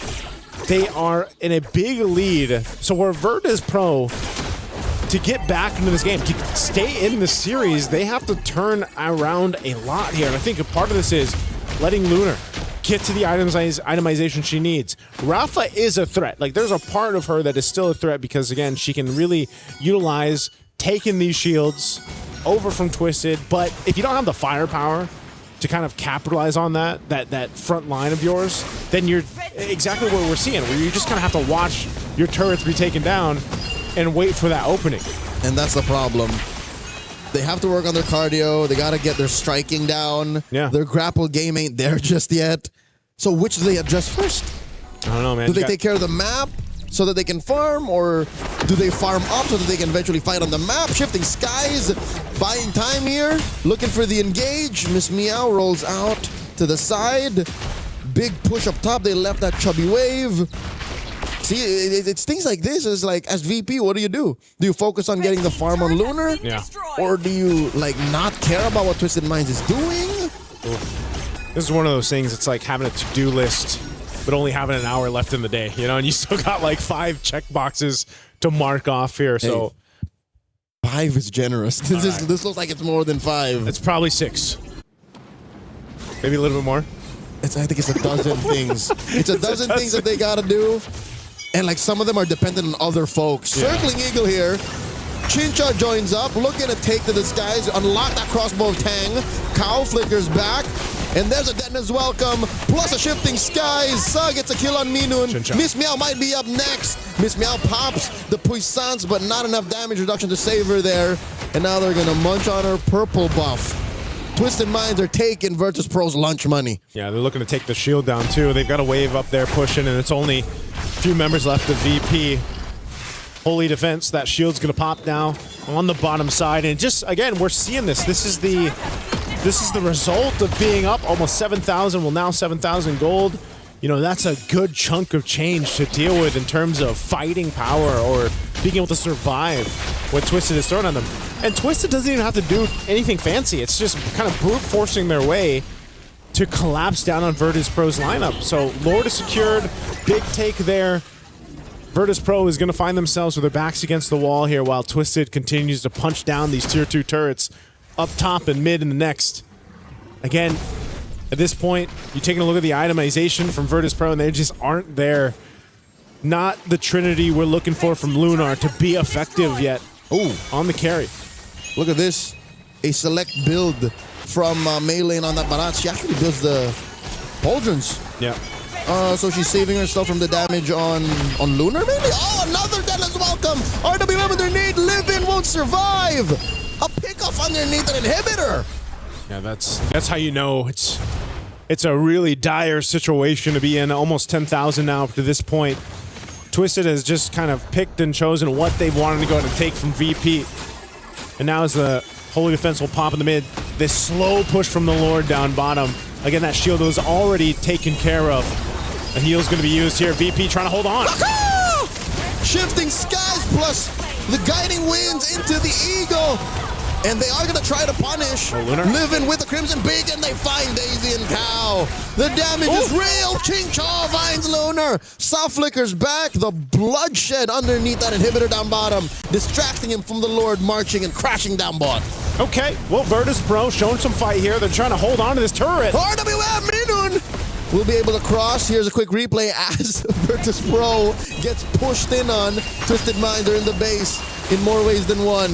Down bottom already goes. Here's a quick replay. Yeah, that replay, again, giving us a look at how it kind of went wrong there for Twisted. Luna was able to go ahead and just kind of freely hit them, fire off on the backside, did a ton of damage, so she's getting to that point. But, you know, they do eventually lose a base turret, but what happened there is you're down 10,000 gold. That's a successful defense for Virtus Pro. And consider this, the extra firepower to make up for the difference between the 10,000 gold that Twisted Minds has on VP was made up for by turret. Yeah. So that could not happen again. That should not happen again. Yep, shouldn't. But Virtus Pro, with that bit of extra gold to go in their pockets, it's going to really help them go ahead and potentially, I don't know if they're actually in a fighting form just yet to go ahead and fight and contest against the Lord. It might be one of those cases where they just need to defend again and hope that they can maybe get a numbers advantage here. Rafa and Miss Meow kind of scouting things out here. Look at this. They're going to get collapsed down on. Yep. That could have gone so wrong in so many ways. It could have got sandwiched. Yeah. You don't want to get sandwiched there on that choke point of the jungle. Little look here at the atomization before this Lord comes up in about 10. This is what I was saying. You're tanky. You're decently tanky on Rafa. Miss Meow too, trying to get to that point. Even for the Rafaela, man, the most interesting pick on this side for Virtus Pro.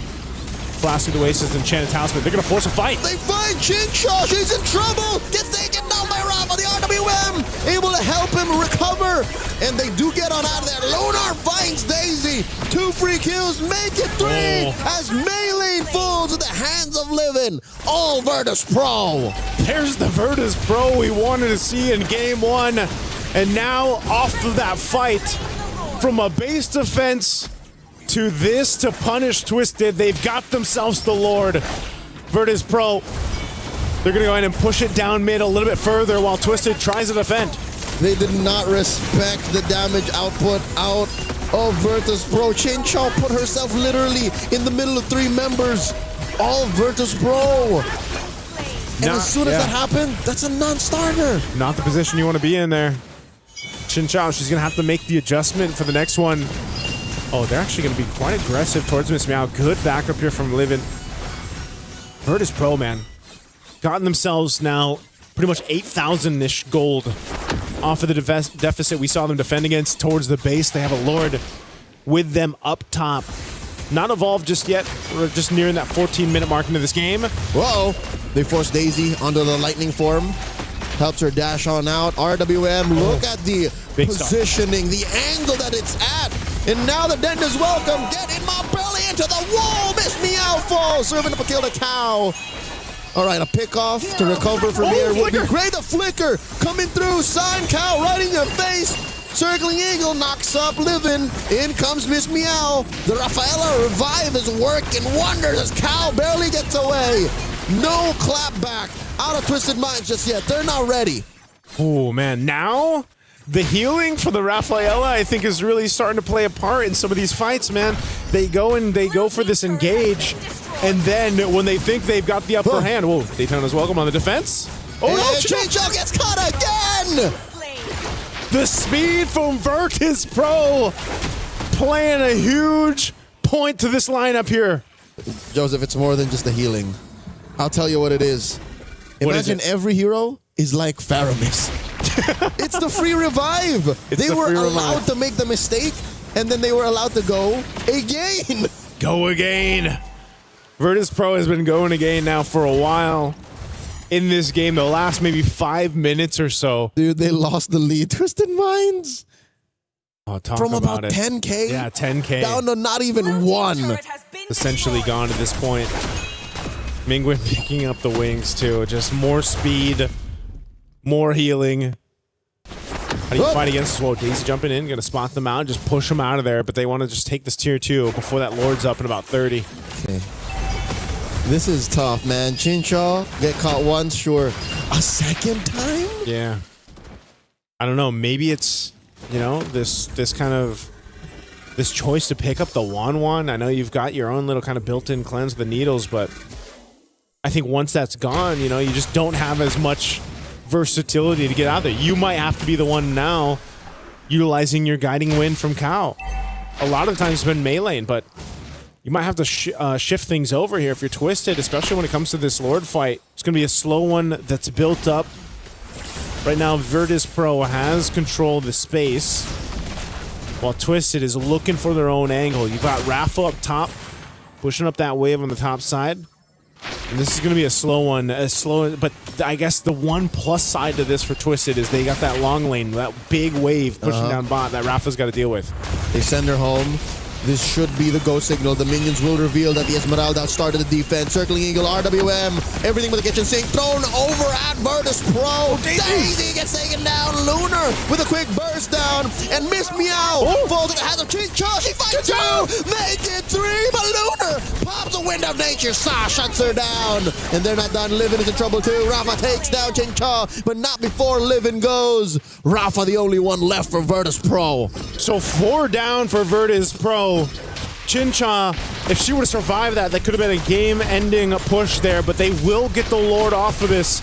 So Twisted Minds fought hard for this team fight, this objective, and they'll get it. Game's not over, and Twisted Minds barely got their wits about them, put themselves in a position of power once again after back-to-back blunders. But I gotta say, if there was an MVP in this game, if Twisted Minds were to take us home in a sweep, I'm giving over to Sa. Look at the stat line on this Eve. Yeah. And watch about half of the RWM she drops. Works of art. They belong in the Louvre. They do, man. She's gotten how many multiple stuns when she's locked them down with the real world manipulation. Last minute, right? It's yeah. like, whoop. Yep. Saw definitely locked in here. Great to see, you know, the versatility from a Kagura to now the Eve that we've seen pop up many times, and now they're on the base, knocking on the door of VP. Another RWM underneath, tier 3 in mid, forcing a response out of VP. They use a lot of their ults to just try and defend safely. Mid lane inhibitor has a fallen. Top lane inhibitor seems to be the next up on the docket. No minions, just a matter of time. VP will not be able to save their last turret. It's a bear base for the Grizzly Bears. In ice. Thin ice. They got back on their polar bears. Better ice for a bit, but then it's been stopped in the tracks, man. Why do I keep thinking they're not polar bears? They are polar bears. They are polar bears. Yeah, they are polar bears. Oh! Missed me out. And they keep going. Here they are from the back. From the back. Which play from Chincho and Daisy. Mean and fall. So does Lunar. And that might have been it. They've cracked the code. Virtus Pro have lost their core. And now it's just Rafa and Livin left.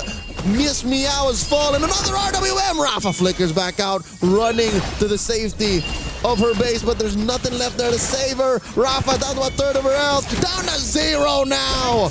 As she falls, Livin the only one left to defend. Circling Eagle knocks her up. The base is going to be up next as Daisy takes her down. Twisted Minds with a sweep. Took them a little bit longer in this game too, but Twisted Minds with a sandwich play at the end collapsed down on the hopes of Virtus Pro to make it to a game 3. It was close. It was getting there, man. The Rafaela was a whole lot to deal with, but Twisted Minds figured it out. They dealt with it exactly how they needed to. Oh my lord. This one was closer to our first match, like the Aurora Team Ray kind of suspense. Definitely. But, okay, can we now say that we've met the Virtus Pro that we've been expecting to see? You know, I would say we saw the shades of it in this one. We saw a glimpse. We didn't see everything, but definitely if we go from game 1 to this here for game 2, this is the Virtus Pro. We saw shades of that come together, but it wasn't the execution to get them the win. Congratulations, Twisted Minds, ending the series with a sweep. Once again, bringing out the Matilda and the Barretts, being honest with it, and that little bit of decision-making in the draft, picking the Juice in instead of the Eve, when we were suggesting pair that Eve with the carry. Because of that, team fights were difficult. However, as you mentioned, the Rafaela and the Constant Revives were keeping Virtus Pro in this game. And I was surprised by it. I think that's when that's when we started to realize the value of the Rafaela besides the heal and besides the extra movement speed. It's just that you have a little bit more room for mistakes. Yep, the macro timing has changed. Yeah. It's like, imagine if you live your life and you only need to sleep 4 hours a day. How much more productive would you be? You'd have so much time. Yep, and that's what allowed for Virtus Pro to kind of in the late game buy things back. In the early to mid, for sure, it was the healing and the movement speed. Yep. But as soon as Miss Meow died and then they revived her, it's like, whoa. Yeah. I think not only that too, but like you called out, you know, Chincha was picked out of position a couple times, but also I think that was just the nature of also being on a 1-1, for example. You know, you only have so much, you literally have like one tool to get out. And I think, you know, we saw the shift of guiding winds being used by Melee, and then eventually it was also Chincha or like the rest of the squad to kind of make use of that, because Virtus Pro was really good at utilizing their own speed potential to try to collapse on Twisted. But you know, there was a quick answer, and once that positioning from Chincha was fixed, you saw how much of a threat. It's been a while since we saw that, man. The crossbow of Tang changed with like tides of some of these fights, and you're taking down what 2-3 health bars with that one ultimate. Not as deadly as I remember Crossbow of Tang being. Of course, there's been a lot of adjustments to Crossbow of Tang over the past few patches. Still something to respect when it happens, but it wasn't the instantaneous reward that I was looking for from before. Still though, Twisted Minds played this really well around their comp, and to be fair, so did Virtus Pro. Lord 2, when they were able to get that, it's because I believe this was Lord 2. Yeah, just watch Lunar here, even though it gets caught out a little bit, actually was able to sidestep, get stunned, but still able to free hit. Meow and Minun collapsed around their carry really well to add a little bit more bodies to help defend, and it worked out. They were able to get the Lord of that after that. But every team fight after was just a reminder of how difficult it is to fight under the box of the Eve. Yeah. Leo said it, man. Saw's Eve here, just phenomenal. Multiple real-world manipulations, multiple stuns on multiple members of Virtus Pro, I think.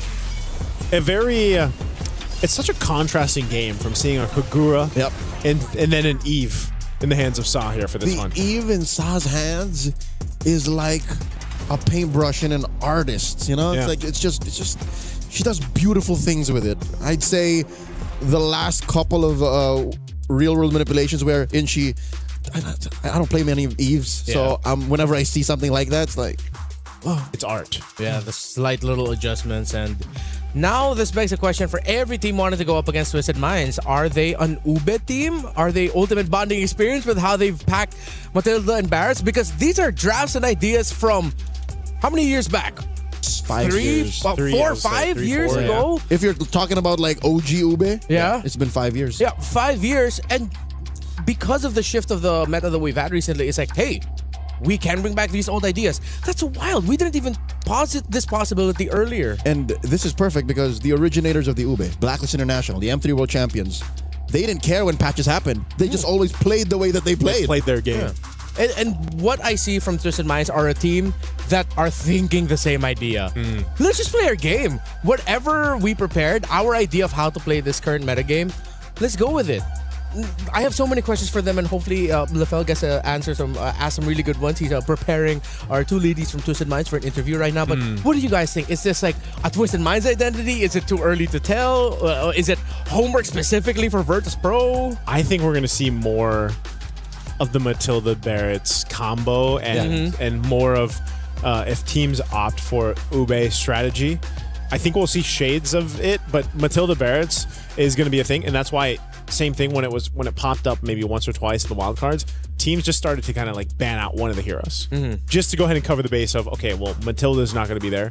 So that kind of dealt with a lot of the setup that you see with the Ube strategy. I agree. If there was one more important than the other, it's the Matilda. Yeah. Barretts alone could be scary, but the fact that your whole lineup suddenly has an extra dash and you have out of the roam, good vision, good mobility, she's just too much. So I think moving forward, especially in the next round of the group stage, take care of Matilda. At least have her on a watch list. Yeah. So if we're going up against Twisted Minds, you have to watch out for that Matilda, and that might even just become a first phase ban on the red side or whatever side you're in. And knowing that you're going up against Twisted, you just take out the Matilda away from them. Red band 3. Red band 3. Red band 3. Let's see if how Twisted Minds this match are gonna go on moving forward with the Matilda now being showcased by them, and if other teams will emulate it. It's exciting that after what we saw from from series number 1 now into series number 2, it just opened up the possibilities even more. Think about how crazy that is, that today on day 1 of MWI we saw a winning Hanabi, a winning 1-1 now. What else won that's unique? Winning, definitely, I mean, those two alone. A winning Kagura. Winning Kagura. Like the Barretts has kind of popped up before, but these are like the 3 heroes that are like Matilda first pick winning too. Yeah, Matilda first pick. That is kind of surprising. Like, it's working. Yeah, and I love it because that's how we set up MWI at the start of the day, and we've seen it just from the 2 matches. But still not done. We have 2 more matches ahead, and right now an interview on stage with Lefel. Thank you very much, gentlemen. Yes, my name is Fel. Alongside me is Sa as well as Kyle. First of all, congratulations for winning that one. How do you guys feel after the win? Very happy. We're very happy because we are winner. Yeah. So right now, Sa, I have to say, right? Game number 2, your Eve was perfect, right? You guys had almost 10,000 goldie, like around 9,000, 10,000. But then when you're in the base, the enemy had a great defense. You guys almost lost it, right? But then you guys recovered. How do you guys recover from the enemy almost going into your base? Ván thứ hai, team mình đã có một khởi đầu xuất sắc và đã lead được 10.000 vàng. Tuy nhiên là khi mà đến nhà chính ở team bạn thì có một số mistake xảy ra, cho nên là team bạn đã có cơ hội để comeback. Thì bạn nghĩ thế nào về việc đó? So we had like 10,000, right? And we're okay to try things. So I feel very chill. Even we lose the fight or anything, I feel very chill.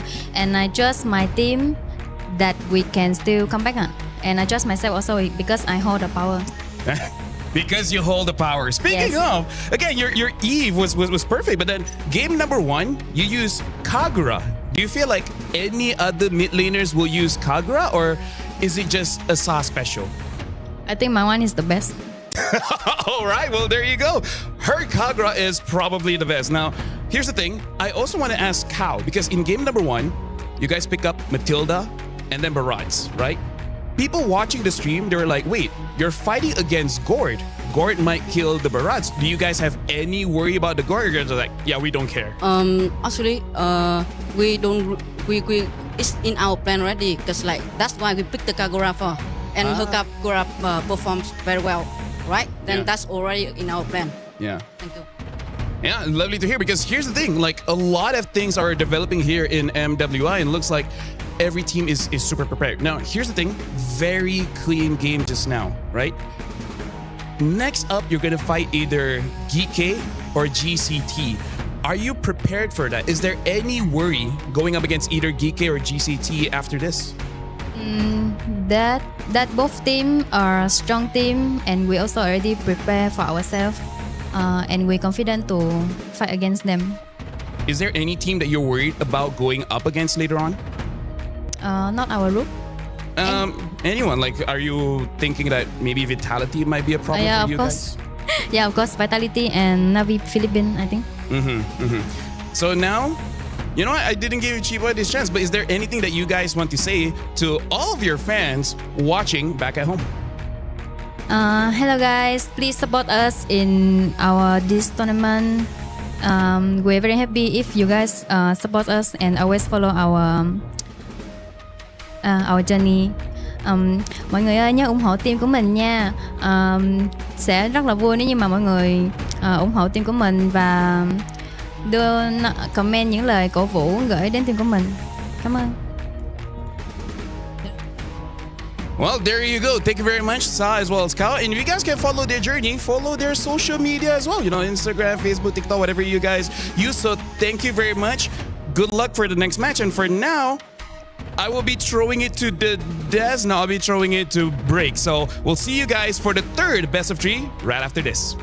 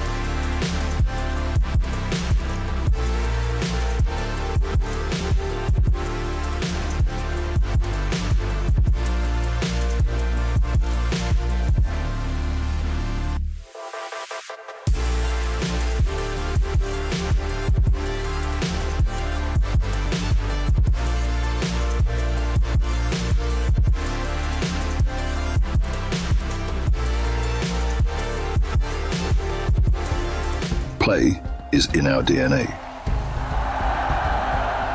Whenever we let it out, it becomes our superpower. Now imagine an entire city being built to supercharge it. Kadir City, powered by play.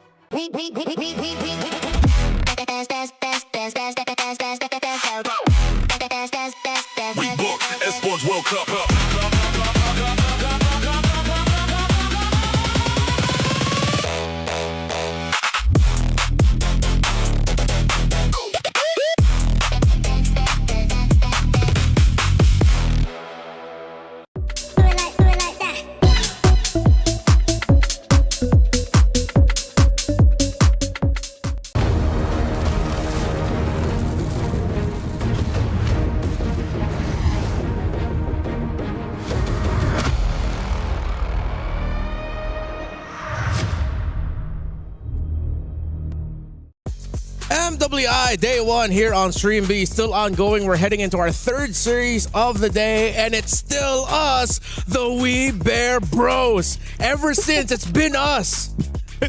Us three. Welcome. It's bear number 4. It's bear number 4. Let me just say, it's pretty nice being on this side of the table. Why are you talking about I this? rarely get a time here. Hey, that's true. Right? Of all the years we've worked together, this is the first time we get to share a desk together, and I'm panel hosting. Oh my goodness, that's true. Because I've always just been like, LaFell's always been my panel host, or we don't even get to work because we're just shifting. So, hey, thanks everyone. I forgot to introduce myself. I'm Renmar. LaFell, that's nice too. Hello, nice to meet you guys. Yeah, really, do they give me a chance to cast? They don't trust me because I usually say the wrong things. I usually say the wrong things, but it's funny though.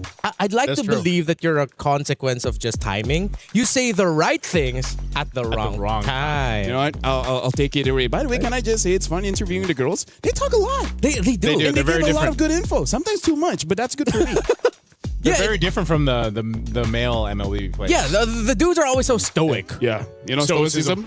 Stoicism. Yeah, big fan of stoicism. I mean, not me. I mean, someone else out there. Sorry, that's a wild card joke. Yeah, I wasn't here. All right, so if you guys are gonna drop wild card jokes, I'm just gonna stand here and watch you guys. You know, I wasn't here. I was back home. We'll include you. I appreciate that. Lay down with me. we love you. Thank you. Out of all the men I've ever known, you are one of the ones that I love. Appreciate it. Yeah, thank you. So about this match, right? Yeah, you just started. You just started. Let's keep you on the desk for more than one day. All right, so this match. Oh, they don't have the team logo. So what did I write down again? Navi. It's Navi versus Galaxy Phoenix. All right, there Not we go. Ayanami, man. I'm looking forward to seeing her play. Yeah, It's Ayanami now. It's Ayanami now? Did she take out the knot? I don't know, actually. It's always changing. Well, let's see. Yeah. Where I usually it shows up here. It's like I'm gonna try to pull it out. Should have been maybe Ayanami. Just to confuse the opponents. That's true. That's true. All right? That's true. Because the previous meta is just saying not Ayanami. So it's like, attack Ayanami. It's like, wait. There. Oh, wait, no, it is still not Ayanami. Oh, okay. It still is. It still So is. this is the World Championship winning roster from 2024, except with the addition of Rain and Rian. Of course, previous players such as Shino, not in the roster anymore. But if I'm not mistaken, like a good amount of this roster also experienced that heartbreaking loss against Team Malaysia in the Southeast Asian Games gold medal match. And ever since then, there were questions about whether or not Navi can keep it up. Oh, they've kept it up. It seems like they got angrier after that loss and just got even better. Yeah, I just feel like, again, this is for the people maybe that were thinking about who can get to the grand finals of MWI. Yeah. This would definitely be one of mine, right? I think that they can definitely... No bias? Yeah, no bias. Right. I'm just going to say, because they're very impressive, and I think even when you look at what they accomplished back in... Was this 2024? I know the three members there. Where they won that championship, and it was a sweep, if I remember right. Mm-hmm. It was, that championship DNA is still there in that team, who's to say that they can't accomplish that here in 2026 MWI? Yeah, I still remember back in 2025, they actually looked pretty strong, but then at I think the second stage of the tournament, they just seemed like they couldn't figure out the change of the meta that everyone is going through. Speaking of, this is like the beautiful thing about MWI. Everyone has their own pocket meta, and they're not shooting in the dark. They know the risk of picking these picks and then what the opponent is going to take, but they have counters for it. So I really feel like for this one, I'm really looking forward to Na'Vi, how they're going to shape their own meta, because having an EXP laner that loves diving to the backline really disrupt a lot of the female teams. And on the other side of the table, from a region that's known for wanting to bring their own identity and trying to make it work in internationals from Cambodia, it's Galaxy Phoenix, one of the few teams, or the only team in history made consistently of all women that played in MPL Cambodia. Yep, correct. Yeah. They in an MPL region. They had a tough time there, but I think they learned a lot. I think that to be able to go ahead and say we're the first female team to go through an MPL. The amount of lessons that they can get in a season like that are phenomenal. So I think, can they transfer that lesson and bring it here to the stage? Yeah, and Team Vitality went through the same thing when they went through MDL Indonesia. I just forgot the specific number of the season, but they went through it. They had a tough time, and they admit they got even better after that experience. I mean, like, hey, if you look to philosophy, as casters of MLBB, we have to look at philosophy, where one philosopher has once said that competition is a healthy way for self-development into excellence. Who said that? Win or lose, your enemy is not your enemy. They are your friend, because only they can actually make you better. If you just fight against yourself, you never know your limit. Who said that? Aristotle?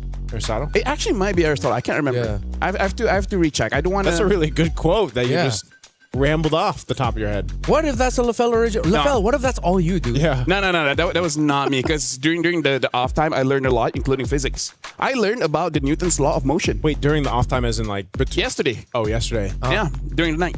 What? Okay. Which law? There's a lot. They have the law of motion, because I was interested about sound. Like, the law of motion is about how particles expand as well as contract in the disturbance of air, water, or even solid objects. The law of motion dictates that the disturbance in the air particles is what creates that sound. And the reason why I wanted to learn that, because of the question, if a tree falls down in the forest, does it make a sound? I would love to look at your search history on your ChatGPT. Yeah, go ahead. I guess I won't show you, but yeah. What if he asked nicely? All right, now that nice is gone, we can just talk. Dude, I love the transparency. Dude, I love Stream B. Yeah, we are a fun bunch. We are a fun bunch. Speaking of, I really want to see how the Phoenix really respond here, because I like the name Phoenix, considering their org. For, I believe, the last time they tried, they were nowhere close to the grand finals, and now having some new additions into their lineup, boom, champions. Yeah, and we're talking a lot about the Assassins at the start of the day. I think they might be the first team to finally show up with a Ling, considering they came from Cambodia, right? Yep. But okay, I got to ask the boys this question earlier. I want to hear what's your surprise pick that you'd want to see? Something that would be so unique. You're at a disadvantage because we've already gone through 2 series, but what's yours? No, honestly, it was Rafa, because I was talking to some teams, and they were gonna use Rafa as a potential counter towards an Atlas.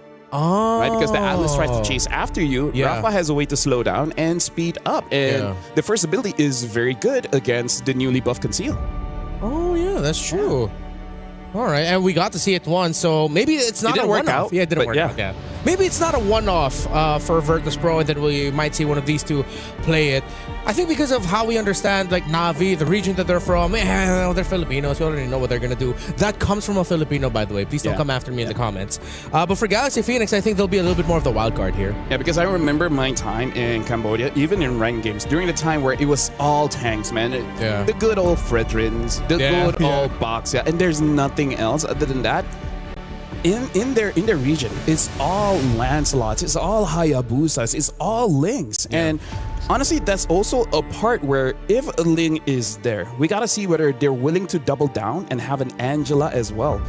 Angela honestly is not that bad, but one problems is that if it's a mid lane Angela, you just don't have that firepower in first and second turtle. Yeah, and then you'll have to put that firepower elsewhere, which would mean that would pressure the EXP laner because that's how you substitute for the lack of like burst in the mid, or you get really greedy and just go for like an Angela mid and then like, I don't know, like a higher damaging row maybe, which is just too much. Yeah. So let's see which route that they're going to be going for. For Galaxy Phoenix, I'm trying to think, what other heroes would I want to see? I want to see a Jawhead. Yeah. I think Jawhead might be okay. If you're going on that route, something that we've seen in the Asian games, but this is very specific to certain players, which is the Selena.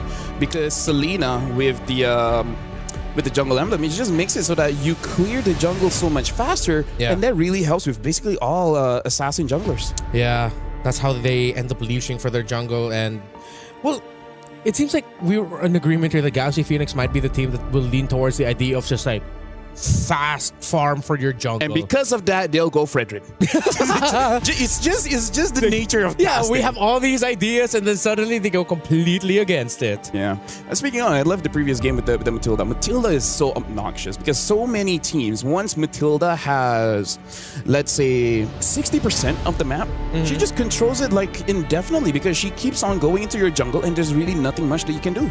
Yeah. And if you're a team that aren't ready to deal with it, it will show. Yeah. And unfortunately, hey, Nice is back. Earlier. Hey, Nice, what's up? All right, there you go. We actually said that you were gone, so you did. When I say when I was saying we, I didn't mean me. Yeah. I just said like, all right, now that Nice is gone, just. And what'd you say? We just laughed for like 10 minutes or something. Yeah. No, because if I don't acknowledge that, people will wonder how come they're not letting Naisu speak, and it's just the two of us. I thought when I was going to come back, you guys were through the draft. Well, you came back and we started draft. Hey, we waited for you. Yeah, we were waiting for you. Thank you, because I had to, I've been here since match 1. I'm here till match 4. Hey, you had a good time relieving yourself, so that's good. So now, Expanding Rivers. Expanding Rivers. Navi against That's where you came from. That's where I came from. That's where you came from, yeah.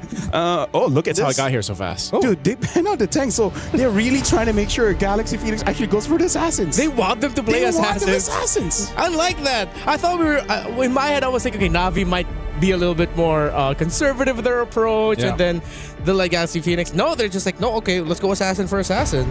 I mean, Keishi, during the height of their championship win, was also a great assassin. I think her Hayabusa was iconic back in 24. I mean, like yesterday we had fireworks. Maybe like the ladies here want fireworks in this game as well.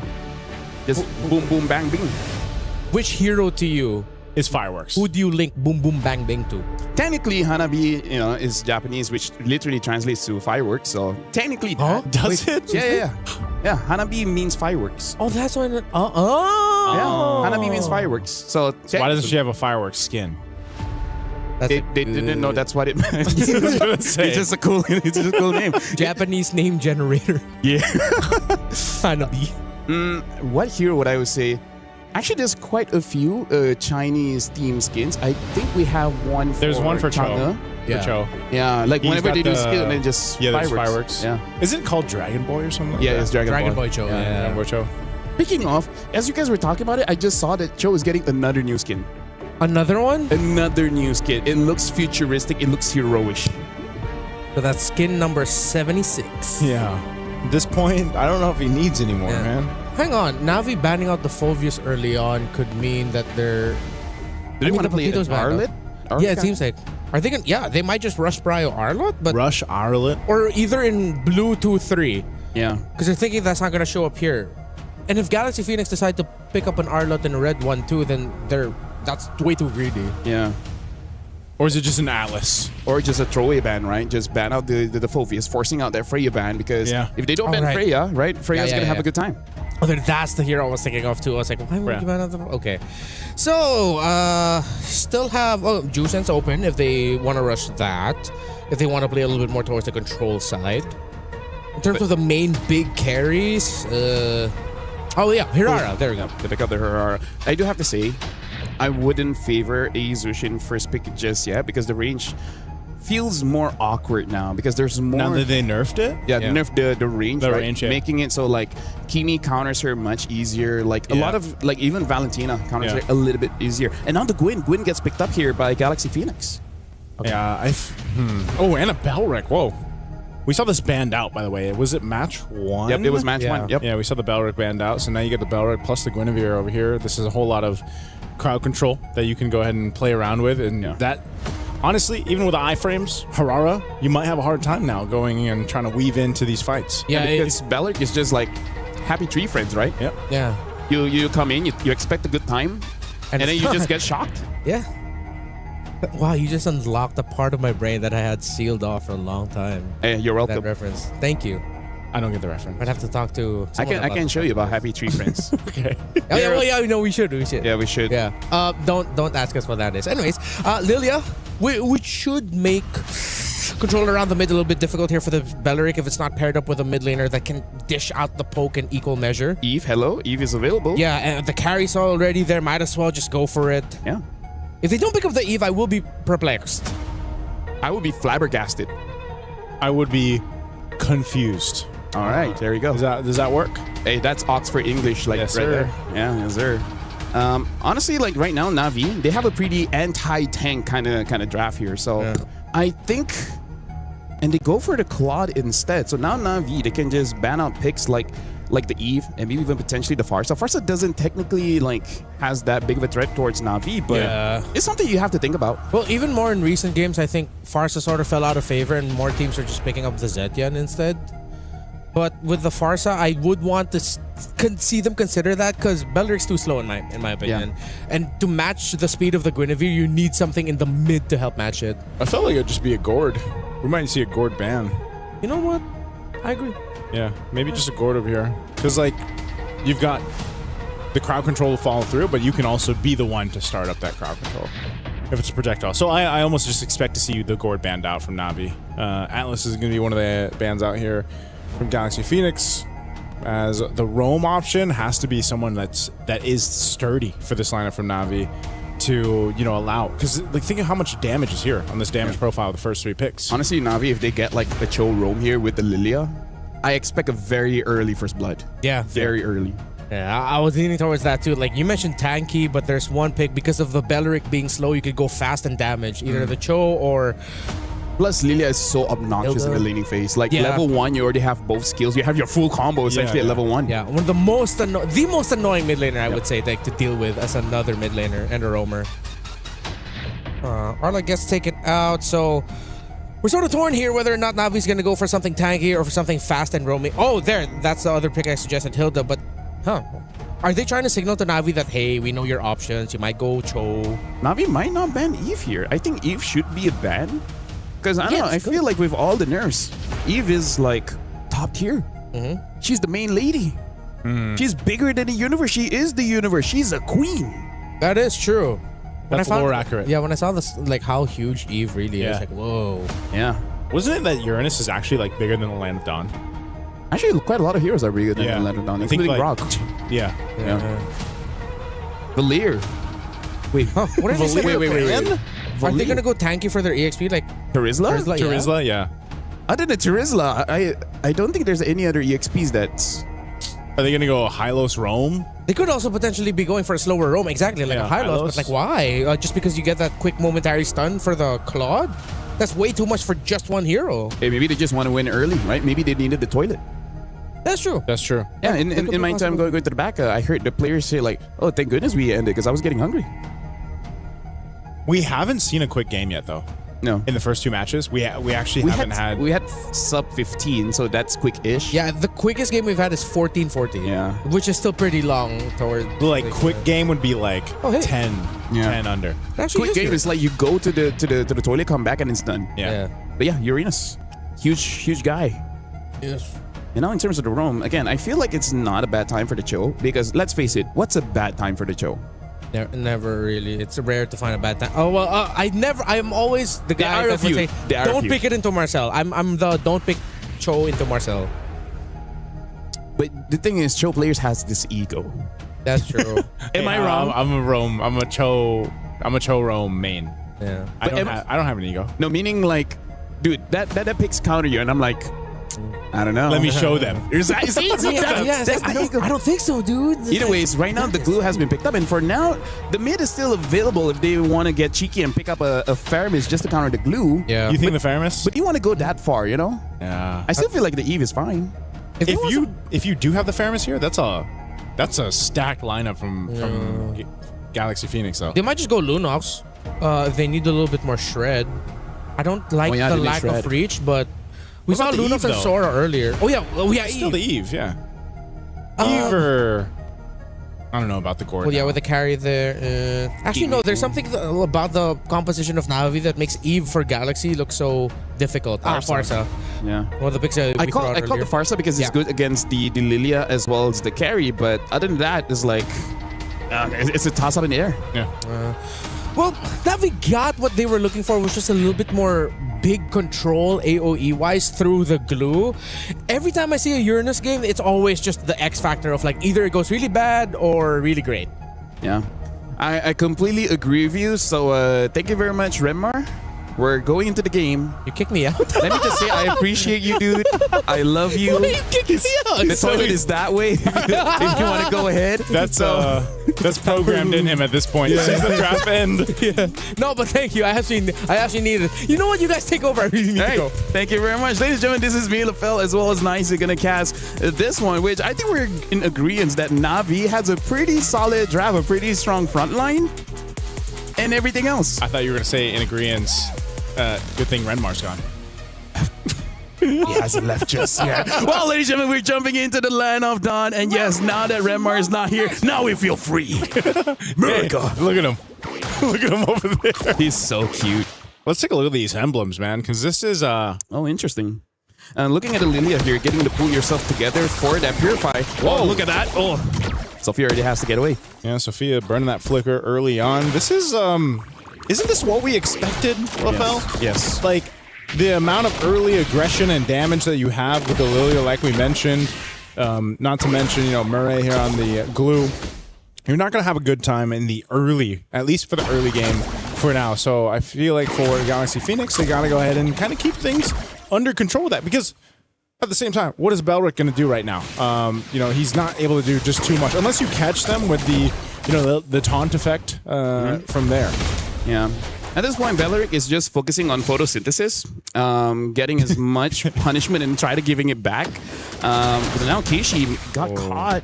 Should be fine. Now Ayanami is there. Oh, she's going to go back. What? First blood going to hands of Ling. And I think she wanted to go ahead and try to utilize the iframe there, but she got punished instead. Yeah. Maybe she just didn't slide it fast enough, or some players, they just put it like very, very close together.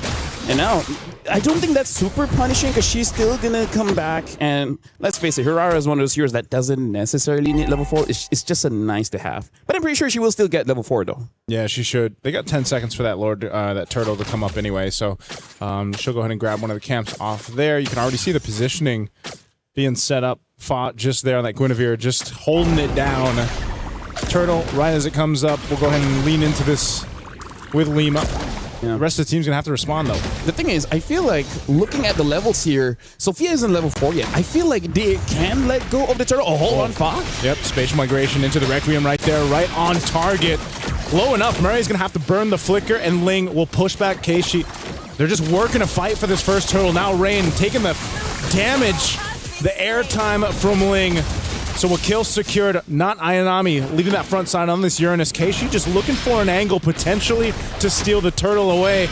It's a quarter of the health here. She goes in, wings in, but not enough. A feathered airstrike dropped down too, but it's not Ayanami, and she'll survive. Galaxy Phoenix fought for the turtle and they got it. Nice, dude. This is what I like about games like this, where we're looking at a draft of Galaxy Phoenix and they know that it's all about fights. It's not about securing those objectives. You have a Farsa, wait for the Farsa to get level 4 and try to get kills. But if you don't have the Farsa, you still get kills? Hey, that's amazing, right? Right now, we gotta talk about Ling 2-0-0, 100% kill participation. Really made it so that Rain couldn't do much, because as strong as Lilia is in game, she has one of the lowest HP in the game as well. So it doesn't take much to take down a Lilia. I feel like it's valid though, because she's got black shoes, It's just like... She's a schoolgirl. You know how much health? Yeah. You're too busy giving your life to school. It's like your HP goes up as you age, but then at a certain age, the HP goes back down. It goes back down. She hasn't hit her peak just yet. Wait till Yeah. she gets to college. Eventually. In the Lena Dawn, the time works different. By the way, have you heard of the time is relative? Where? Here? So in time is relative. So here? in or Land of Dawn. In physics, Oh. time is called a time dilation. It affects by your speed as well as gravity. That's great to know. Hey, shout out Interstellar. Either ways, the more you know. The more you know. Hey, dude, I learned philosophy as well as physics in like 3 to 4 hours. Yeah. I'm okay to rip it. At Okay. You can rip it all day today, man, and tomorrow.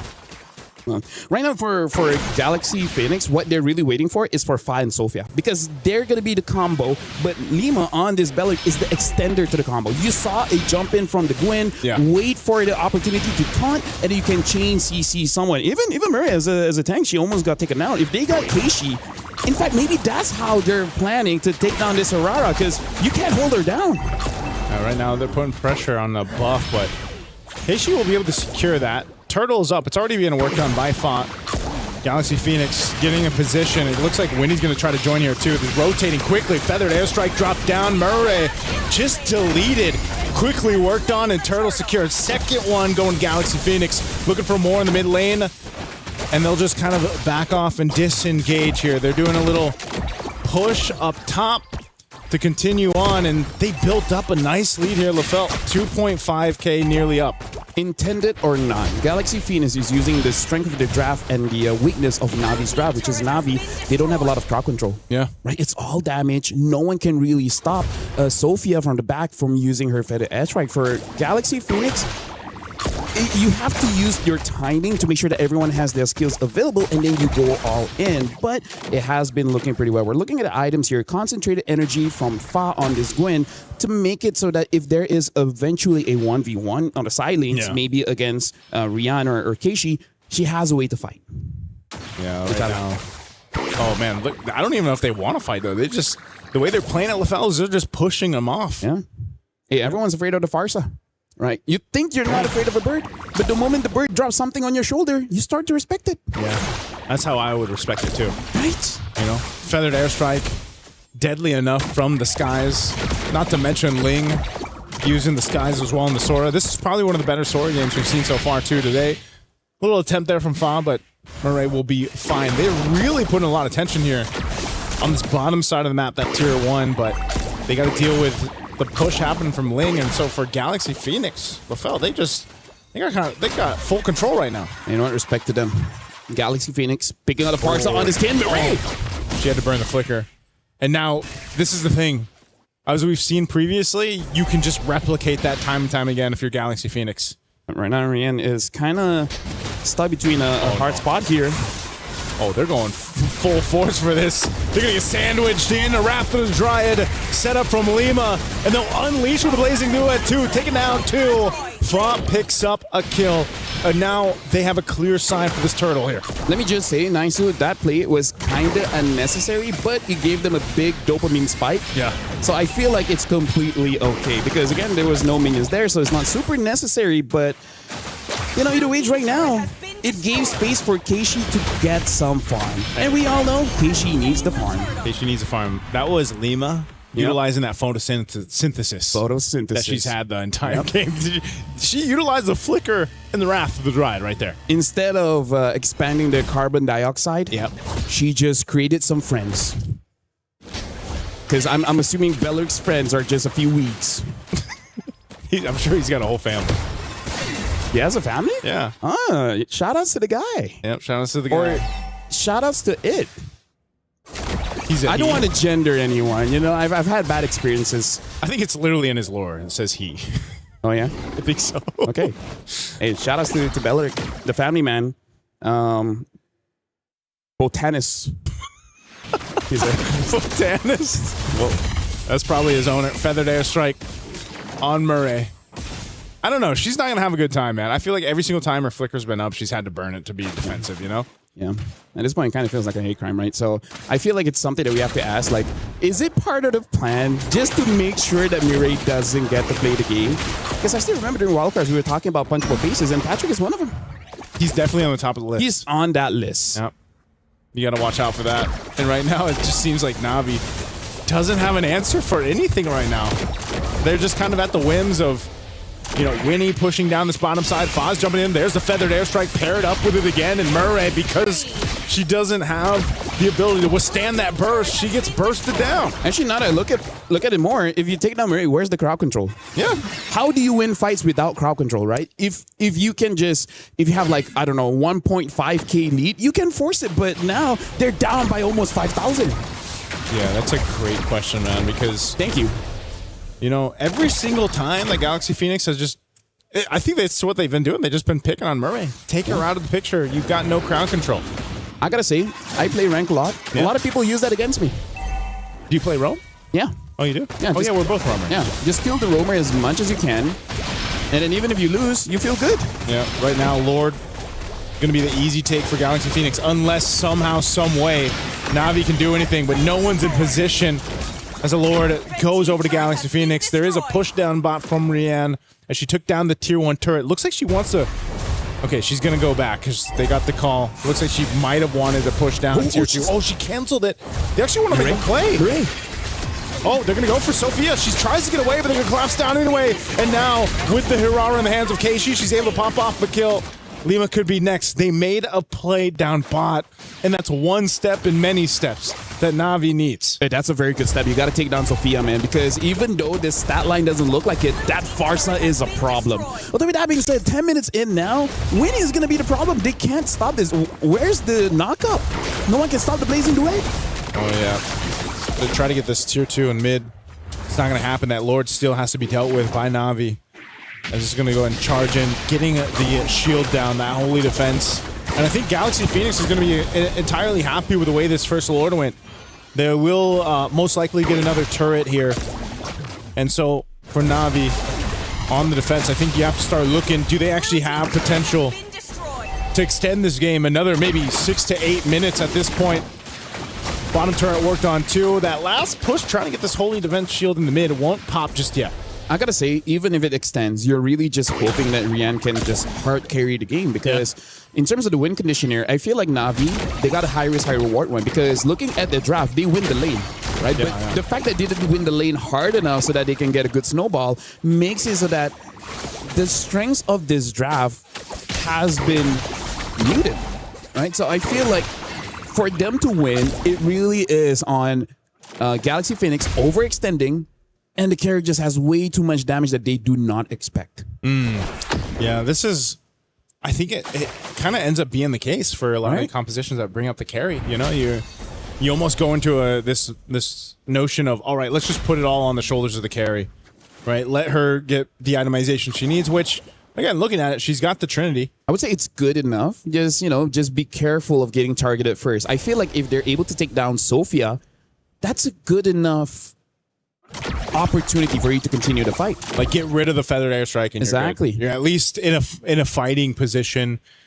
You know, maybe if this wasn't a 6,000 gold deficit that Na'Vi's trying to work from, that might be even more of the case there. Yeah, look at the gold difference here.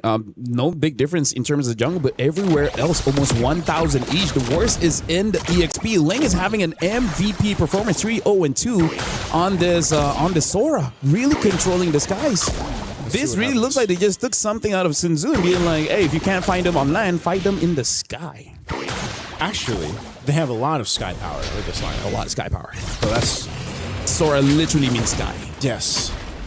And they also have that feathered airstrike in the sky. Right now, this Lord is up. Galaxy Phoenix took the last Lord just easily. I don't know if Na'Vi wants to fight this one. They are getting in position to seem like they want to go ahead and fight for it, contest this, but Galaxy Phoenix already starting core to the health. Rain trying to get in zone.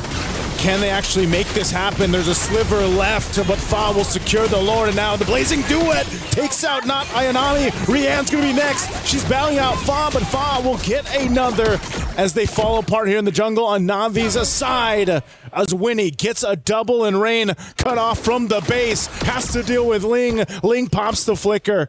And now they're just trying to buy some more time off of it. Murray went down too, trying to delay the inevitable. But with a Lord secured, Galaxy Phoenix taking down 4 members of Na'Vi. They'll just march down this mid lane with a row of minions and the shield already popped in the mid base turret. They've got a clear sight for the win. A feathered airstrike dropped down. Not Ayanami's back in the game. 2 for now. With Na'Vi, they got to clear out the minions and prep for the Lord push. Yeah, right now the Lord is here, and Ling is on the way. Ling can take down a big chunk out of Na'Vi, but looks like they're not gonna force it just yet. The minion waves aren't in the right spot. Oh, wait. Unless they try to make it the right spot. They're going to set it up here in the base anyway. A feathered airstrike comes down as well. The follow through from Winnie. Not able to capitalize the kill, but they'll just lock on the base with the Lord up, and they've got enough firepower to do it as Galaxy Phoenix take game 1. Yeah, honestly, right now, Galaxy Phoenix, I would say they're winning based on the draft, but more about drafting for themselves. They like to fight, so just fight. I like it when they understand themselves the most, you know? Like, we like to play late, so let's just get a draft that can play late. We like to fight. We have a lot of suppressed aggression, and then this is the healthiest way for us to express ourselves. Remar, do you have a lot of suppressed aggression? Yes. All right, good to know. I have a number for anger management. Thank you, Ashley. Actually, I don't. All right. Sorry to bring your hopes up. Now it's about to be very visual aggression. But no, it's okay. That isn't a threat. Well, congratulations, by the way, Galaxy Phoenix. That was dominating. And we were saying that they were going to be the team that wants to fight, coming from Cambodia, which is why I said what I said about the Uranus, man. Yeah. It's either really bad or really great. Unfortunately, I think when you're up against a team that just wants to fight, you're going to need to match that aggression, and Uranus just isn't it. Can I just say, we don't play Claude, but that seems like a very good Claude game where it's like, who's going to stop the guy? Yeah. Right? There's virtually no crowd control. They like really hard crowd control to make it easy to stop it. It's been quite a while where we see a draft that's virtually no crowd control, no Naisu? Yeah, it was, and that's why they just bullied Murray, man. I mean, Murray had to either burn the flicker or she was dead, and it just wasn't a fun time for her. That's the most American pronunciation I've heard of Murray's IGN. Murray, I do it all the time. We call it Tan. We can call Murray. Yeah, what was she saying? Tan? Yeah, like supposed to be like Tan. Yeah, usually it's like Tan because she's Indonesian. But it's Tan. Yeah, but we call it Tan. Tan. So now she's Murray. Murray. Murray. I think even when I saw Murray in the airport, I was like, "What's up, Murray?" Murray. How did she react? She just accepted smiled. it. Oh, okay. She said, "Hi, so nice you." But yeah, look at the highlights here. All the chain CC that goes on and the immediate burst damage from the far side. That's one of the best things when you have a far side on your team. There, you don't need a build up. Yeah. You just need someone to stop for a while. Yeah. And then that person's gone. Yeah, this is why we also saw that Na'Vi was just stuck with picking the glue there at the end because they needed some crowd control. Yeah, the glue is great, but then when you're up against a lineup that just layers everything so well, we saw there at the end the beautiful combo of the Sora and the Guinevere together. You get spun around, the Guinevere's there, nothing you can do. Yeah, this is. I'm also wondering, are we seeing that effect of spending a season in the MPL over there in Cambodia and like how they're playing here? Because I feel like this looks like when you're watching them play, man, the execution is on point here. Well, one of the greatest powers in the world is knowledge. Yes. And you will not be able to get knowledge without pushing yourself, without going to uncharted territories. That's true.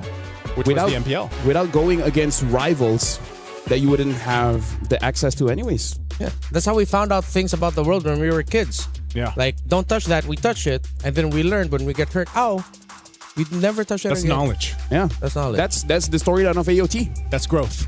That's growth. Do you guys want to grow? Be uncomfortable. Hey, look at this guy. He was uncomfortable his entire life. Look how tall he is. Was I uncomfortable my whole life? What happened? Was I uncomfortable my So whole what does life? that say You about... had a pretty tough childhood, man. What does that say about me? As a kid, he was bullied because of his ears. Actually, we never see your ears because you're always wearing a headset. What's wrong with my ears, LaFell? I think it's an ear reveal time, Naisu. My ears are fine, man. Okay, so that wanna one, see it? I think it's for your own personal comment. His ears are okay. Let's talk about this one. I really feel like for Na'Vi, they just put all their eggs in one basket of winning the lane. Yeah. Right? It's just like, we just win so much in mid and in EXP that it wouldn't matter. They put it in the carry too. Yeah. Yeah. They need more crowd control. And we've always said this a lot. No matter how it looks like in the separate matchup, if you're lacking crowd control as a team, you're just not going to have a good time. Especially if you're up against a Gwyn. Yeah. Even if you take out the Sora, just the Guinevere alone. Yeah. Oh boy. Not a good time. That game start for Ling, it's so funny saying Ling for the Sora, but like for Ling to have that kind of start on the Sora was already not a great place to be in if you're Na'Vi, because you saw how many times Ling just was like, you know what, I'm gonna even when we didn't think they'd push at the end there. Yeah. It was Ling that's like, nope, I'll make my own space. Here we go. I'm gonna jump in, shifting skies, set things up for the team, and that's what she was able to do. It's kind of like one of the mindsets of the players. It's like, we're already far ahead. We can afford to try this out. If it doesn't work out, I trust my team. They can just back me up. This is why it's so weird that we're saying this about a Filipino team, wherein it seems like they forgot to look at the big picture of it all, of like, okay, how do you blend together as five? And on the other side, a team that's known for their aggression, they were able to build a beautiful picture together as a team. Let's see if they'll be able to keep that up and sweep Na'Vi for a surprising result, or will Na'Vi force a game number 3 after this break?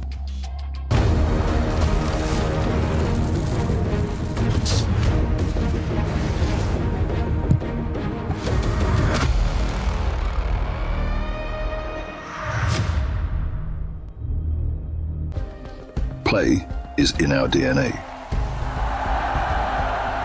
Whenever we let it out, it becomes our superpower. Now imagine an entire city being built to supercharge it. Kadir City, powered by play.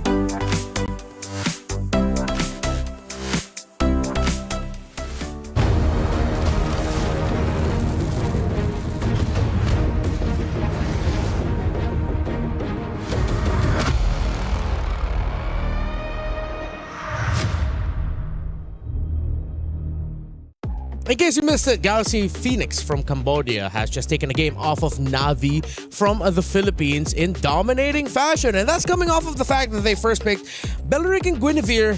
Na'Vi had all the time in the world to adjust, and they just lacked a little bit of crowd control. We already talked about it earlier on. I think we're all in agreement, the lack of crowd control. But do you think they could have made that work, or was it just too tall a task to make that lineup work in the end? I feel like if the first two minion waves in mid, they got first blood, I think they could have made it work. Right? They almost did. They almost did, yeah. They almost did. Like they had enough pressure with the Lilia combination that they almost got the first blood. And I think it would have been very different if they did. Because let's just put it into perspective, right? You get first blood in mid, they're already down, and then you invade the jungle with the Hirara, and which I actually think that's the turnaround. The Hirara was killed early. Yeah, Hirara was killed up top. If she was not killed, maybe the game would have been much different. So is that how punishing assassin junglers are right now? Well, if you die early on like that. Especially you're up against a Guinevere, so as great as a Hirara is, then I think that might be like the little missing piece we have to look for in the drafts. Like if you want to first pick a Hirara, you have to consider maybe taking out the Guinevere, or at least be ready to deal with it. Because if not, then you'll just get what we saw in game number 1. Because gentlemen, I really feel like because of the changes of the jungle, two things. Number one, the amount of gold in the jungle, but more importantly, the retribution scaling just got much bigger in this patch, makes the first 2 minutes like one of the most vital pieces of the game. Like talking to multiple players, they all agree like you cannot mess up the first 2 minutes. We're okay with not winning as long as we're not losing. Yeah. Right? That's why in the wild card and after the adjustments, it became the tank meta again. Because it's the safest way to jungle. Yeah. And then for Hiraras, if it's Hirara, then it's well protected. I think that's why when we saw the Hirara work the best in the hands of ZXaura in the wild card, it was because he was able to snowball early on in those first couple minutes, and then the rest of the team meta supported as well. it. Yeah. It's still meta. Oh yeah, Still meta. Still meta, and so I think you have to be willing to, as a team, to take that risk if you're going to pick an assassin jungler. And why in some of the high pressure situations, it's just a little bit easier if you're going to go ahead and pick a more sturdy hero and put him in the jungle. And it kind of secures yourself a more probable chance of getting to that first hurdle without being behind. I remember what we were talking about in the draft when you decided to bring out the Farsa, and then Farsa did get picked up here by Sophia, who is known for the burst style single target heroes, but this time it's a little bit more AoE focused. You get to rotate around the map fast. I think we just have to give it to Galaxy Phoenix. Instead of looking at it as a bit of a mishap on the side of Na'Vi, what if Galaxy Phoenix were just read the rotations really well, read the draft so well that they set it up perfectly for themselves? We have to give them their credits. The fact that they caught the Hirara in mid-rotation, I think that kind of clears it, right? The only change that I feel like they could have done with the draft, instead of Uranus, probably a Terizla. At least that's one source of crowd control. Yeah, that's one thing we thought would come into play when the Valir was banned out. Because your Valir is pretty out there when it came to the ban. Yeah, that looks so specific. That's why we were thought, okay, much tankier. Maybe they're already eyeing the glue in the roll. Maybe. But then you could have set it up even better with even more crowd control through the EXP laner. Or maybe, hey, Ayanami in 24 and... Okay, let's focus on 24. They excelled when Ayanami can set up, can play make, can be independent of her teammates being in the lane with her, where she can just clear minion wave fast, join in. With the Uranus, you don't really get that. Yeah, you can cut waves, play the macro, but you're losing the impact in the fights. I feel like this is one of those situations where they're just caught off guard, right? And I feel like that's gonna be the story of MWI after all the games are done, because who would have thought that Falcon's ID dropped 2 games back to back in very dominant fashion as well. So I really feel like here in the MWI with the patch, it resets quite a lot of team, and it comes to the question: who can discover themselves faster? You gotta remember, whoever does that, then they win. Yeah, because like on our, I mean, I'm not entirely sure now of the current update over on Stream A, but that matchup was quite a surprise. I think everybody probably reacted that way, but that's also the case of MWI. We had certain teams that were obviously contenders who have a bunch of this experience, and then you have this shift where these newer teams and these newer players and newer regions, I feel like, are catching up to that standard, right? The standard of what we've seen so far competitively for MWI. They're getting there, and so I hope whatever the result is, by the time we get to the last day, whoever ends up in the grand finals, we don't even know. Maybe it won't be Team Vitality that has that sure spot up there. Who knows, right? But if they do, whoever's going to be matching against them, I think will give them, I hope we get a full series. It's a best of 7, right? For the MWI series. So, because yes, the meta and the patch has been ever changing, and also you have to sprinkle in the fact that MWI is different itself. Oh yeah, for sure. Which I think I'm really going to have to agree with what you guys mentioned, where self-discovery is important. I'm not talking about life here, I'm talking about MLBB. Growth. But MLBB is life. But it's you willing to take... Stream B is growing Stream. We are. We are. This is where you learn. Yeah. Well, that didn't really apply to me. I'm stuck at like 5'4". No, you're still growing. Centimeters. Tomorrow you will be taller.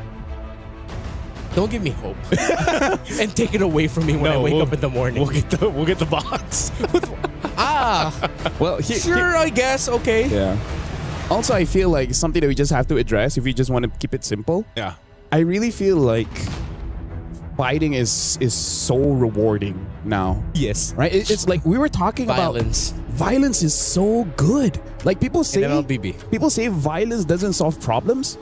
They're just not using enough violence. In MLBB. In MLBB. I like that disclaimer from Renmar each time. In MLBB. Yeah. Because I really feel like micro in the first 12 minutes is super important right now. In MLBB. Micro again. Yeah. Micro and macro, man. You want to save me here, Emar? Yeah.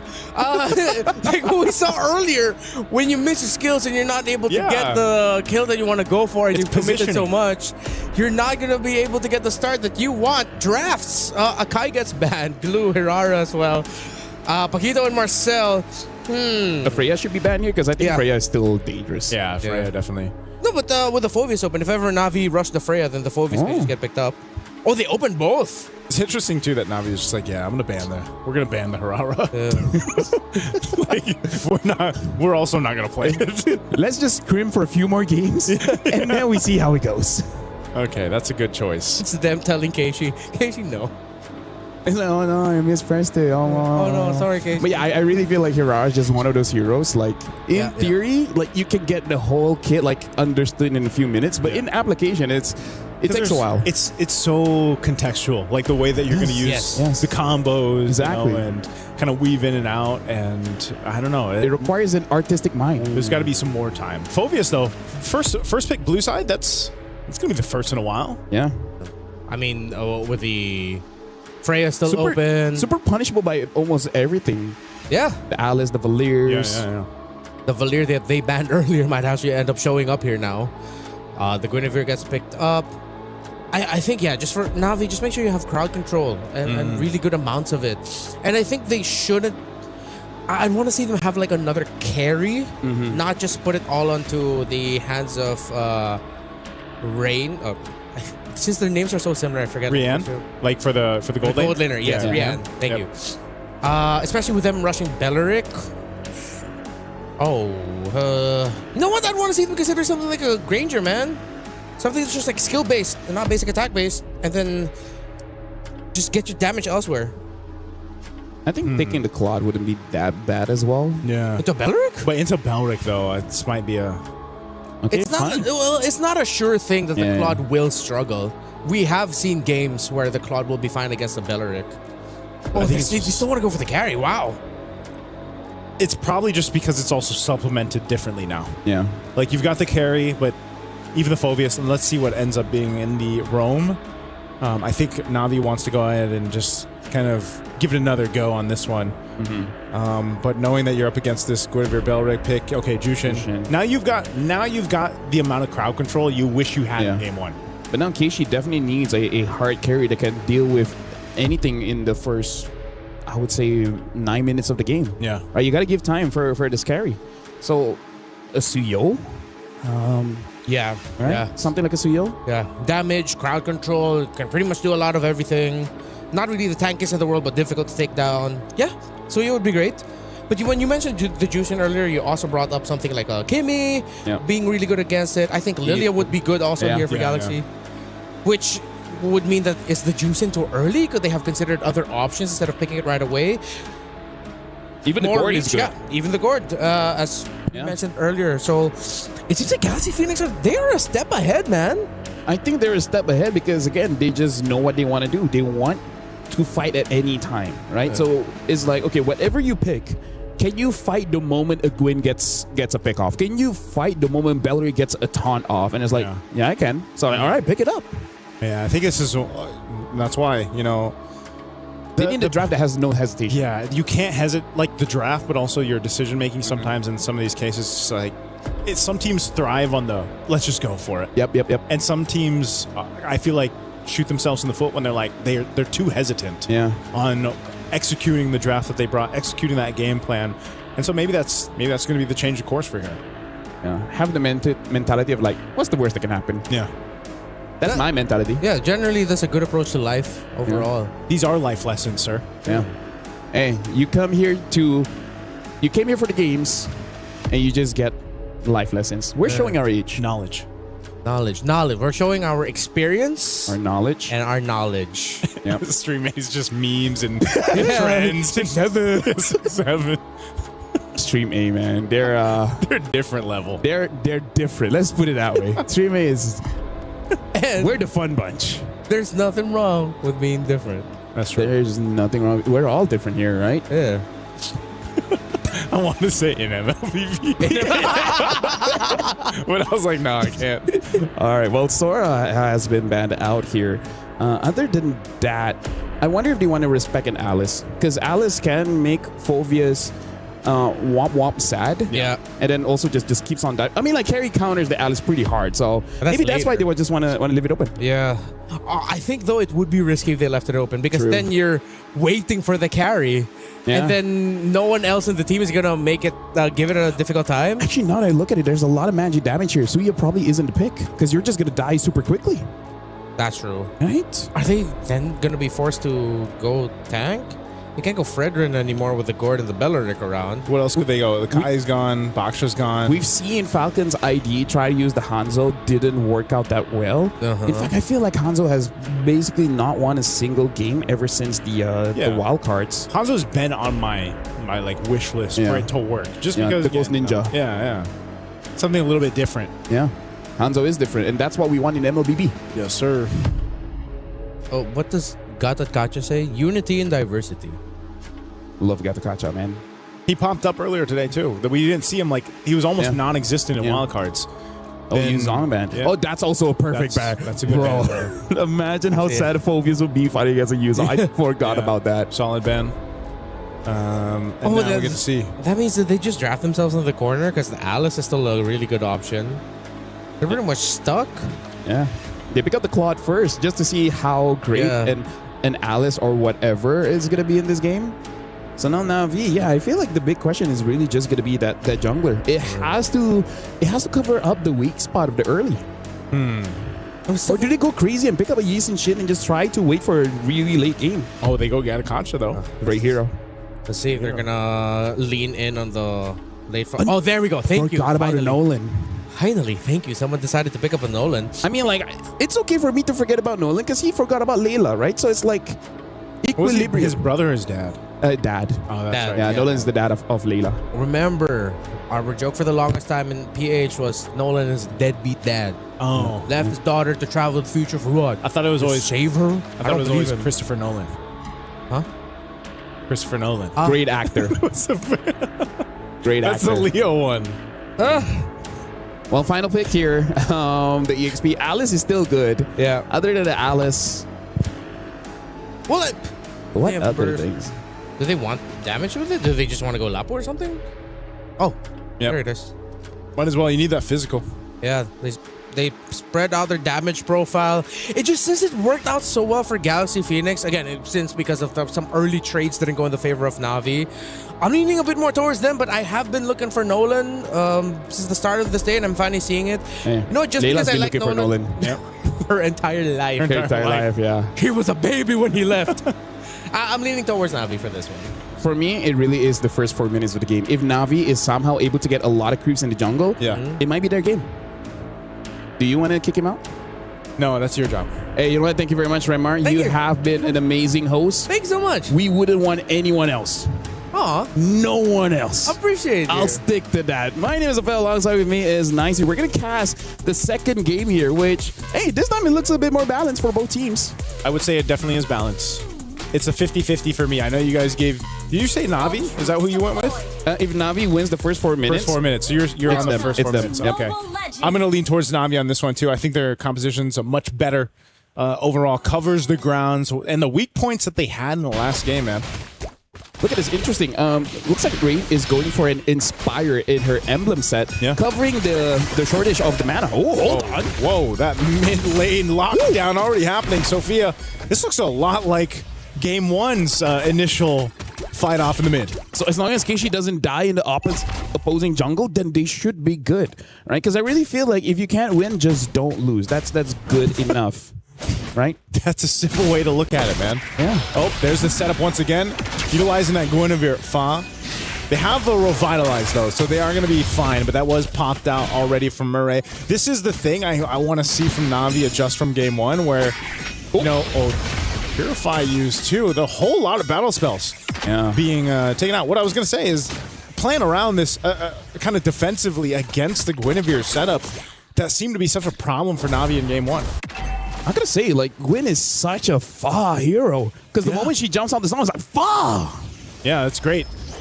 You know, it's one of those things where you have to say it when you do it. Yeah, not having Purify in the first turtle is going to be devastating. Because again, with the Guinevere, you don't have to win the turtle. Yeah. You just kill 2 people, and then you're happy in MLBB. Yeah, this is one of those cases where if you get overloaded with the crowd control options that Galaxy Phoenix has, it's going to be really difficult to approach the objectives. Yeah. Because right now, I feel like for Na'Vi, they just have to remember what happened in game number 1, where basically they get picked off. It's even the same bush. Look at that. They're just waiting in that left bush in the mid, trying to wait for someone to go through. Oh, but this time, Keishi on a different hero will be able to try to go for Ling. Not going to happen, though. Ling also, she's got her bravest fighter, so she's fine. A little projectile into the gush. They're going to look for this pick off here with the Requiem, not Ayanami. First to go down, first blood over to Galaxy Phoenix, and now Turtle for the taking here. A jump in from Ling just to zone out the rest of Na'Vi. Bravest fighter bringing Keishi low, but the Lantern under the turret as Ling gets punished. But Turtle secured for Galaxy Phoenix. Yeah, still a positive for Galaxy Phoenix because they're able to get a kill as well as the Turtle. I'm sure they would prefer if Ling doesn't die there, but I feel like it's still okay because you're going up against Phoveus. Phoveus isn't going to punish a Laput that much. Yeah. So Ling should still be able to get a farm. She's got to be the brave one, right? So that's what she went for. You got to remember, too, there's a Jushin across from you for Rain right now from Na'Vi. But I think off of that, if you see a lot of those little minor exchanges in terms of what Galaxy Phoenix can get, they compound throughout the game. Speaking of, Ling, it's actually having an advantage in terms of the gold. So it looks like Ling was able to deny not Ayanami in some minions. So even though she did die, it really didn't punish her that much because it doesn't look like she really missed any minion waves. So now for Galaxy Phoenix, Na'Vi has to understand their whole idea is Fa is going to pick off someone. Yeah. And then Sophia is just going to follow up, right? It's rinse and repeat, rinse and repeat. At this point, they're like, who's going to be the sacrificial lamb? Someone has to die, and then the rest of the team has to get an advantage somewhere. That's why you pointed this out previously, the fellow, that concentrated energy early item for Fa is just so valuable, man. For any of the Guineveres that are picked up here. Na'Vi, at least, in a sense, you know, Keishi got an early kill. She's able to go ahead and scale up on the Nolan. I'm just wondering, is the Nolan scale going to be enough to contest what Galaxy Phoenix has? I feel like the skill is going to be good if you can get Sophia, right? Because I really feel like it's not what you have, it's about how you use it. Yeah. You got the damage. Yep. But if you can't kill Sophia, if you can't kill Winnie, then there's really no point to your hero. Yeah. Sophia's the key for Na'Vi to get to game 3, man. At this point. But Sophia, playing like the way that she did on the far side, now you don't have as much mobility to kind of get out of those dangerous situations. You're really just relying on either getting that little minor stun in with a projectile or just flickering, right? The athletic flicker, as I call it. But right now, the second turtle's up.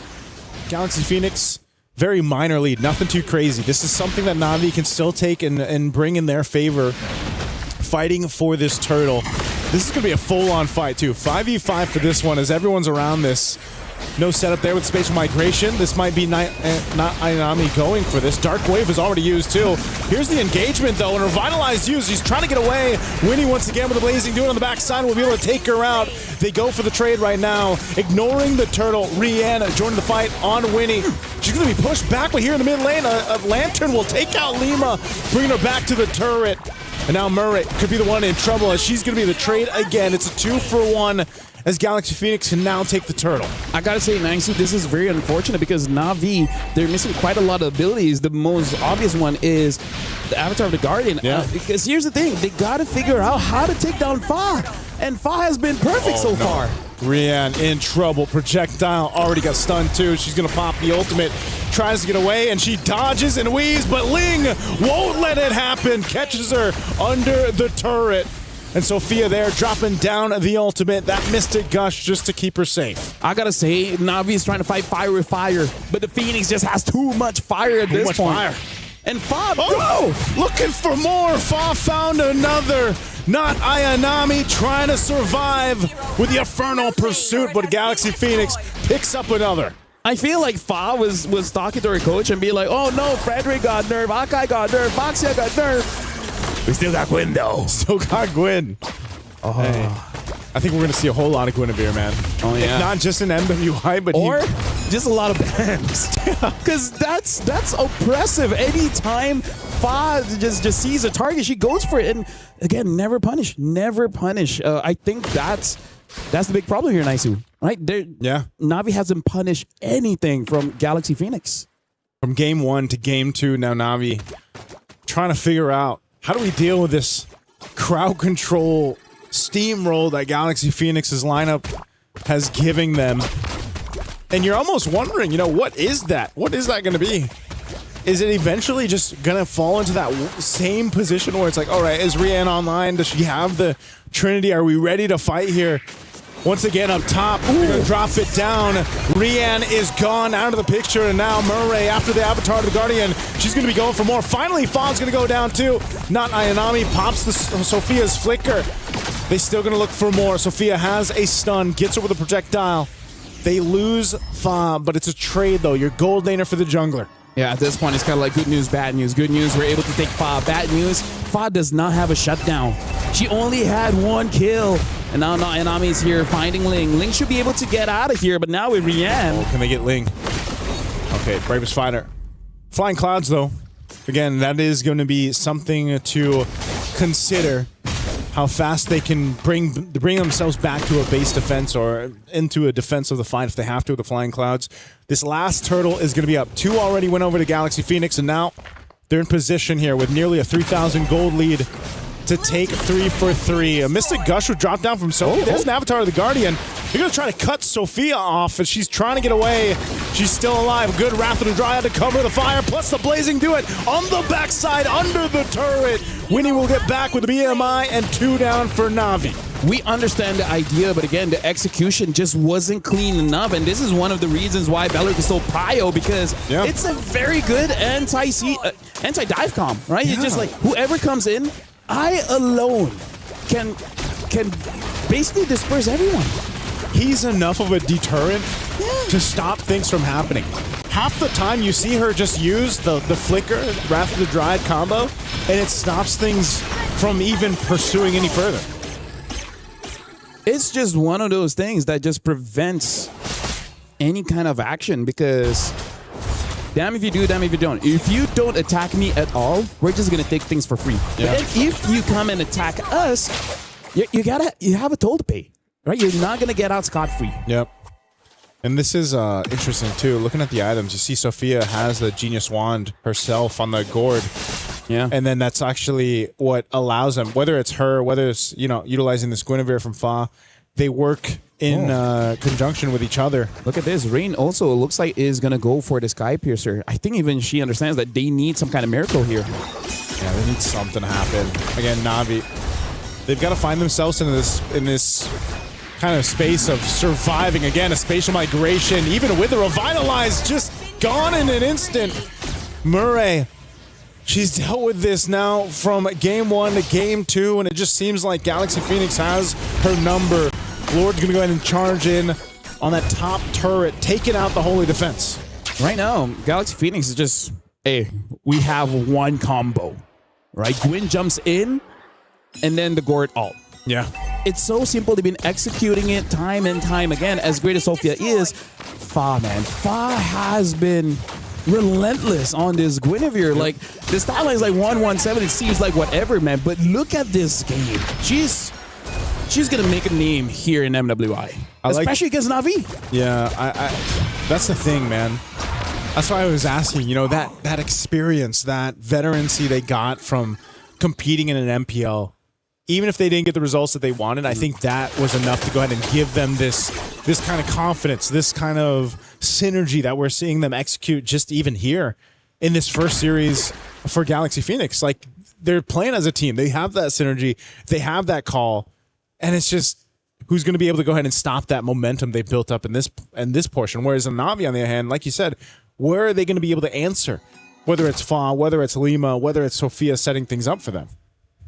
There really is, like, Galaxy Phoenix be like, all of those guys did this to us. Yeah. They keep using Gwyn, Gourd, Farsa, and now we're going to give it over to you. Which, honestly, it might also be a different advantage where, you know, MPL Cambodia is like, you know what? We want to help you out. Yeah. Like, we're not competitors in the sense of, you know, in MWI, so we're going to give you all the information. Imagine 9 MPL teams are like, we're going to go all in on you, and this is the result. They look absolutely amazing. They look clean. They look composed. They look like they know what they're doing. Yeah, this is the thing you mentioned, man. They were uncomfortable there in MPL, and now they've grown to this point where they're just, I mean, they to be fair, like, they are giving it to Na'Vi right now. they should be one of the teams for both Stream A and Stream B to look out for moving towards this competition. Hopefully we don't jinx them though. Right now, Galaxy Phoenix is 7,000 up, and Winnie is having a good time. If she dies after this, I apologize. Oh, look at this. Lima going in with the conceal play. They're just trying to set things up in the sandwich play once again. They're going to cut off not Ayanami. She's off from the team. There's the Wrath of the Dryad flicker combo. We see time and time again. Murray trying to get away, but even with the Avatar, the Guardian is not enough to escape with her life as two fall. The top turret goes down as well. Galaxy Phoenix sees the win in sight. They're going to lock down on the base anyway, and they want to sweep Na'Vi, and they'll do just that.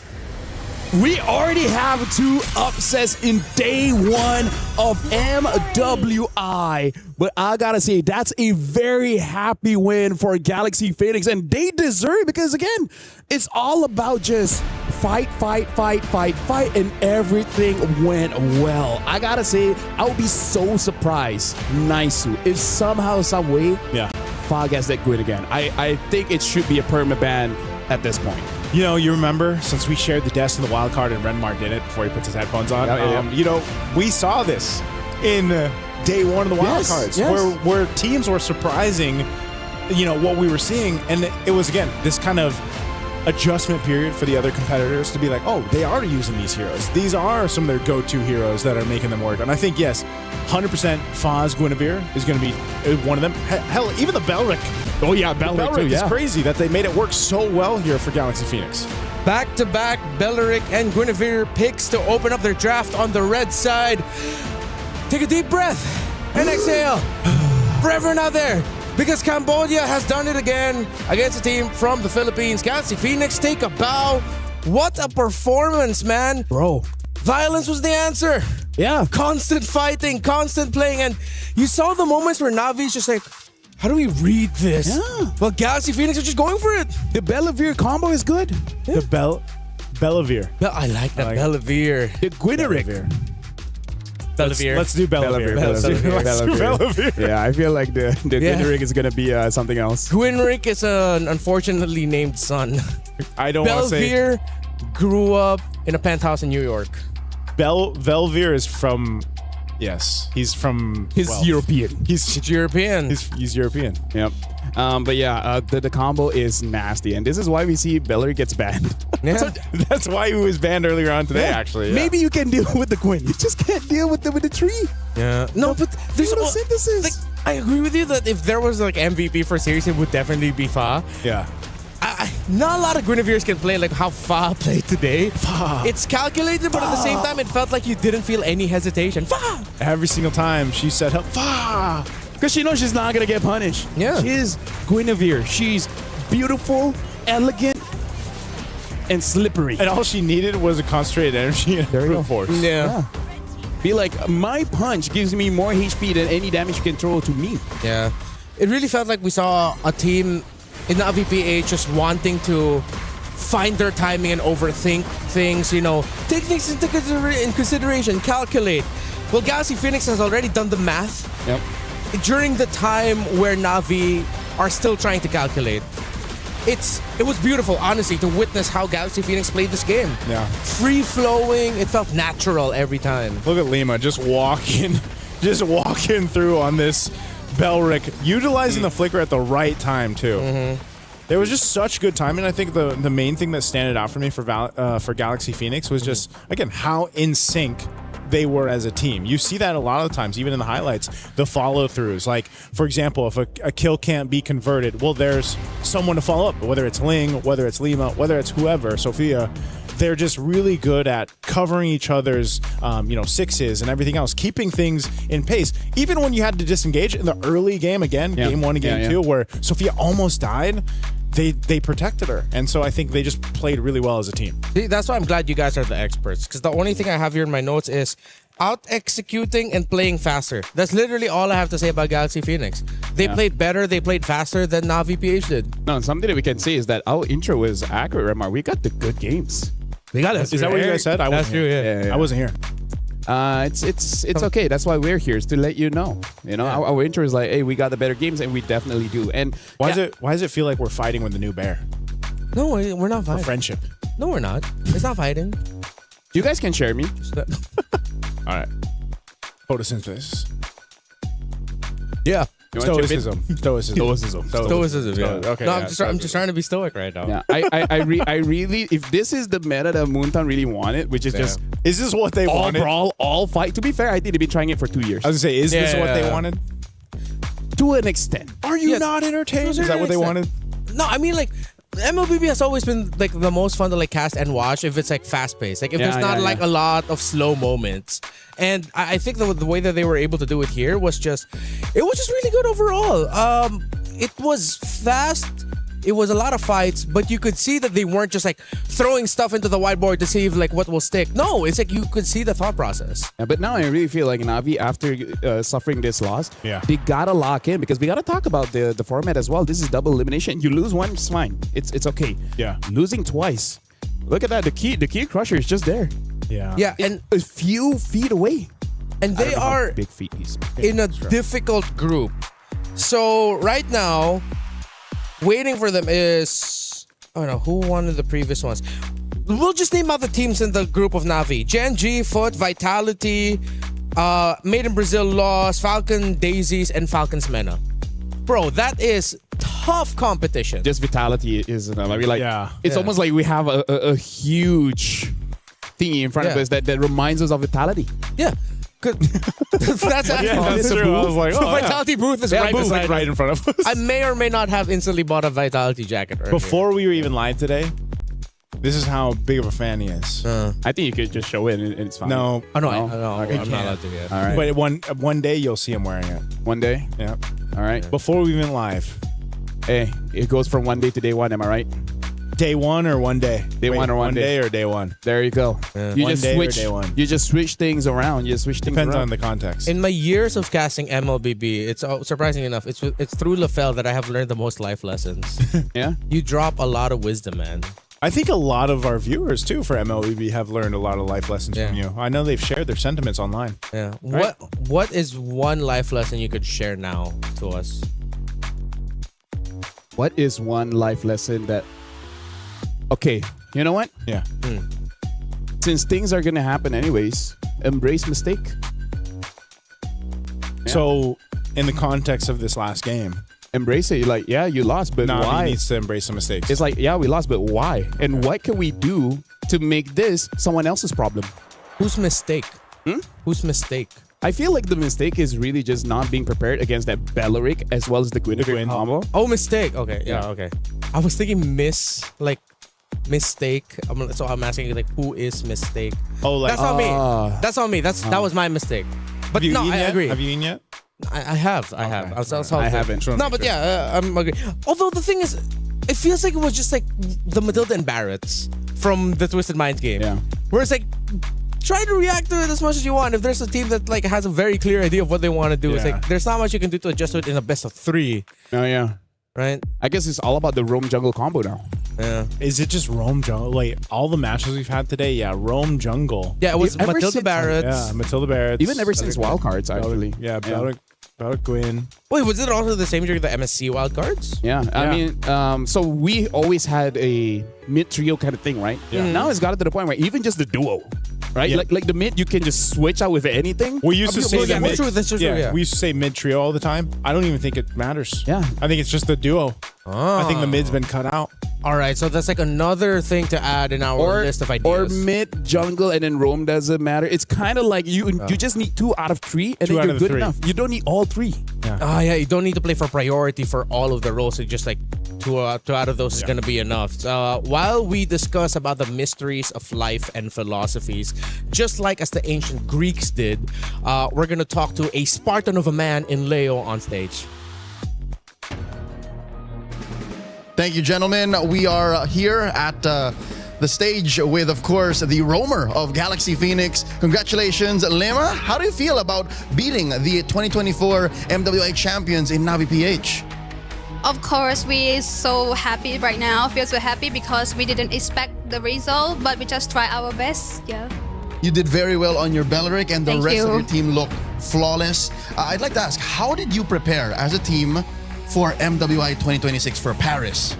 For the preparation, maybe we just keep on trainings and try to spend our time together. So what we call the chemistry will go well. That's all. You have great chemistry. We can tell watching the games. You were rotating around the map very well. You swept Navi PH. Your next opponents in the next round of the group stage could be Falcons MENA or Falcon Daisies from MENA or for Myanmar. Who do you want to face? I would like to face Falcon Daisy because I have a friend in there. Yes. Who's your Starsoy. friend? Starsoy. Starsoy. Jungler. Yes, the jungler one. Okay, if you have a message for Starsoy, if ever, for her next match, what do you want to say to Starsoy? Good luck, my friend. See you tomorrow. That's all. All right. Again, Lema, I'm sure there are a lot of fans from Cambodia watching right now. What's your message for all of the Cambodian fans and your new fans all around the world? First of all, I'd like to say my language, okay? Yes. អរគុណអ្នកទាំងអស់គ្នាដែលក្រុមតពួកខ្ញុំពីចម្ងាយពួកខ្ញុំនឹងខំប្រឹងធ្វើបានល្អជាងហ្នឹងហើយសង្ឃឹមថាអ្នកទាំងអស់គ្នានឹងបន្តការគាំទ្រ Yes.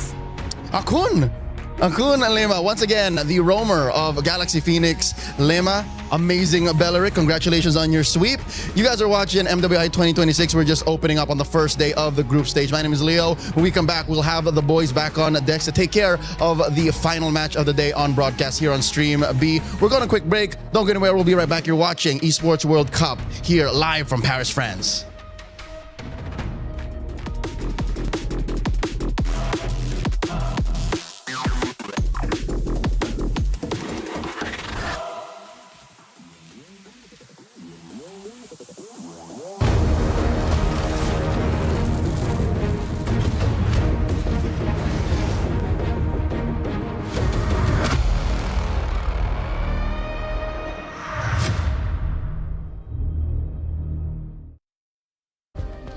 Play is in our DNA. Whenever we let it out, it becomes our superpower. Now imagine an entire city being built to supercharge it. Kadir City, powered by play.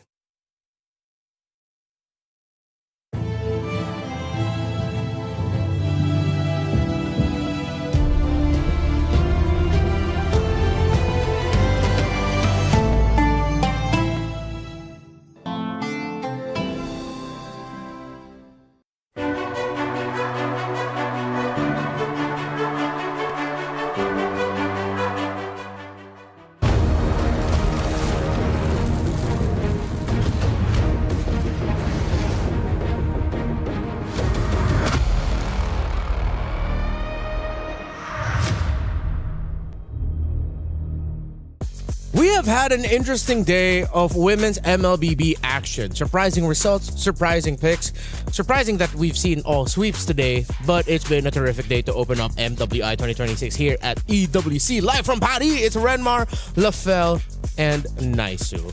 And I have a question for all of you. Yes. Wait, for us or the audience? I forgot what I wanted to say. I was in anticipation, man. Yeah. Suspense.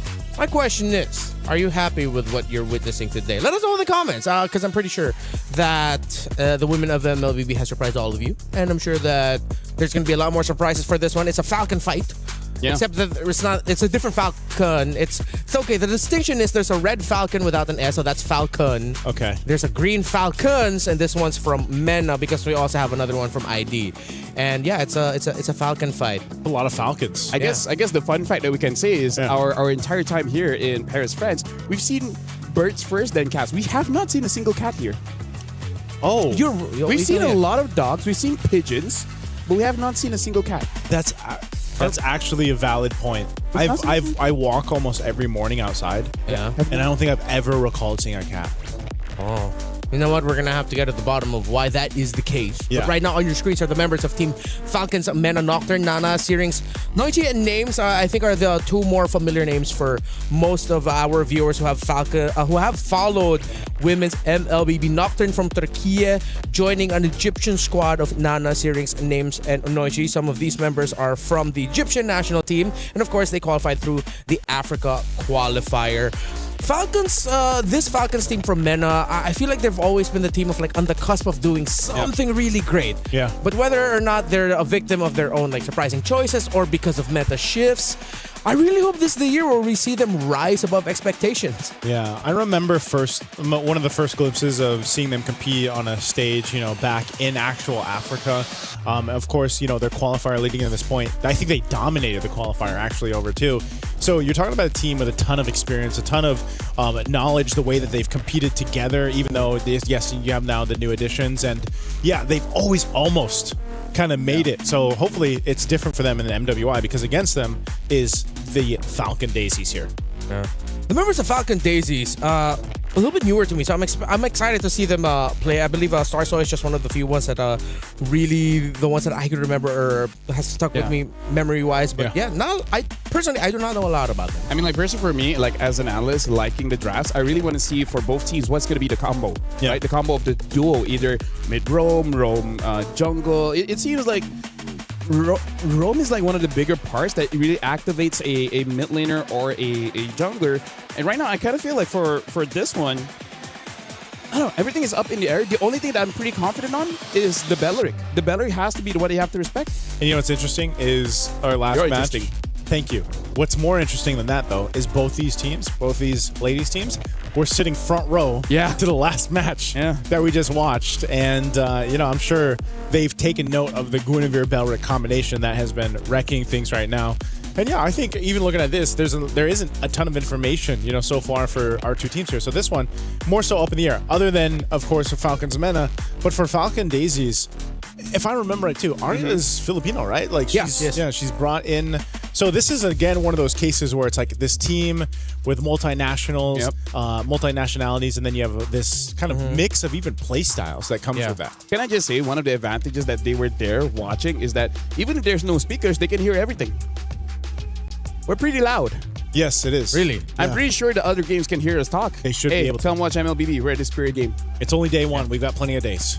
Well, for Stream B, I think we only have a few days, but we got plenty of days of MWI. Yeah, actually, for the viewers to understand like what the setup is like here right now in Paris, it's sort of like a huge convention hall. Huge. Where if you have like a ticket to MSC, not MSC, MWI. for Esports World Cup. Oh, there you go. EWC. If you have like an Esports World Cup ticket, you can literally just hop from like stage to stage, see what's going on. And it's cool. Like I'm seeing a bunch of people who would pass by the MLBB and say, oh, what's this game? Oh, that's MLBB. Cool. Yeah. That's very nice. And we had the whole, I could hear it from over here, the whole band of Team Vitality. Yeah. Over on Stream A, yeah. That's the chant.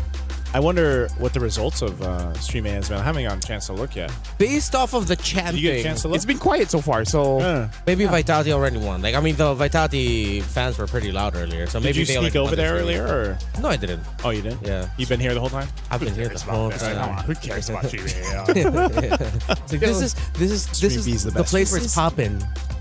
You go here. This is where you get a chance to win. What is it? 50,000 diamonds? Yes. Maybe it's there too. No, it's not you know there. what? That should be our. No. This is our marketing for Stream B. If you want a chance to win 50,000 diamonds, you watch Stream B. If you want to be a bear, there's a lot of steps, but watching this one is step one. Yeah. Hey, there's a lot of context that you can learn from Stream B. Yeah. If you just missed last match, a whole bunch of knowledge and wealth. I mean, like in terms of philosophy, there's actually a challenge to the philosophy of how competition is healthy. Because I think the eastern side of the world, they challenged that idea. What? Didn't Sun Tzu make Art of War? That's true. That's true. That's true. Yeah, but it was an Eastern philosopher that basically said that the inherent structure of a competition is inherently toxic. Where are you really doing it for self-improvement, or is it just you abusing your talents to make yourself feel good against inferior people? It's the reality of the world, like philosophers. It's been such a long time since the 1200s where... So I want you to wrap that and tie it to this matchup that we're about to watch. So between two falcons, right? Why are you fighting?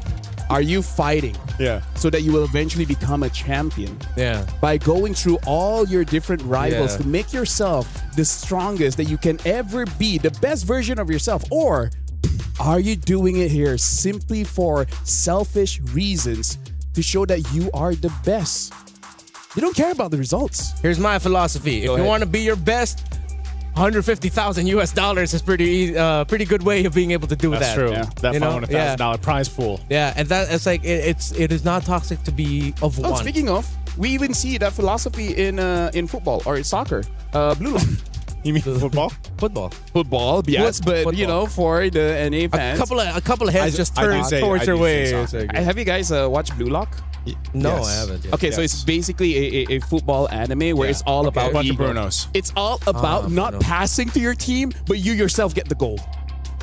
Shout out to Norway. Something just happened. Shout out to Norway. Yeah, Norway. Yeah. Yeah, and I think So you should. see, it applies even in 2026. Yeah, and for this matchup specifically, you shouldn't pass on your chance to win by making sure that you don't hesitate. Just go for it. I feel like Galaxy Phoenix taught a lot of the teams here in MWI who get to watch their game something very important. Something that LaFell has been saying for a long time. What's that? Violence is good in MLBB. In MLBB. You don't hesitate. Half a second is such a long time. Yeah. It's weird because that's the nature of the meta right now. Yeah. Just fight. Yeah, as long as you don't. Well, okay, it can't just be like you're fighting for nothing. You have to be at least fighting for something. Yeah. Because everything the Galaxy Phoenix did in the last one, they were fighting for something. Fighting for advantage, fighting for an objective, stealing away. Even just stealing away a camp meant it was a fight for them. Actually, it's just getting Murray. Actually, that's what they're fighting for. Yeah. It's like, why do we fight to Fighting get for Murray? Murray. I was like, okay, that's good enough. So, good enough. if we're going to be following that line of thought from the previous series, then Nana from the side of Falcon Smena and Falcon Daisy's Star Soy, who is a veteran already from the MWI field, I think they're going to be the ones that are going to be eyed out by the two teams. Yeah. You're going to have to protect your jungle. That I would not be so mad if both of them just decided to like hunker down and pick some tankle. Those tankle heroes. Hey, It's been a long day. You know, it's been a long day. It's been a long day. The difference between being 4 series in to he's 1 series in. Yeah. Tankle heroes. So tankle, the tank jungles. I wouldn't mind it. I wouldn't mind if they decided to just lean in on that idea, just so that they're safe. You know. I can't wait for tomorrow. I'm the best host, and then by game 3, I make no sense. Yeah. To prepare, I'm gonna learn all the theories about light. Just watch what I did today, so you know what not to do.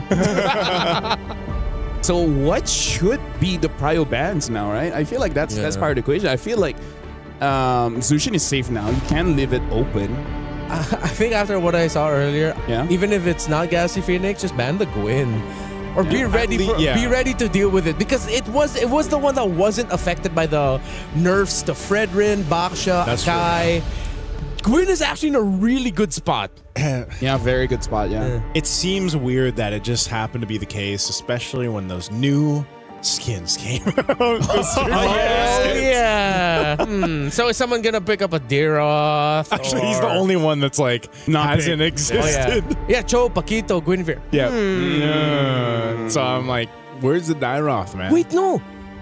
What was the original counter to Esmeralda all these times? Dyroth. That's why I almost wanted to say, he'd pop up in the draft, and then I was like, nah. No one is gonna do it. No one's gonna pick up the Dyroth.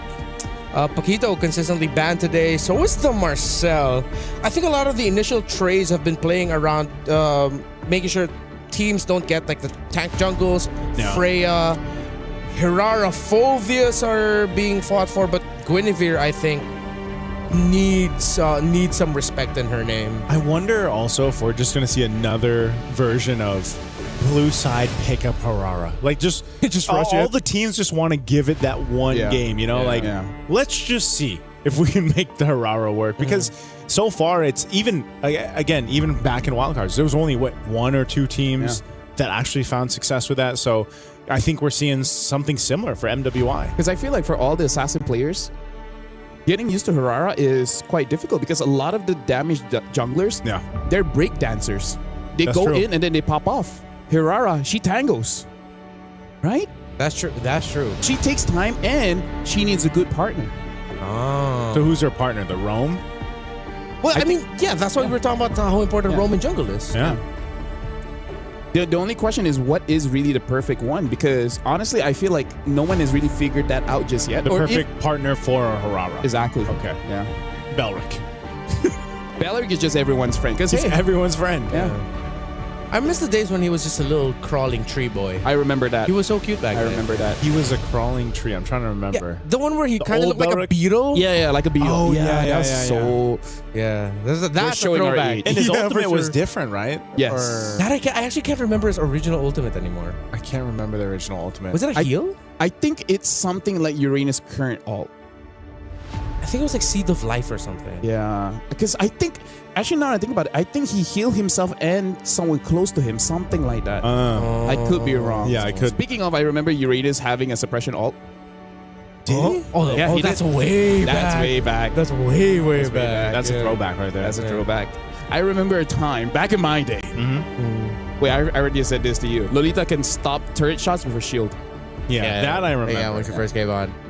So for this one, yeah, I don't know what is gonna be the perfect counter. All right, okay. Oh, look at that. Maybe controversial question. Is Hirara overrated? Is Harara overrated? I think she's misunderstood. Oh, wow, that is a good way to put it. I you very would much. agree. I would agree with Thank that. you very much. Harara Is misunderstood. Wait, okay, for you, why is she misunderstood? I feel like everyone is at the door of understanding Hirara, where they have you have a split crowd where one says Hirara needs to be aggressive by level 3. And then you have another crowd that says Hirara only becomes active when like those neutral fights where your focus is on somewhere else, and then she just goes in and dances and kind of be like a EXP. You're just a disruptor. Yeah. Right? yeah. So we have two different schools of thoughts, yeah. Ooh, let's see if any of these two would want to pick up the Hirara, and we'll see what school of thought they subscribe to. So we head into the draft. Paquito is still taking out Phovius too. Freya is up in the air right now for Falcon Daisies if they want to pick it up, and it doesn't get banned out by Falcon's men. Okay, there's the Matilda. I actually almost expected Falcon's Mena to pick up the Matilda. Yeah. Like to be one of those teams that go through that because they have, you know, just like we saw from the wild cards, the men's team over there, they made that Matilda, the Matilda Barretts work really well.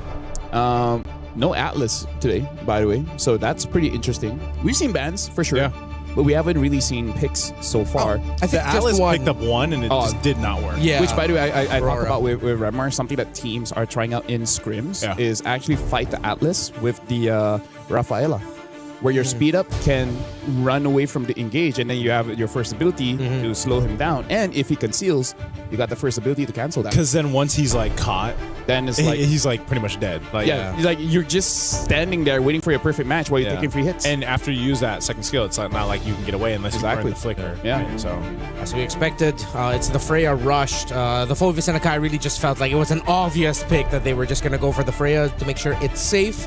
Most likely still going to go into the EXP, or is it going to be just an Esmeralda? Yeah, Esmeralda tree. And then, do they want to go for a tanked jungle here? Because we still have the Baxia. I'm not so sure how worth the Fredrin is right now. I'm actually quite surprised we don't see too much Eves. We see Eves, but not super prio. Yeah. Maybe just because they have the idea that Eve is perfect against tank jungle, so don't show it up too early, and there goes the Harara. okay, so my theory of teams wanting to go ahead and give it a test, give it a whirl, is staying true, at least from series to series so far. This time we'll see it in the hands of Team Falcon's Mena, trying to make it work, and also the Esmeralda over here. So I'm wondering, again, what do you pair up with it so that you have the best chance of success for the Harara to work? Because, yeah, right there, it's open. Belric and the Kimmy goes to Falcon Daisies. I'm kind of glad that we are at a point where we're kind of scared of Belric. Yeah. Right? Yeah. Because he's never truly been a part of the meta. Yeah, he's never been a threat. At most, a niche counter. Yeah. Niche counter or just very select teams who's like, okay, we're going to play. And the last time I remembered that was the day when he was still a little beetle boy. Yeah. Before he grew up into the tree. So it's good to see. Oh, the Hylos pickup. This is very interesting. Interesting in the sense that I think there are other picks that you can prio, but you pick up the Hylos. Very interesting, no? It is. what are they trying to supplement? It seems like it's more they're trying to set up for something. Because if you're thinking that the stun is just to delay the Freya just a little bit, it's too much for one hero.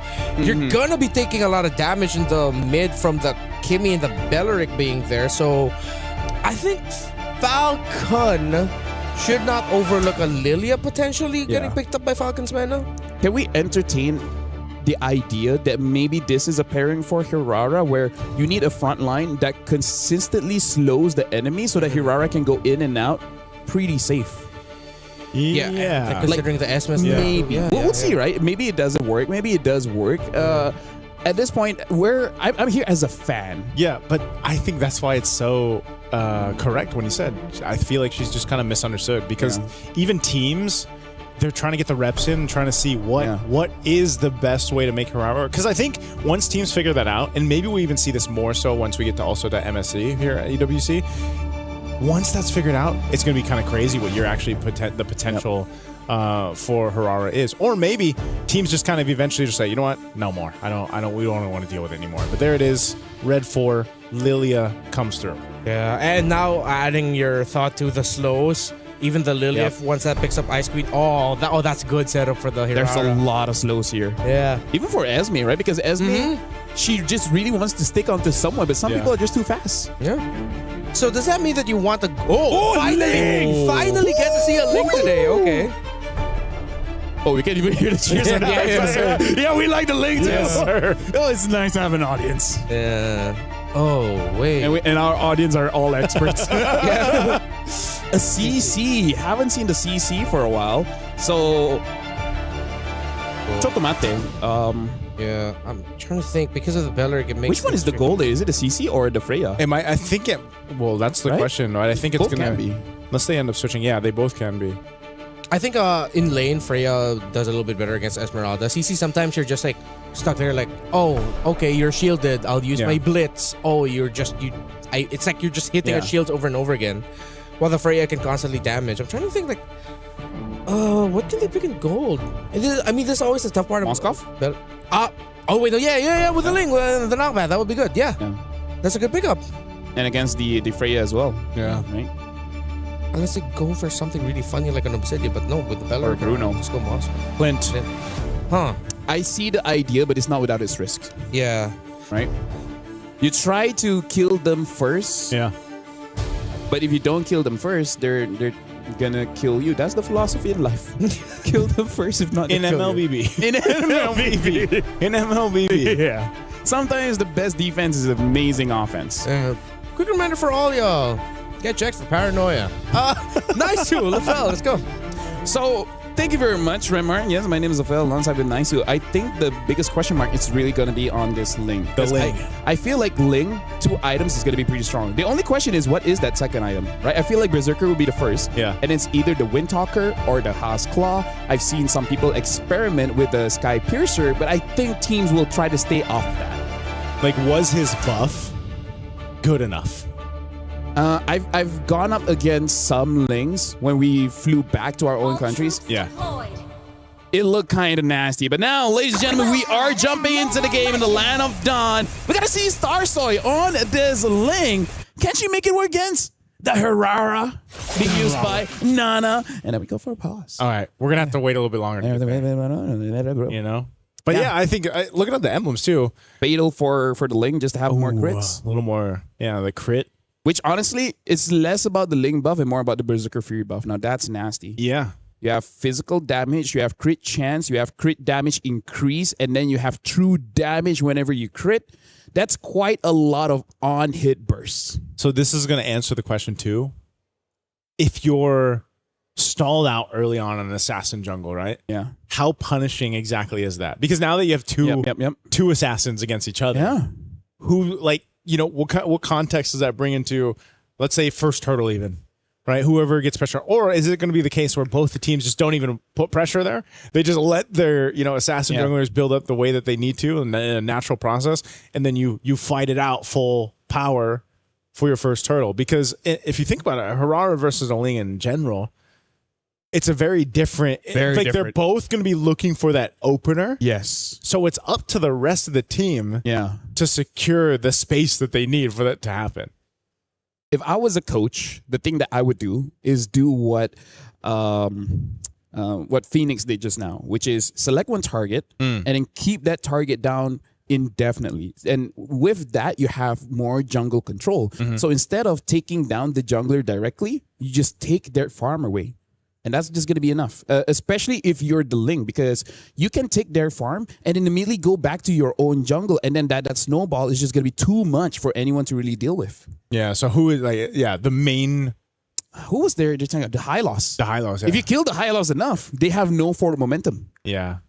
That's the unfortunate life of a Actually, roam, wait. though. It's Ling against a Lilia. Lilia does not have a lot of HP. Yeah. The Ling needs no items to take down a Lilia.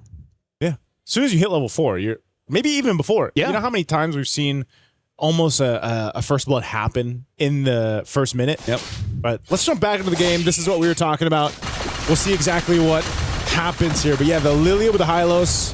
You have across from them the Belric and the Kimmy. So one thing's for sure, no one goes down in that first minute. They just go to the default, secure what they need to. It looks like that's going to be a, what is that, orange start for Starsoy.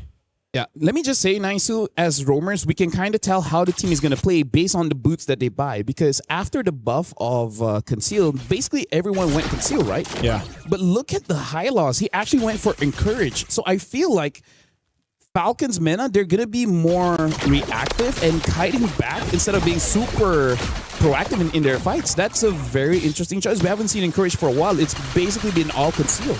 It's funny because I just, I actually prefer Encourage. Yeah. But I just know Conceal is the way to go. Yeah. Especially because, at this level of play, that's exactly what you need to be able to do. You need to pop that Conceal, kind of surprise the enemy or opposing team with it.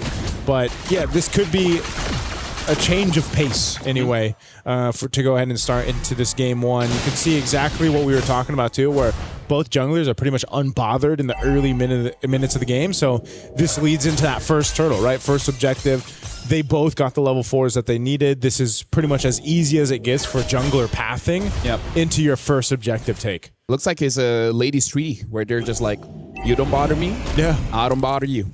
We'll just get whatever's free. Ladies' agreement. So, gentlemen's agreement, ladies' treaty. Ladies' treaty. I like that. Yeah. First turtle, fight for the space here. Nucci holding up that front side. She's still got the revitalized, so they've got plenty of time to go ahead and deal with this. Half health on the turtle right now. Kiko joined the fight too. I think they just want to fight it out. Valkyrie's set going to be used. She jumps on in. They're crashing down. Nucci going to be first. Double for Kiko. Name's now joined the fight. She's going to go for it too, but she gets catered down on here. Right under the turtle. And Names goes down. 3 kills for Falcon Daisies here, plus the turtle. It's unfortunate because Names had her flicker. Yeah. And I really don't think Names should have been there in the first place. Maybe just stayed in the gold lane. Exactly. You're a clip. And it's against a Freya. So I really feel like Falcons Mena, they dropped the ball there. Like they try to fight fire with fire. But your fire is like a... It's not there yet. It's an ember at this point. It's from a lighter. Yeah, it's an ember. It's just this. Exactly. It's not a flame yet. Not a full force flame. It's a Charmander against a Charizard. Oh, that's what it feels like. At this point too, in this kind of composition that Team Falcons Mena has, it's one of those ones, like I said, if you are to delay this Harara, you might be in a bad position, and you can see them. They're staying bunched up together. I think they just want to try to get a kill and convert. Wrath of the Dragon going to be used. Oh, Attraction Pulse too in there. Starsoy joining the fight. Tempest Blaze already going to be used. Looking to pick up a kill on Nucci, but they will be able to escape. But you're already seeing the potential here. Yep, you can see how Ling just, I think 2 hits almost took down Syrinx, but yeah, it's a good thing that she was able to get out of there with the black shoes. And now looking at the goal difference here, it's not much just yet, but look at Freya being almost like 800 gold ahead of Names. That's trouble for everyone from Falcons Mena. Yeah, this is one of those things again where, right now it doesn't look like too much, a bit of a lead for Falcon Daisies, but this has started the momentum that they need. With this kind of lineup that's built to snowball, especially with a Ling. Remember, when Ling was a menace, before he completely fell off the face of the world. I remember MSC 24. Yeah. Like, the snowball potential for him is what's so scary. And now after the bit of a buff that he's had, we're going to see if it actually works out. There's Berserker's Fury, like you mentioned. The go-to item, especially rushing it in for Starsoy. Yeah, if you really want to be fast, you pick up a Windtalker. If you want to be able to sustain, you pick up a Haskell. At this point, I feel like Windtalker, man. Oh, they're going to fight it again. Wrath of the Dryad going to be able to lock down Syrinx. She can't even get away. Nucci could potentially be next. A jump in from Nocturne. They're going to go for it. Afu gone. They're fighting back here. Team Falcons in the mid lane. Nucci falls for get the turtle. They want the kills. And now after 2, Falcons Daisies will go for the turtle. And look at how nasty that was between Era as well as Jay. Multiple ways to lock down the opponents. The moment the curtain call hits onto anyone from Falcons meta, you can see that they have no idea how to respond to that. It's been a while since we've seen CC, and you just can't get used to it. Oh, Kiko just threaded the needle so close. Burns the flicker. Names goes in with a shield. Will keep Kiko alive. What a play to stay alive in that one. Turtle still for the taking here. Neither team wants to commit just yet. You hear cheers, you hear groaning, so you know which side favors which. But yeah, I feel like Names, if she reacted just a little bit earlier, Just a little bit earlier. 100% a kill. Man, that shielding coming in clutch there too. Kiko would have been a great kill to take down. Now that she's got a couple kills for her, but they're going to fight for it anyway. A lockdown coming through, and now Nocturne jumping on forward. They're going to fight for it anyway. Traction Pulse going to bring Nucci back, and now Kiko once again. Tempest Blaze going to be used, and he'll chase down Nana. Starsoy picking up a kill, looking for another as she finds Nucci. And now Syrinx cut off from the team. Kiko just unleashing hit after hit with nowhere to go. Kiko's on a killing spree. Whoever gets the early game nice, it becomes so unfair so fast. Like, even though it's a 2,000 gold lead, the fact that Starsoy got her Berserker Fury super fast, she don't care if you're tanky.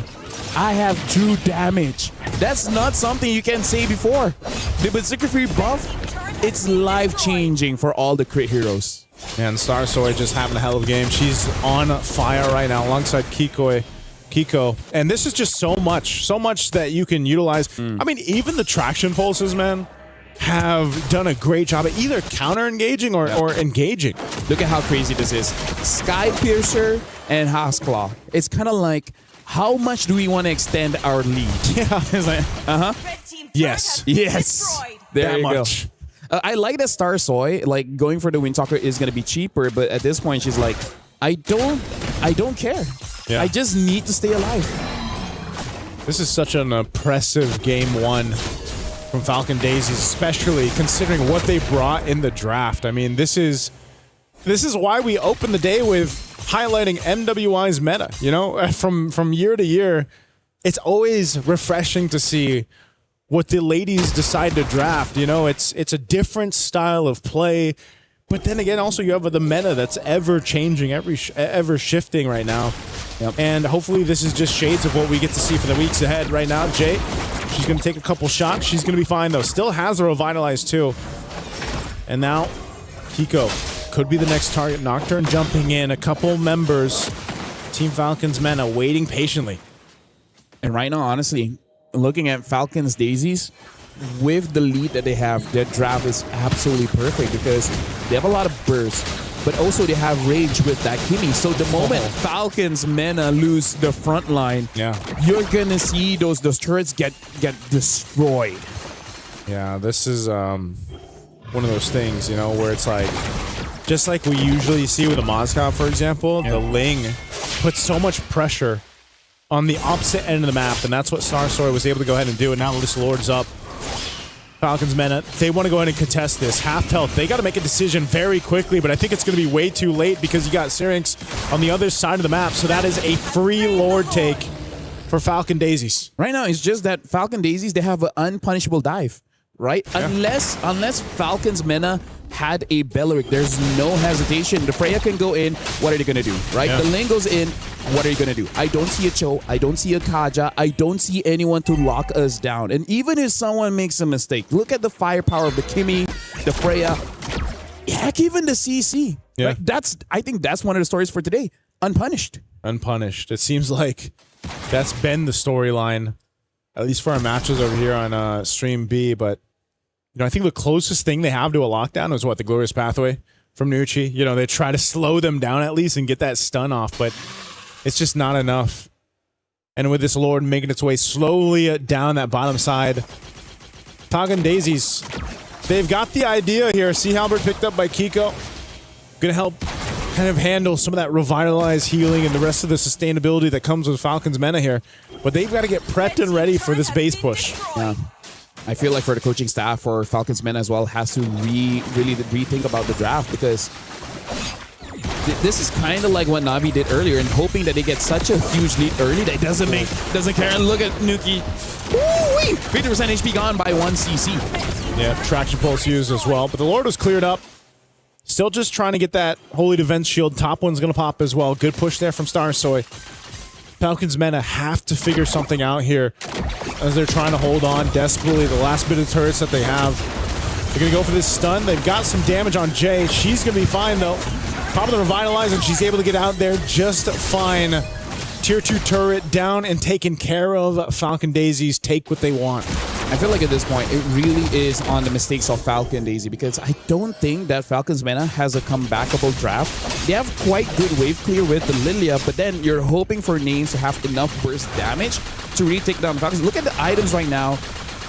It's not looking good. Endless battle into the Malefic Gun, and that's part of the reason why Clint really needs a very good early game. Your items are just expensive, which I really feel like that's the biggest mistake that Falcons Mena did, was the fact that Names tried to join Turtle 1 against a Freya, against a Ling, against a Kimmy. Should have just stayed in lane. It's one of those things where mistakes cause objectives and objectives cause games, right? That's what we're seeing built up here. And here's another one. A team fight's going to break out in the jungle. Here's Starsoy off the backside, but Syrinx will go down first. It's a double for Kiko. They burn the flicker. They find it. 2 pickoffs easily. Just cutting them off for Team Falcons Mena. Unless Falcons Mena can stall the game to 90 minutes, I don't see them having the firepower. I really don't. Like, as much as we got to give hope and everything, we got to be realistic. With the draft that Falcon Daisies have, it's a rough game. It is a rough game. It's one of those things where there's almost just too many ways for this compositions from Falcon Daisies to pick what they want. Yeah. That last team fight, that last little sandwich play was exactly what we're talking about. And Falcons Mena just keeps going for it. Now Nucci going to be in trouble too. Locking down once again. Glorious Pathway on the defense. Starsoy will join the fight. Goes in. Syrinx down once again. They still have the base turrets, but without Syrinx, without a Revitalize, without a Glorious Pathway, what kind of defense can Falcons Mena have? Nice. So today I learned, right, if Hirara gets tied down with the current call, even with the iframe, she can't move. She can't move. They're going to have to try to figure a way to move through this. Bottom turret already down. Nucci going to be next. She is deleted and gone. Looking for more. Lord still up. Tempest Blades just for some finesse. And the base is going to be locked on as Falcon Daisies look to end the game. They're taking so much damage, though. They still have to respect the damage coming through from Names, and they can't end the game just yet. Not yet, but here's the thing. Like, Falcons Mena, I feel like most of the damage came from Syrinx, so I think that's good. Looking at the gold difference here, it really doesn't matter that much, except when you look at the jungle. Almost 4,000 difference, and this is one of the scariest things about the Ling, is that the Ling is so fast that a 200 gold lead will eventually feel like 4,000. So with the endless battle as well, the on-hit damage from Starsoy, like, imagine if she jumps down and that just so happens to be a crit. It's going to be a crit. There's going to be true damage, and then there's going to be true damage on the Endless Battle as well. Endless Battle, as well as Hasclaw, as well as the Berserker Fury, has so much physical items there, so the scaling on Ling's first hit is going to be enough for it to be like, yeah, you don't want this smoke. You don't want this. You don't want anything to do with this, and that's kind of been the nature. That's why I'm so surprised that we continue to see Falcons Mena just be like, yeah, we do want something to do with this. Like, they've been showing up in the jungle every time, like, hey, and imagine like they go in and say, that's all you got? That's all you got? That's how it's felt. But some of us are still up. LaFell, I think at this point too, they might be just looking for that kind of Hail Mary, just trying to make something where they either get a massive shutdown, a ton of gold in the right target here. But at this point, it's almost a wish up into the air. You got 20 seconds for this Lord to come up. You already lost one of your base turrets. The shields are down. This is where that decision-making comes into play for Falcons Mena as well. Do we contest? Do we fight? Do we just hold on in our base? What do they do here? I'm going to bring a counter argument and just say Falcons Daisies. Yeah. If you don't close out the game soon. Every minute that you give Falcons Mena is an opportunity for a mistake to happen. Right? So as much as you are so comfortable in the lead, 13-1, 10K gold lead, the moment you're like, we don't have to end this now. We need more airtime. And eventually, Falcons, you just need to get lucky once. Right? That's also the thing that you guys have to understand. You just need to get lucky once, and then after that, everything's in your favor. Oh, man. We'll see if this is going to be in their favor. It was about 4 minutes ago when he said they need 9 minutes. So they got another 4 minutes to go. And yeah. Maybe for Falcons Mena, by that time, they would have bought themselves enough time to catch up on some of the itemization, defensiveness as well, and they can look to punish Falcon Daisies if they get a little overzealous, if they overstep this. Now, this could clearly be a win push with this Lord already making its way down bottom. Just depends on how they play this. And it's very synced. This is very nice coming in from Falcons Daisy. So clean. Yeah. It's going to be a tough one for Falcons Mena to defend. Yeah, Names is going to clear out that top wave at least. Going to work on this mid too. They have to deal with the Lord. Trying to buy some time here, Kiko. But still, this is a great defense so far from Falcons Mena. Lord's got to be worked on unless they push this a little bit further. Gore's pathway to slow things down. But so far, so good for Falcons Mena. Clearing out the waves. They've bought themselves more time.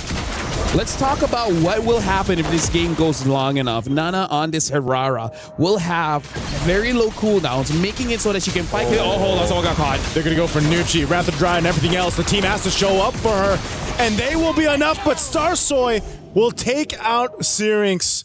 So Nucci will survive, but the trade for the mid lane for Falcons Mena. That's the advantage when you have a crit hero. Yeah.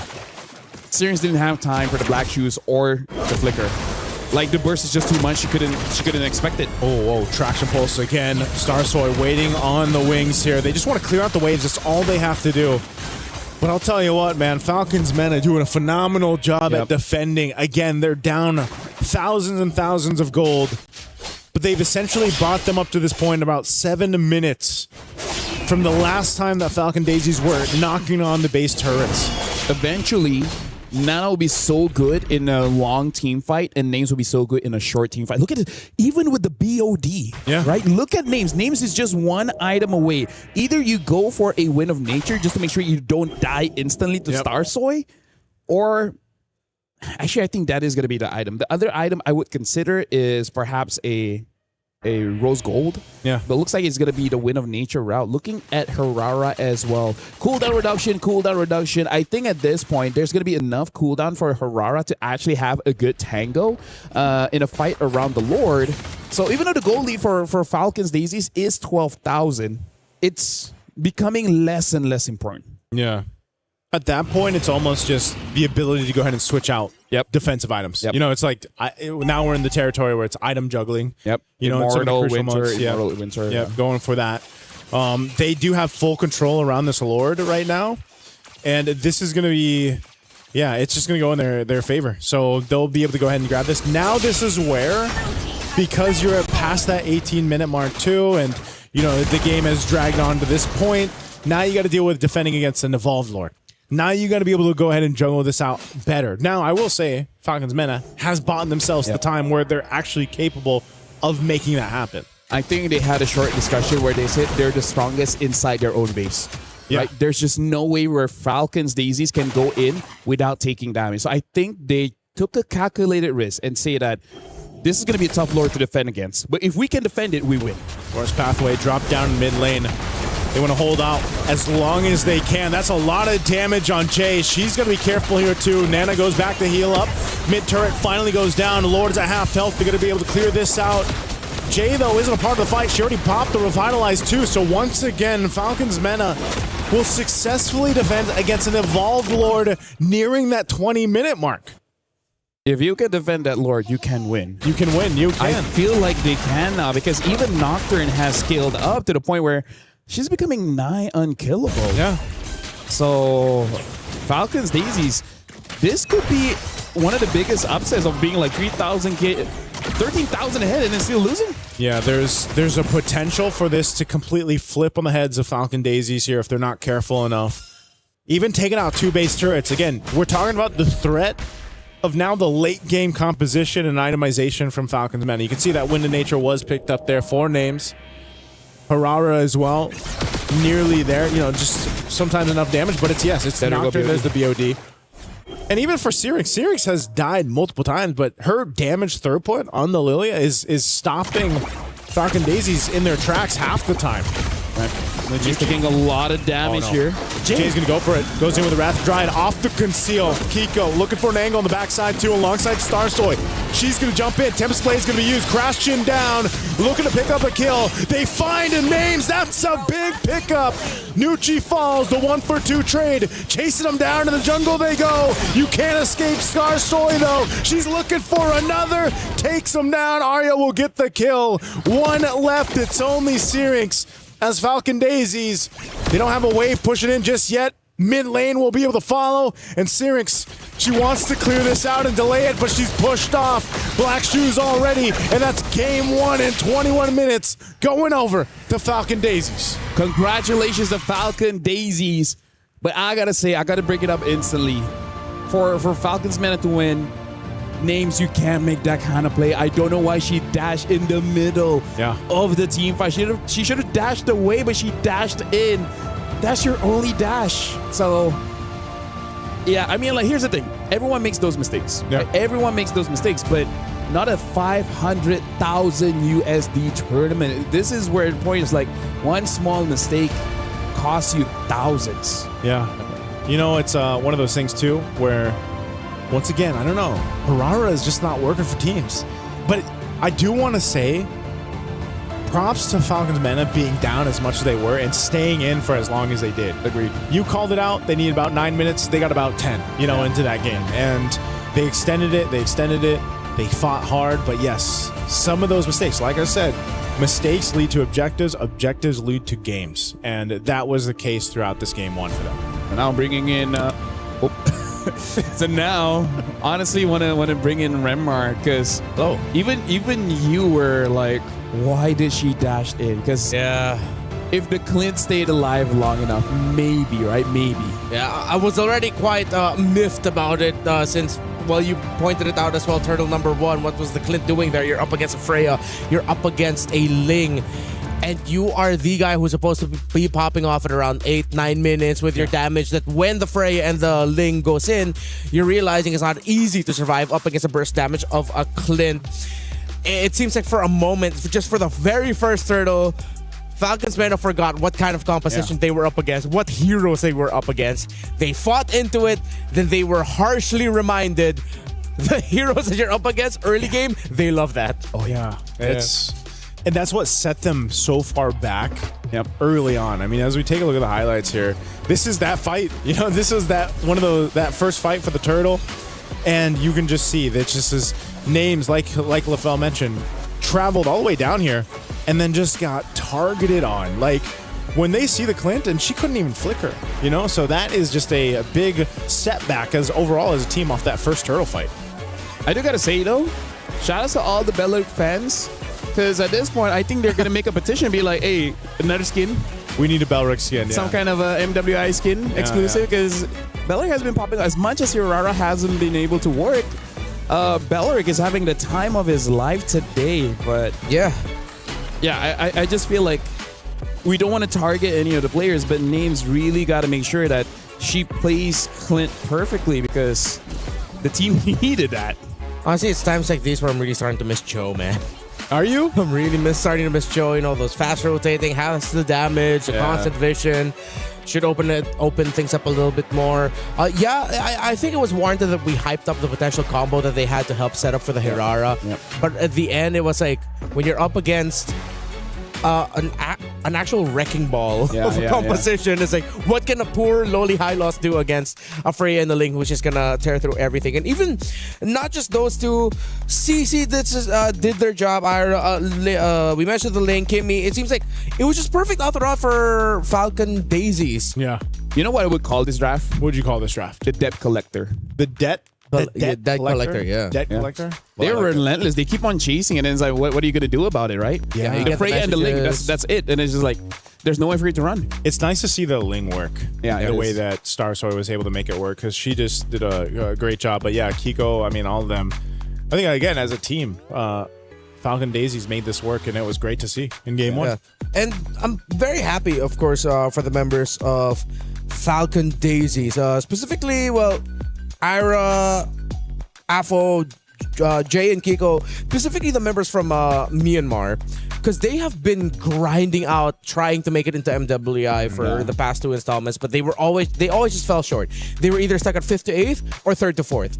This is them finally making it to the stage, and it's so good to see that they started off their campaign this year with a dominant win against an experienced team, against a team like Falcons Mena, who has danced in this hall for multiple years. Hasn't that been the case today so far? Yeah, that's and true. then day one, where it's like, you know, you have these teams with this amount of experience, this veterancy, and then you have some surprises too of where teams are taking them down. Can I just say, experience can be your biggest enemy. That's true. When you have to unlearn and learn new things. Yeah. Right?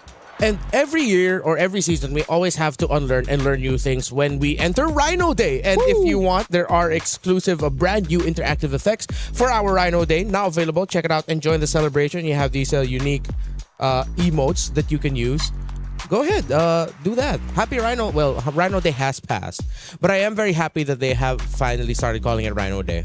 When did that happen? Like, when did people start calling it Rhino Day? I don't know. I've always just said Happy Rhino Day. Really? Yeah. Can we go to a short break?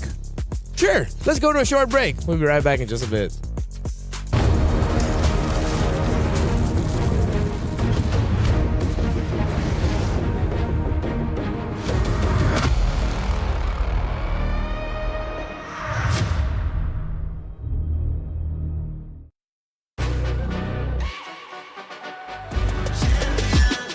This ain't no regular thing. I came for the ring, you know what I mean.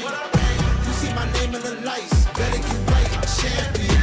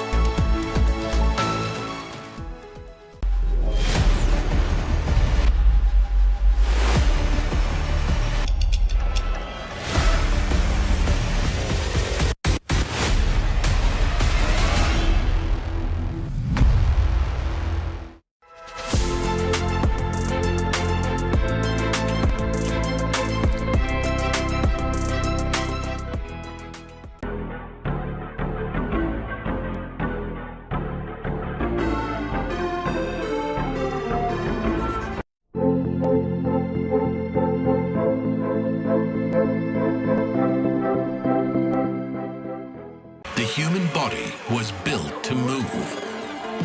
Not trapped at a desk in one singular posture for 12 hours a day. It's time your chair evolved. This is Secret Lab Titan Evo. Ergonomically engineered for you, gamers, hybrid workers, artists, backing your every every move.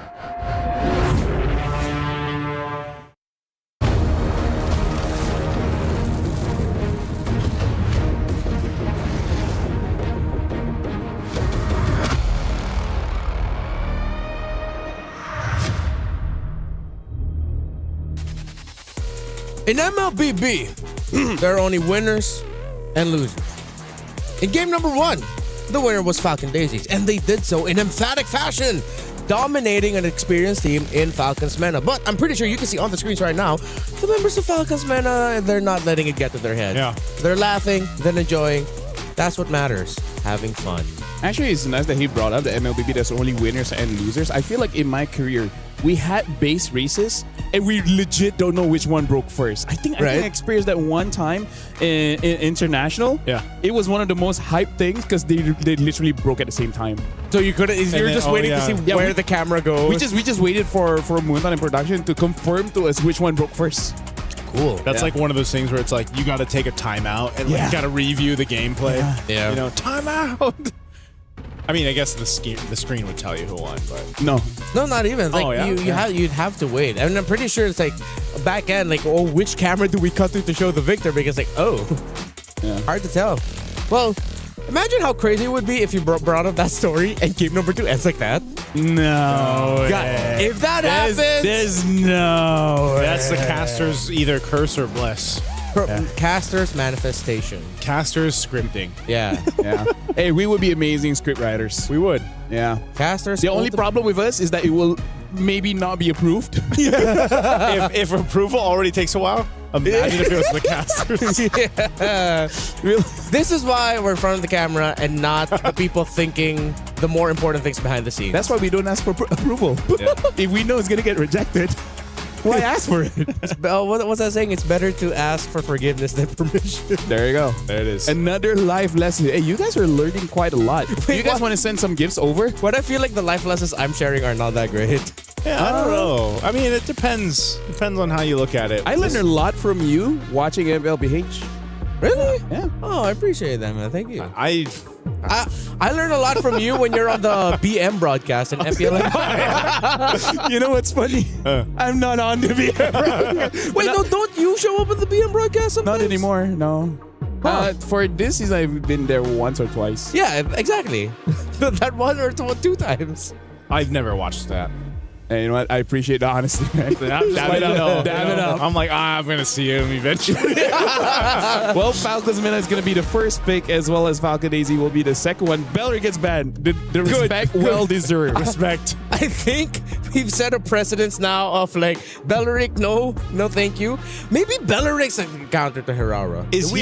Did we ever consider that? He could be. Because it helps with the, like, even if she iframes, technically, I think she's still in the Wrath of the Dryad, depending on where she goes through.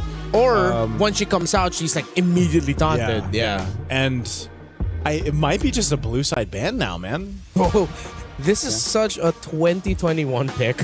Esmeralda Rush blue side first pick. Where you just know, okay, that's going to be a Uranus in the XP lane. Yeah. It's one of those things. Crazy the thing, not a lot of the players have been here since 2021. One of the only ones here is Jin Chao. Yeah. Yeah. She started her career in 2021 and she's still here in 2026. Good for her. Actually, majority of like not all of the Vitality players. Yeah. A lot of them are very experienced, but like not going back as far back as that. Look whose turn it is to run the Hirara. Hey, no Bellaric, am I right? Yeah. Oh, yeah. If they lose. If they win, it's the theory is solved. That Bellaric is the counter. Bellaric is the counter. Yeah. Wait, but are they really going to pick Hirara with Guinevere still open? Oh, that's right. Well, what if they just don't pick it up? Yeah, that could be a maybe Gwyn is just, like it depends on the player. You like it or you don't. I think Dive would be good. I wouldn't mind the Claude, seeing that Gordon the other side. You don't have to worry about the Bellaric. I kind of wish we see more early Yuzongs. Yeah. There's not too much counter to him. And even if there is, you can just find a way to play right. I did not expect this, Remar. I gotta say, I did not expect an early Hylos and a Moskov. What are they? It's like, what are they trying to solve here? Early Hylos and Moskov. Yeah, this is very different than the patterns that we've seen. Are they going to open up the map or? What are they fighting for? This could be the Hylos could be a supplement to. Well, maybe. Oh wait, no, yeah, they can't pick up the Claude anymore. Is it a supplement to whatever they're picking in the jungle? Ban. I haven't seen that in a while. Yeah, Fanny Ban. Totally forgot about that one. So, yeah, I really. We were talking about how there was a team, was it Twisted Mind, that draft very honestly? Yeah. So now we have the opposite of that. Yeah. This is a very deceiving draft. For Falcons meta? Yeah. It's it's funny that it's a very deceptive draft with very honest picks. Yep. Actually, yeah. It's like, it's like now you're overthinking, like, and I can't help but overthink. For me, like if I was a coach, I'm like, you're setting something up, aren't you? Yeah, Like, Like there's something here. there must be something I'm not seeing here. Like what? Somehow I lost EXP and then it's me jungle? This is like a trust issues thing, like Yeah. a trust issues draft, where you're not 100% sure. That's another theme for today. Trust issues. Trust issues, yeah. Trust issues, yeah. That Suyo ban, so really honing in on the jungle options here, yeah. Why? What's up? Are they just gonna front the back? Is it just then gonna be a Fred Kimmy here for mana? But then they're up against a Gord and you don't see the gold and carry is still open. I'm just gonna say with this kind of opener, I don't know how to finish the draft. Yeah. Actually now with the carry ban out, I'm leaning towards the Fred Kimmy. The Fred Kimmy? Yeah. Yeah, I can see the Fred Kimmy working. But then you're really relying on either just your durability in the team fights and then playing for the Moskov. Yeah. Actually, maybe it's better to go for Boxia Kimi so that you don't have to rush the glowing one and go straight for Sky Piercer. Or what about the Juice? Actually, yeah. I think the Boxia's utility is still something that we should respect. The clear is still very slow, but you know the anti-heal is very nice to have. Yeah.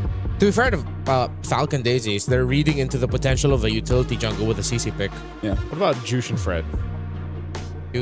I'm worried not enough damage. Yeah. Unless they somehow miraculously rush Sky Piercer on that Juice after Which I you guess get the you can. gem. Yeah. But that's like that's such a demanding. Yeah, that's very thing. demanding. Yeah, I'm with you on that one. You're just telling Cyrix, hey Cyrix, can you get like 3-4 kills early on? Yeah. Could you like do everything? You could do everything for us. Crowd control, damage, and looking good while doing it. Yeah. I like the discussion that we saw there, a glimpse of it from Team Falcons Meta, because I think the last two picks are so. Wait, hold on. This is important Akai Rome, right? Yeah. It registered in my head. It does a Harara. Okay, Yisishing is picked up as well. Kadena. Dude, that's a flavor, nice. I thought they'd go like. And Hanabi. Then the Hanabi? So we saw Hanabi 1 earlier today. Yeah. I've never thought I would ever hear someone say Hanabi 1 with the split push. Yeah. Yep. With the back door. Quinn with the moves. Yeah. That is only something that would happen to us in our ranked games. But hey, I'm glad that we got to see something as crazy as that. Okay, one thing last thing I'll say here, Kadita, funnily enough, when she has items, can completely negate all of the shields of the Hanabi, leaving her wide open. Even if you don't land your combo to crowd control her, you can just burn through her shields. That's it. I'm gonna pass it back to you guys. Thank you very much, Remar. This is Lafel as well as Naisu. He just dropped his pen. I'm pretty sure you guys can hear that. He's been dropping a lot of things today, by the way, man. I mean, not just today. Remember the ride here? The moment we all decide to go bear. Hope you have that insurance. Well, going into this game. Sorry, it's called care. Hope you have the care. Going into this game, ladies and gentlemen, we're jumping into the land of now. We gotta see whether Falcons Meta with this very interesting draft, will it really work? I love Kadita, but you know. I love Kadita too, but I think this is a revenge game for Syrinx too. I think she really wants to burst down Falcon Daisies here because she had a heck of a time. Nice little flicker out there. She had a heck of a time in the Lilia in the previous game. So already a battle spell down? No, that's going to actually be a trade. Nocturne had to burn hers, so some battle spells going out. Something to note here is that Nocturne does not have any movement speed in her emblem setup, so maybe sticking onto targets won't be the easiest. And we're looking at Syrinx here. Oh, hold on. Hirara. Oh, little iframe utilization there. Starsoy will actually be all right, though. But she's going to work on her purple. I'm wondering if, I don't know if they're going to be able to continue to put pressure on her, so she'll be able to secure her buff. Meanwhile, mid lane's still going to be the focus. Yeah, as I was saying, Syrinx has the pull yourself together as well as the rupture. So the moment she gets four either kills or assists combined, it should be pretty scary because that Petrify is such a game-changing spell. One of the reasons why Yuzog is so terrifying. Right. I think the decision is because, like Renmar was saying, you know, just as a little side note, you can get rid of the shield from the Hanabi there for the hands of Kiko, but it's like you could also just delete the Gourd. You know, and if you honestly anyone, anyone. That's the power of the Kadita, right? But there's very few teams and professional players that will pick up the Kadita. Even over in the men's league, there, it's one of those heroes. Like, you know your job, you know your assignment. Once it's done. If you haven't killed someone, you're kind of just waiting. Because the window is quite small. Yeah. Right? If you're able to do it perfect, then you're all good. But the moment you keep missing your opportunities, you're kind of a sitting duck, especially because her wave clear isn't really the best. Yeah. So once you lose, you're kind of not helping your team out that much. See what happens here. That's exactly what we're talking about.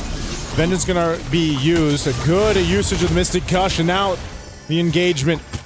They're still going to pull off here, though. Revitalize, keeping them healthy for Falcons Mena. They're going to be able to take out Jay. First blood going in the hands of Nocturne. Yeah, that was good. The extended team fight. Honestly, for both teams, the extended team fight is going to be pretty tricky because both mids really rely on their cooldown. So if they've used everything and no one dies, they're like, oh, basic attacks. Yep.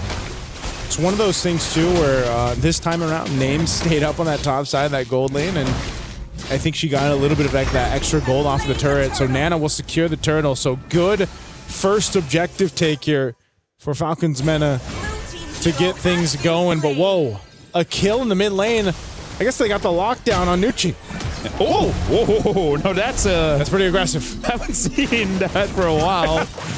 Just because we haven't seen the flicker or not. That's right. For a minute, my brain lagged. No, I was like, wait, okay. Can do that? Usually, it's the retribution. Yeah. Oh man, it's been a while since we've seen a Kai in the roam. It's been such a long time. Good attempt. Maybe he's just practice, right? Like, I will fail now, but trust me, when the Lord comes up, it will be the best flicker ult you've ever seen. Not how many heavy spins you do. It's about the one that counts. He got caught. Oh no. And runs away. Oh no, you can't get away from this.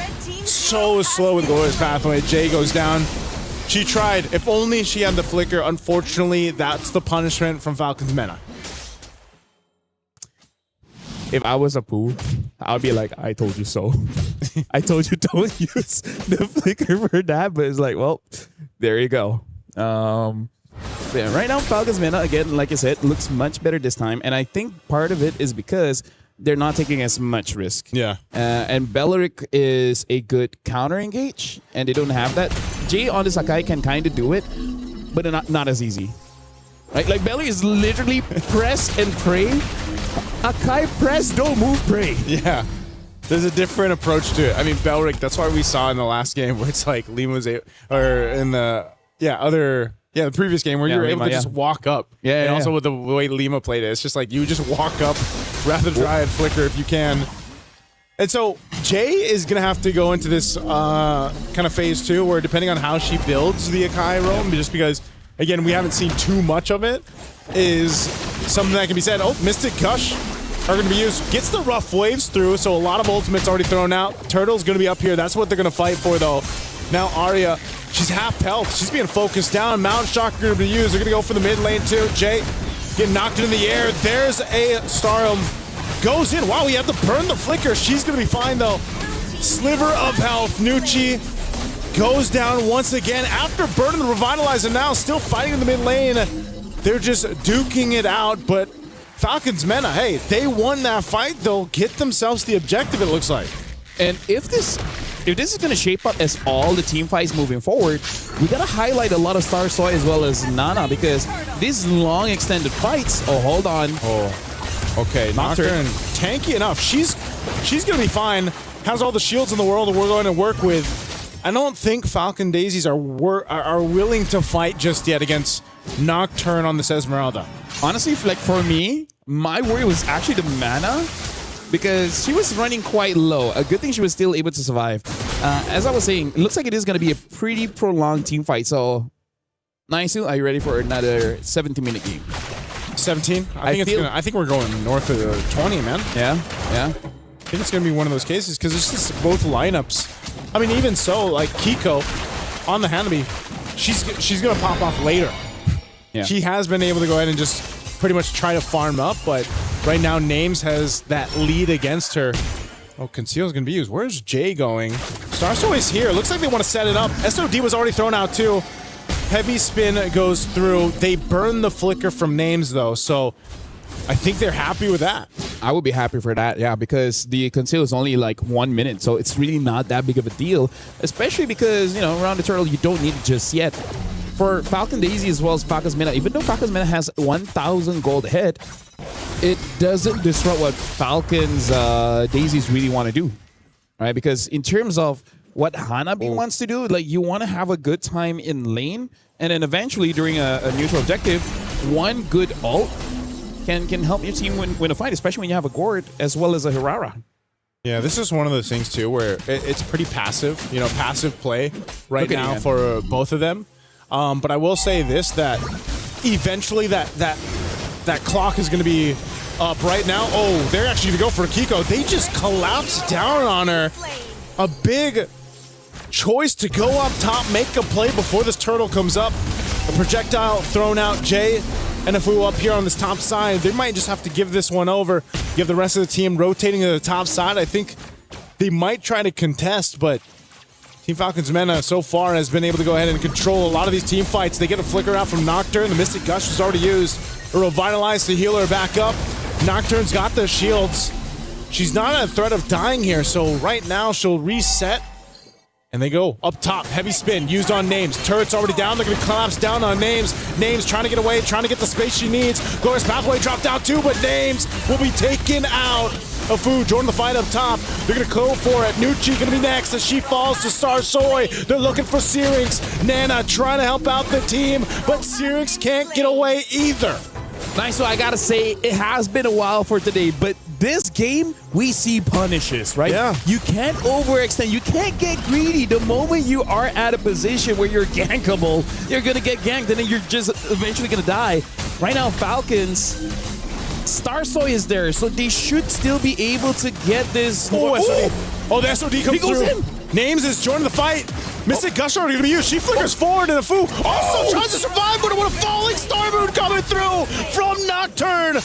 A big setup. Falcon Daisies, I didn't know if they wanted to commit to the Lord and they just made a mistake. And now a Lord will go over to Falcon's Mena off of a great play in the in and out. Starsoy pushed off the turret. I gotta tell you, Naisu, that looked like it was planned because a 4-woman falling Star Moon looked amazing, but at the same time, I think that's the best case of like a bunch of friends and just like, we'll wing it. Yeah. You throw the SODs like, do I go in?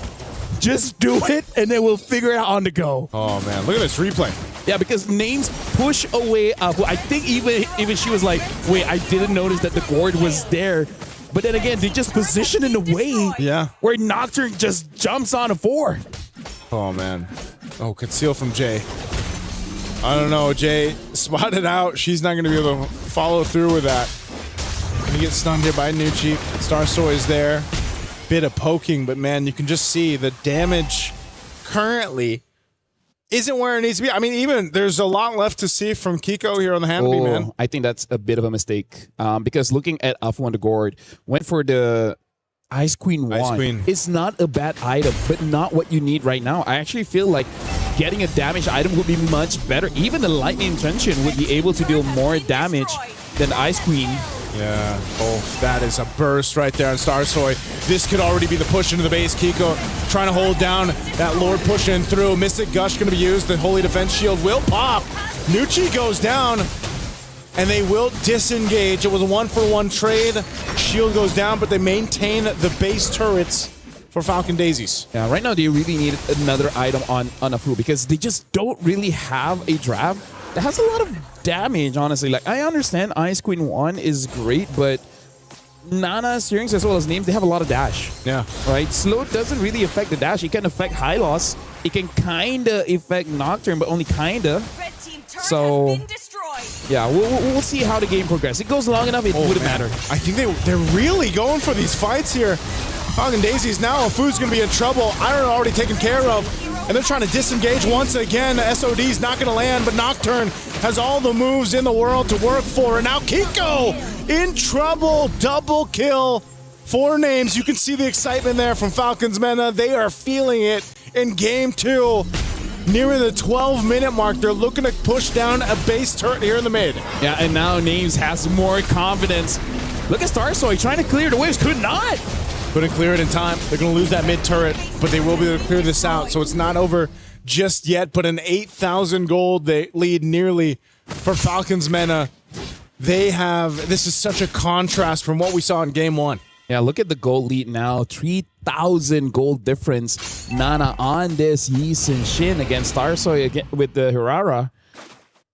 I think I will make this joke again, but I'm just going to say it now, Naisu. If Hirara has social media, maybe deactivate it for a day. A day or 2. It's not going good. Mystic Gush. They'll find Nucci. Oh, they might even be able to get another here. Lord already secured, though. Starsoy, half health, has to be careful on the engage, and SOD thrown out. Oh, Names is going to follow it through. Just keep them on their toes, is what she said. You sound. I'm just keeping them on the toes, guys. Like, relax. Just relax. I mean, like, what are you gonna do? Punish me? Please. She doesn't even have liquor. She doesn't even have liquor. You know what? That's the best showing of self-trust I've ever seen. And how much of a lead you have. Yeah. Because that's what they have. This Lord is going to be worked on really quickly, though. Nocturne charging up. Falling Star Moon. She's going to go for Arya. Arya's going to be fine, though. She'll work on the Lord. Lord's going to be cleared out. Minions still pushing down to the bottom side, but so far, so good. Falcon Daisies on a successful defense. Now Falcons Mena, they might have just had to go ahead and reset. What this is ultimately doing, though, is buying some of that time that they needed to get the items over here to Falcon Daisies. Divine Glaive, though, for Syrinx is going to be great. If she can find the right target, burst someone down, that's a big advantage. Mount Chakra going to be used. They're going for Jay. She's trying to hold up on that front side. Falling Star Moon on the back. Kiko is gone. Jay as well. 2 down. And now Falcon Daisies looking at a full force of Falcons Mena. They don't have a wave just yet lined up. They'll wait for the mid wave. And it's going to be 5 versus 3. Falcon Daisies, they got to clear this out. They still have a Mystic Gush. They could throw it down in that mid to clear the wave. And Arya popping the Vengeance. There's the Mystic Gush. They're going to focus on the base anyway. Starsoy trying to help them out. Here's another wave. This should be it as Falcons Mena take us to our first game 3 of the day. Isn't that crazy? The final game to close out Stream B. Stream B goes to 3 games. Like, this is an amazing day. The only way, nice, so I gotta say, for this day to be not so great is if you have like a media day after this, like some kind of interview or something. Like, imagine, right? Like, imagine if you do 4 best of 3s and then after that you just have to like do some kind of content. Yeah, that's gonna be rough for whoever goes through that. They're really, really rough. But hey, who's that? I don't know. At least we're getting some quality. Very quality MLBB action today. You know who's not getting quality? Hirara. Yeah, I think at this point I feel vindicated and very heard.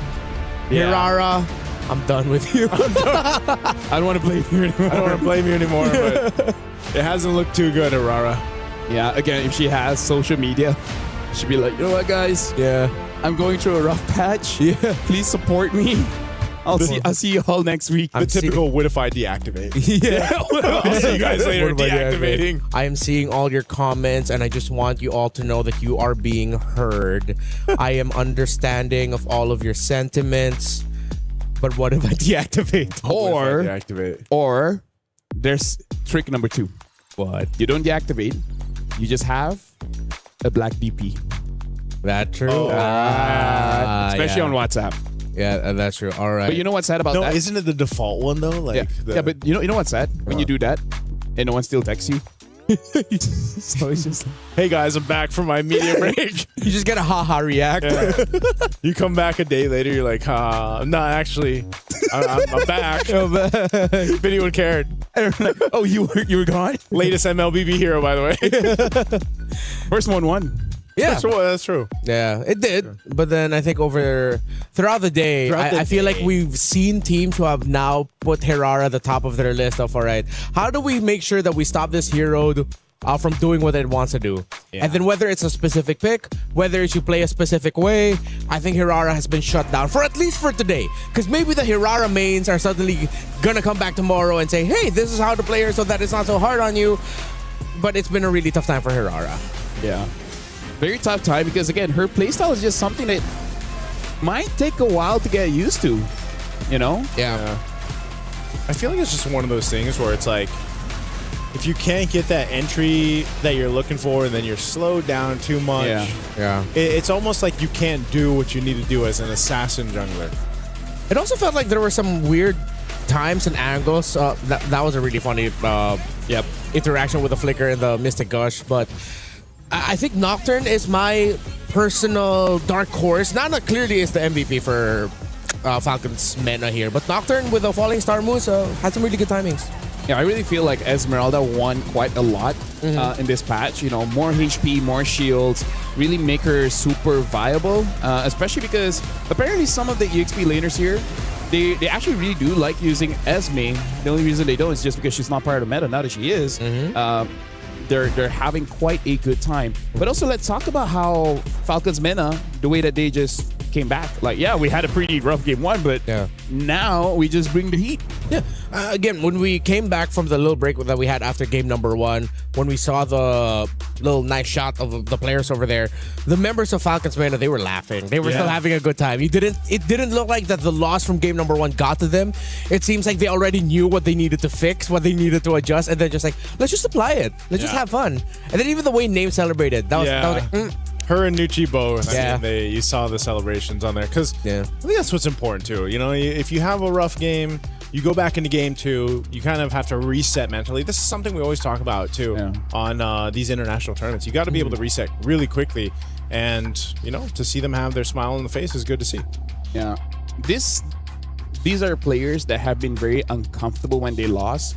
And now they've slowly gotten comfortable with it so that it doesn't bother them anymore. That's probably the best thing about experience, right? Because if you're inexperienced, you lose one and you feel like it's the end of the world. Yeah. But if you step away, it's like, no, it isn't. You still have chances. Yeah. That is another life lesson for you. If you fail, don't be afraid to fail again. Because if you fail 5 more times, you're not a failure. You're just a loser. But every loser eventually becomes a winner. There's a whole lot of life lessons today alone. Yeah. If you can do something about it tomorrow. What? Yeah? Oh, no, that's it. Oh. Okay. Well, I was ready for the second part. I just wanted the awkward time. With great responsibility. Yeah, with great responsibility comes unlimited power. I think that's the quote. Yeah, But yeah, honestly, like if you can do something about it tomorrow, then rest today and do it tomorrow. I think if you can do it today, do it. Which, by the way, one life lesson my dad taught me very early on. Okay. If you can do it in 5 minutes, do it now. If you can do it in 5 minutes, just might as well do it now. Yeah. That's Meaning actually like pretty good. Meaning like if you can complete it. Yeah. If you can like complete for the task. example, is like the reason he asked me to do is to throw away the trash. You know, like take it out and put it at the trash. Like if you can do this in 5 minutes, you might as well do it now. Because during that time I was like, I'll do it later. I was like, and honestly, that really changed a lot of my mindset doing things. Because at that point, I'm like, actually, I can just do it now. Yeah. Makes sense. Makes you very productive. So does that mean you never procrastinate? If it takes longer than 5 minutes, okay. yeah, I'll procrastinate. If it was like 5 minutes and like 5 seconds, like, nah. It's like way too long. That's over the 5 minute threshold. I look at the dishes and there's like 20 plates. So you calculate each plate. 6 minutes, I'll do it tomorrow. Yeah. And then the next day is just more. Yeah. I'll do it at night. But then the kids piling up. So now let's talk about this game right now. Falcons, man, and they're like, you dealt with us at 20% of our strength. Yeah. Now we put 25. I think it was more than 25. That was a pretty dominating That was a pretty dominating game. They looked pretty sure. Although there were some moments where you could see it was like a little bit of a coin flip when it came to the very specific fights. There were some sequences definitely where it looks like Falcon Daisies could have won it.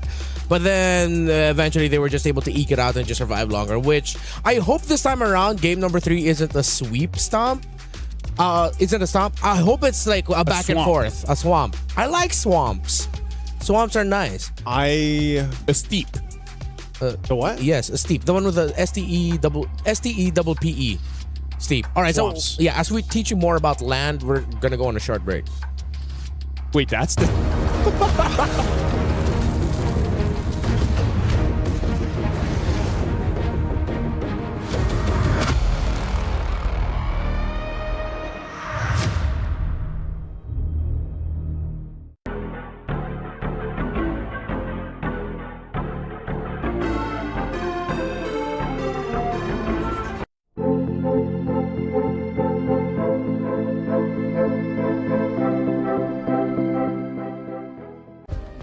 Play is in our DNA.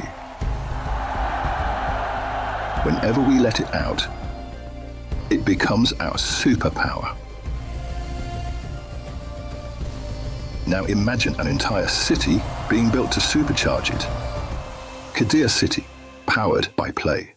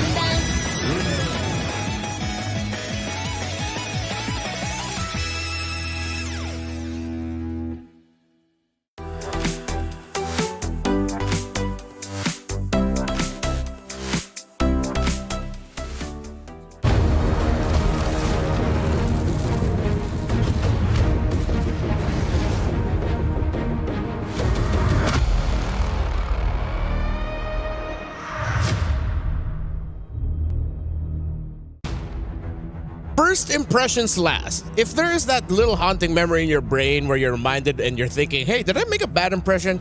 You probably did. But the women of MLBB today definitely made a great impression to everyone here with the unique picks, the unique action, and now we're going to be closing out what has been a fantastic day here on Stream B for MWI 2026 with our very first third game. I didn't expect this. Well, Hirara made a bad impression.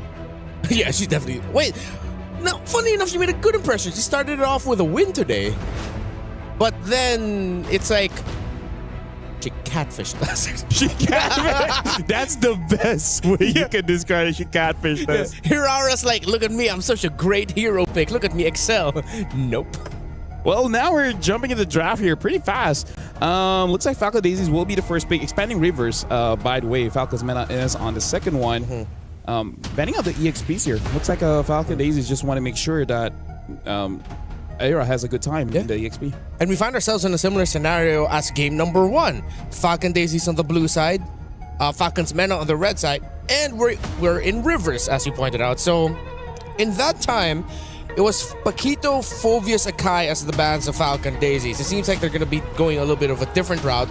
They'll open up the Akai and ban the Esmeralda instead, which I feel like was warranted. That was a great Esmeralda game earlier by Falcon's Menace Nocturne. Belleric is open. I wonder if it's first pickable. I would. I wonder, are we in that age, in that era? Oh. Huh. I mean, Alice is a very good hero for sure. I feel like it's because it's one of those picks where they know that there's a lot you can trade out. Yeah. So they just pick a really stable one and just build around what's left. So I wonder if eventually Falcon's meta will still go for the Belleric just to make sure that if Falcon Daisies wants a dive-heavy hero, well, dive-heavy comp, then it could use Song early pick. This is what I've been asking for. Finally, like you just said it earlier. Yeah. Like, yeah, okay, good. They rewatched the series like, oh yeah.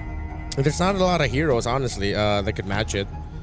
Although Alice did go back as an old classic counter to the Yu Zhong. Some Lapu-Lapu players can play it, but it's a little bit up in the air. Because for me, really, like, Yu Zhong doesn't have... Like, he has winning matchups, but he doesn't really have losing matchups. Everything else is kind of like skill-based. If you're good enough, you're definitely going to win. And if you're not good enough, then you just lose the trades. Hanabi this early, though, is it... Be honest. It's... I don't know how to feel about this. I mean, like, I'm not super against Hanabi, which, by the way, who made the joke in Moontown to be like, you know what would be funny? We create a ninja hero that can't dash. Yeah. Somehow she makes shields for herself. Oh, or is it the wrong headset? No, it's that one? All right. Belleric's here. Belleric Yu Zhong Gourd. Pretty interesting Ling ban. I can see it, but at the same time, it's like, I don't know how the synergy works. What's up, Naisu? What's up? Yeah.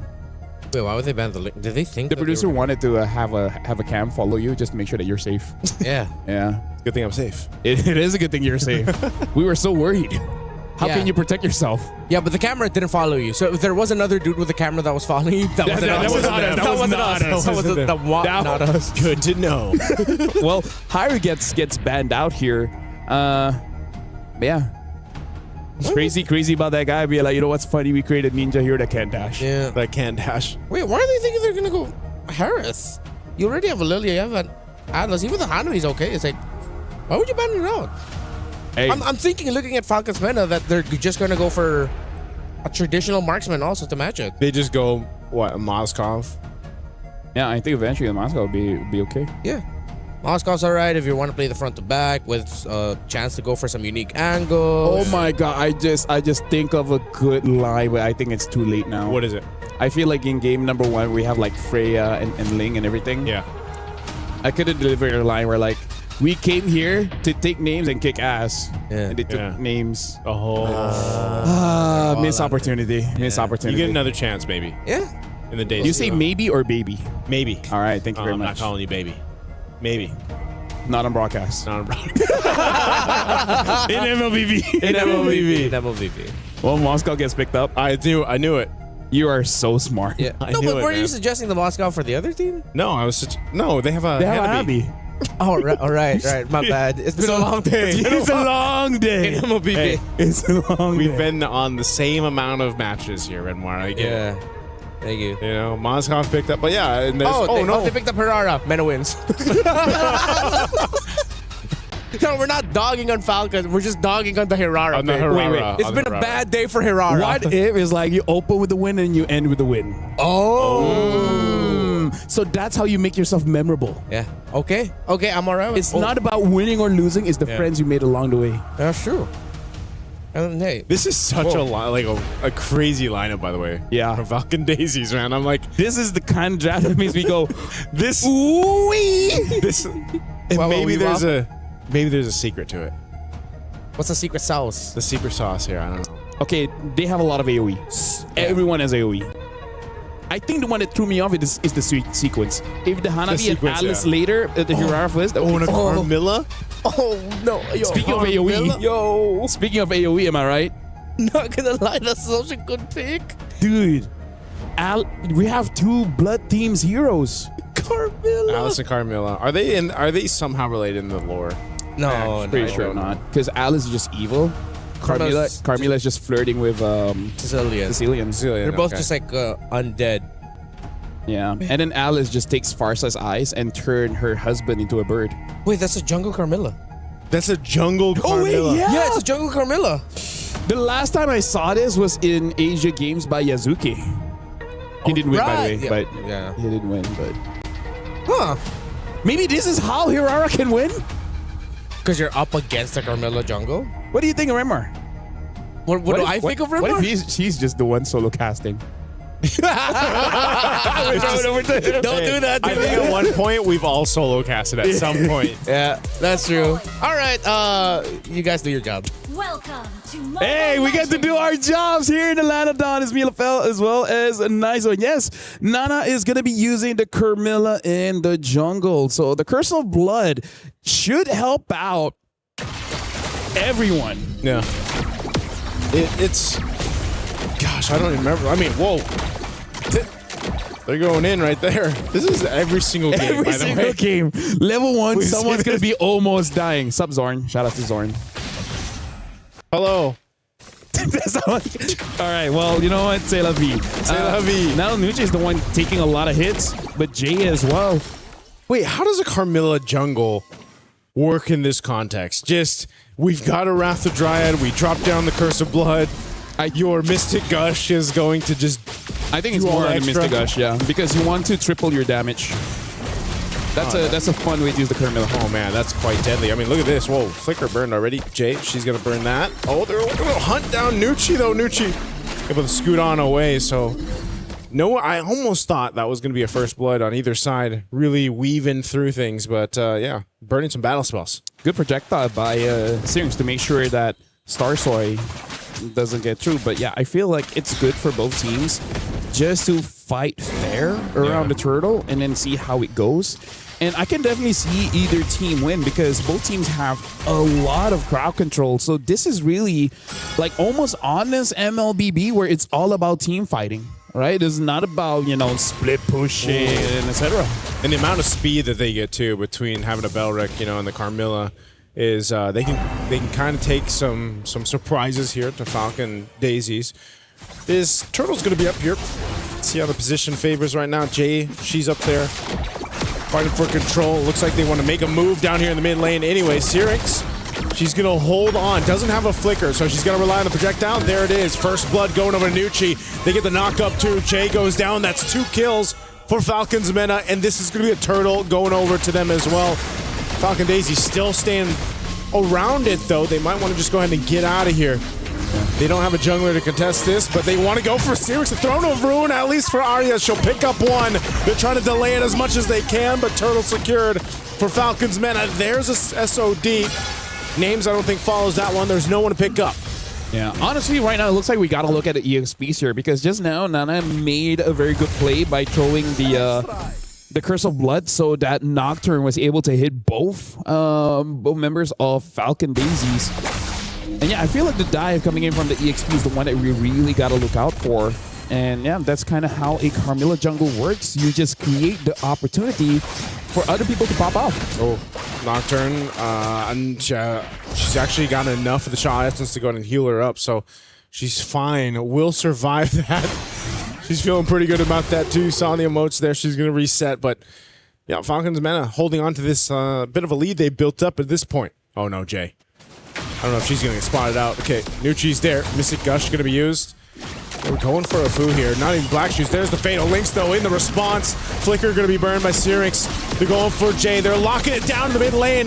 Names throwing the SOD. They pick up another kill, though, for Falcon's Mena. I think Names really took to heart about not joining the fight until you get like maybe after 5 minutes, then you can really join the fight, right? So right now for Falcon's Mena, 1,000 gold lead. That's a substantial gold lead that they have, especially because unless Afu just joins the rotation with Starsoy, I don't think they really can get a kill because Hirara already doesn't have burst damage, but now you're dealing with heal as well. So without that anti-heal, I really don't see Falcon's Daisies getting a lot of kills nicely. It's just going to be a lot of poking, I guess. Yeah. I don't know, man. It's one of those things again around that. Actually, that both teams. Pick. Yeah, both teams. But I think the threat is there. It's scarier for if you're Falcon's Mena to be able to utilize the setup that they have, especially around the Mystic Gush combo that we're talking about with the Carmilla, the Wrath of the Dryad. It's scarier for Falcon Daisies to deal with, at least for now, until they're able to go ahead and compete in some of these team fights. And like we've seen from the Hanabi from the previous game, it might take a while for Kiko to hit that point, hit that point of contention. This turtle is up, second one of the game. They're gonna have to fight for it anyway, just scoping things out. Black Dragon form gonna be used. The turtle's reset though. Falcon Mena, they let the turtle go, so that's also a crucial ultimate that's down now. Names is gonna go ahead and push down that bottom turret. Fighting for the objective, throwing a ruin. Not gonna land on the targets they're looking for. They're gonna fight for it anyway. Fatal Links Names though picks up the kill on Jay with the SOD. She'll join the fight. She's gonna be looking for more. Starsoy trying to get out. Arya trying to get away next with the Gleam, but it won't be enough as the Shaw Essence picks up the kill. And Falcon's Mena just took a whole lot of that team fight. I gotta say, Falcon Daisy's right idea, wrong execution, because they were trying to play around the Black Dragon form. But the thing is, you were able to dodge the Black Dragon, but he was still in the Black Dragon form.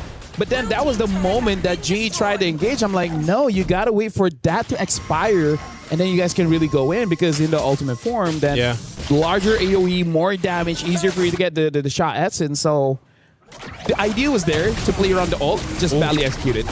Yeah, and you're already seeing too, Syrinx really pumping out the damage of the Mystic Gush here, able to get the Black Shoes out from LeFou. So they're holding down in this mid lane. They want to start knocking down this tier 1 mid turret before the next objective. I mean, they already took care of a couple turrets here. Falcon's Mena looking for their next target. Look at this. This is very interesting. Era understands that they really need anti-heal. So instead of going for the Oracle, went for Dominance Ice. I actually feel like that's the correct play, because they don't have enough damage, and then the opponent has a lot of heals. Yeah. That's not a good combination if you want to win fights. Yeah, a lot of that. Plus that Revitalize that they're working against. It's just, it's weird. It's one of those cases again, just because you haven't really been able to see Starsoy utilize this Harara just yet. She's kind of weaving in and out of the fights, but there just isn't enough damage. And at some point, as you can see, even Kiko, when she attacks Nucci, it's just like a sliver of HP that goes away. So it's one of those things where it's a lineup, a composition that needs some time to build up. Well, nicely, let's talk about this, right? All right, let's talk about it. Herrera, what she wants to do is she wants to get maybe Syrinx, maybe Names, correct? Yeah. How you going to do that going up against a Yuzong, Carmilla, and a Belleric? You're just going to be locked down. Right? So I kind of feel like she wants to do something, but there's just so many ways to deny it. They want to go for Names right now. She's got the Fatal Link. She's popping the Purify. She's going to be fine. They wanted this turret, and they got it. Falcon Daisies will get an objective now. In the mid, Arya goes down. Nocturne will pick up that one. She's having a hell of a game on this Yuzhong, and also a turtle going. Starsoy trying to take it down, and she won't make it happen. So 3 for 3 on the turtles here for Falcon's Mena. Yeah, it's just unfortunate. I just feel like the synergy of the draft of Falcon Daisies really isn't there, Naisu. Yeah, we talked about it in the draft, and you can see it. It's so apparent here. Now in the mid lane, the taunt for the Wrath of the Dryad, bringing Jay back. She's gone. Kiko's gone as well. Falcon's Mena picks up 2 in the mid lane. They can't get the turret just yet, though. There's a sliver of health left. Right now, Falcons Mena, they're in such a dominating position because Nocturne is having the time of her life right now. Starsoy trying to get a kill. Oh, Starsoy. Oh, Nocturne. Oh, and she knows it too, man. 4-0-2. Confident as hell on this Yuzhong. With the Mena emote as well. The, what do you call it? Like exclusive? Region exclusive emotes. Yeah, so I do gotta say, I would do the same thing too. Like, I'm almost dead, and you still didn't have enough damage to take me down. Like, that's a bro. Yeah, she is massive right now in the Yuzhong. There's just, whether it's Black Dragon form or not, she's able to provide so much value. Mystic Gush dropped down. They get the flicker out from Jay early on. That's not available now, so that's a big battle spell out of the picture. They're going to continue to stay on this side of the jungle. Look at that. That's very interesting. Nocturne went for first item Queen's Wings. So not even going for the War Axe. And then she's still such a menace. Non-damage, just surviving. She wanted those wings, man. Dragon wings weren't enough. Against Alice, like, I will take your wings. I need my own. Technically, that is her item. That is her item. Those are her wings. It's like the War Axe to the Alice. Yeah, that's true. Yeah. Look at that. Look at the build, too, from Nocturne. Yeah, like, again, just focusing on the defense, because Queen's Wings is still a very good first item just because it has a lot of stats, and it makes it so that let's say, the first 8 minutes of the game, you're very difficult to take down because during that time, there's not a lot of ways to reduce your heal. Yeah, right now, too, they're looking for another pick in the mid lane. A Mystic Gush dropped down. That's actually a big ultimate, not available for Syrinx. But still, the Fatal Links are there. There's no flicker for Jay. Falcon Daisies, how do they want to approach this? Do they actually want to fight? Jay might have to be the one to look for a potential pick, but you have a Purify on names. They're relatively safe. Half health from the Lord. It's going to go for a reset. I got to say, Aira and Starsoy, they need to team up. Be like, let's dive and kill someone. There to use the Black Dragon form, too. Now they're going to be sticking on Starsoy. Nocturne's cut off from the team. They're going to try to blitz this Lord, and Nocturne holding on. 1v3! Fatal Link's going to be used, but not before she takes someone out with her. Lord's still going to be worked on. Jay's gone. The trade is 2 for 1. Nocturne knew the assignment, and she got the team the Lord. So I'm going to be looking at Naisu as well as Remar. You guys just give a thumbs up or thumbs down. If we had an MVP, Nocturne.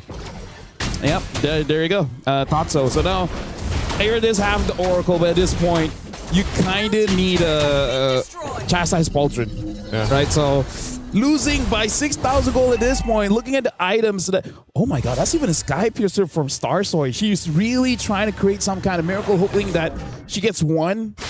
And then another, maybe like 3 stacks with Hirara should be enough. It's just, you're seeing it in the team fights, man. I think this composition from Team Falcon's Mena just doesn't even give them the opportunity. You know, the opportunity to get in range. Even if they see Starsoy get in range or someone from Falcon Daisy's get in range, you have so many tools to deal with it. Wrath of the Giant alone has been devastating. Nucci is pretty much just been able to post up, drop it down, revitalize as well. Lord's going to go ahead and get this charge up on the top side. Pop in this last shield up. There it is, top turret. They still have that bottom one. It goes down as well as it's pushed down by Names. She's going to work on this turret too. She has no fear right now. Names trying to get some distance, pushing back Jay. There's the projectile. They want to fight under the turret anyway. A Mystic Gush used as well. They'll clear out the turret. Nocturne will get away with 1 HP. And right now, Falcon's Mena will go ahead and take down 1 base turret. Yeah, Falcons right now, they're struggling to make their heroes work together, right? Yeah. Because again, that's what it means when there's no synergy. It's not that the heroes are bad, it's just that as friends, they don't cover any of the downfalls of the other heroes, or they don't even complement the advantages that other heroes really have. Like for example, Jay can get a big setup, but then the follow-up isn't going to be that great. And then for Starsoy, you want to go in and then you want to assassinate someone, but then I don't know, there's no one there to help you, right? So the draft just not that synergistic. Yeah. That's why. Yeah. Oh, Arya's going to get dragged back. Tries to get away here. Black Dragon form 2. They're just going to force it under the turret. I mean, they don't have minion waves here to push through with. So I think they just want to go and potentially force a fight. So Falcon the Mena won't be able to get anything off of that. 30 seconds for this Lord to come up. What I was going to say is, you know, it just feels like at this point for Falcon Daisies, if they want to turn this game over, they need a whole lot to happen. A lot of that has to be Kiko too. She has the trinity of items. Yep. She needs a bit of defense, but maybe. I think she's going for the Malefic Gun. Yeah, she needs that range. That's what I'm saying. It's so difficult for them to actually get into a team fight and get through that kind of wall that's set up by Falcon's Mena. I would say in a prolonged team fight, maybe Falcon Daisies has an opportunity. Apu, I saw that she has the Enchanted Talisman. Yeah. All right, cooldown as well as, more importantly, the mana regeneration. So in an extended team fight, maybe they can do it well. I feel like they gotta force a mistake from Nocturne. If they're able to do that, they have a chance. Well, she Black Dragon formed. Malefic Gun was picked up by Kiko too. Goes in with a Petrify, trying to lock down the target. Names thrown out the SOD, but Nocturne's gone. A quarter of the health on the Lord here. It's going to be secured up by Names. Flicker forward with the Fatal Links. They want to win the team fight. Mystic Gush is going to be used. Starsoy locking down Syrinx. She's trying to hunt her down. Meanwhile, another fight, but Names is still alive. Names is going against Arya, trying to gain distance, pushing her back. Names has all the space in the world. She picks up the kills. What a move from Names. 3-0-4 on the Moskov, and that is what we wanted to look out for. Falcons Mena looking to punch in the win here. I feel like Names heard us talk about Nocturne and she took that personally. She took that a bit too personally, but yeah, that was. I feel like Falcons, they had the right idea, right? But Hirara just didn't have enough. Although I do have to say, I feel like that was a skill issue. Yep. Black Shoe's going to be used. They're going to clear it out. Mystic Gush, that's just overloading with damage. Falcons Mena with a massive lead at the 15-minute mark of this game. They'll win the series against Falcons Daisies. And again, I feel like maybe that's why they were in such a good mood, because they immediately understand after game number 1, it's like, yes, we lost, but it was our fault. We made one mistake and never again. And hey, this just shows that the veterancy that they have, calm under pressure, and then execute when it's really needed. That was a really good series to go through. From game 1 to game 2, and then that last one, that game 3, where it just seems like they had made the adjustments they needed. Now for Falcon Daisies, they'll have another opportunity. Again, they are, they lose this match, they get another chance down there. Again, it's the teams that need to go forward. They need that 2-0 to go to the knockouts. If they go 0-2, they are out for contention. But there was good promise on both sides, but I think it's still the same thing, man. Hirara doesn't seem to be the way to go, at least for now. Yeah, started off the day with a win, but ever since it's just been L after L for the newest hero in MLBB. Meanwhile, Falcons, Vega, Mena, they had to recover, and they did after a surprising result to start it off, getting dominated early on in the series in game number 1 by the Daisies. But then you mentioned the veterancy. I feel like they all stepped up. Syrinx, Names, and Noiji had to lead Nocturne, had to lead Nana in their first international tournament appearance, major international tournament appearance. They led the way, and they did so really well. Gentlemen, this is going to be a bit unfair, but after today, we're going to need a Hirara win rate and a Belleric win rate. Just to see the contrast, right? I mean, like, we're a professional tournament. Doesn't the fans deserve this kind of knowledge? We can request memes, right? I would want to see a meme of Belleric's head on Hirara's body. Yes. What?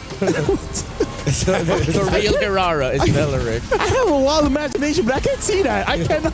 All right, what about...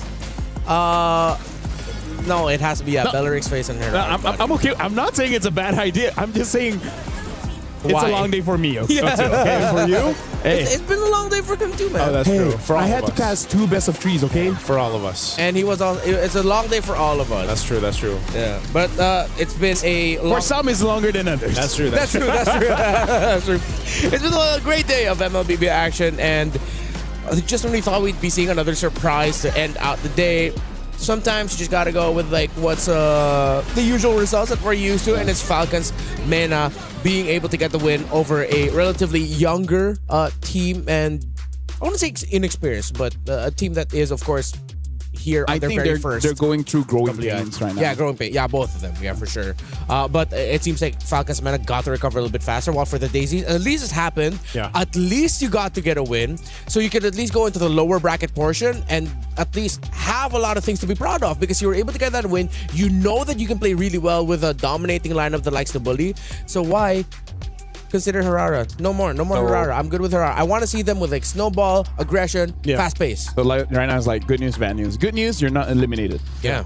Bad news, you can never lose again. Yeah. That's true. That's true. That's the way to look at it. And maybe, I think maybe, I don't know, bring out the Ling, bring out something else. Yeah, their Ling was great. Ling was great. The Ling was great. Well, to be fair, Falcons Mena started taking away the Freya after. That's true. That's true. Yeah. Because I feel like now that was back-to-back games losses for Hanabi, for Kiko.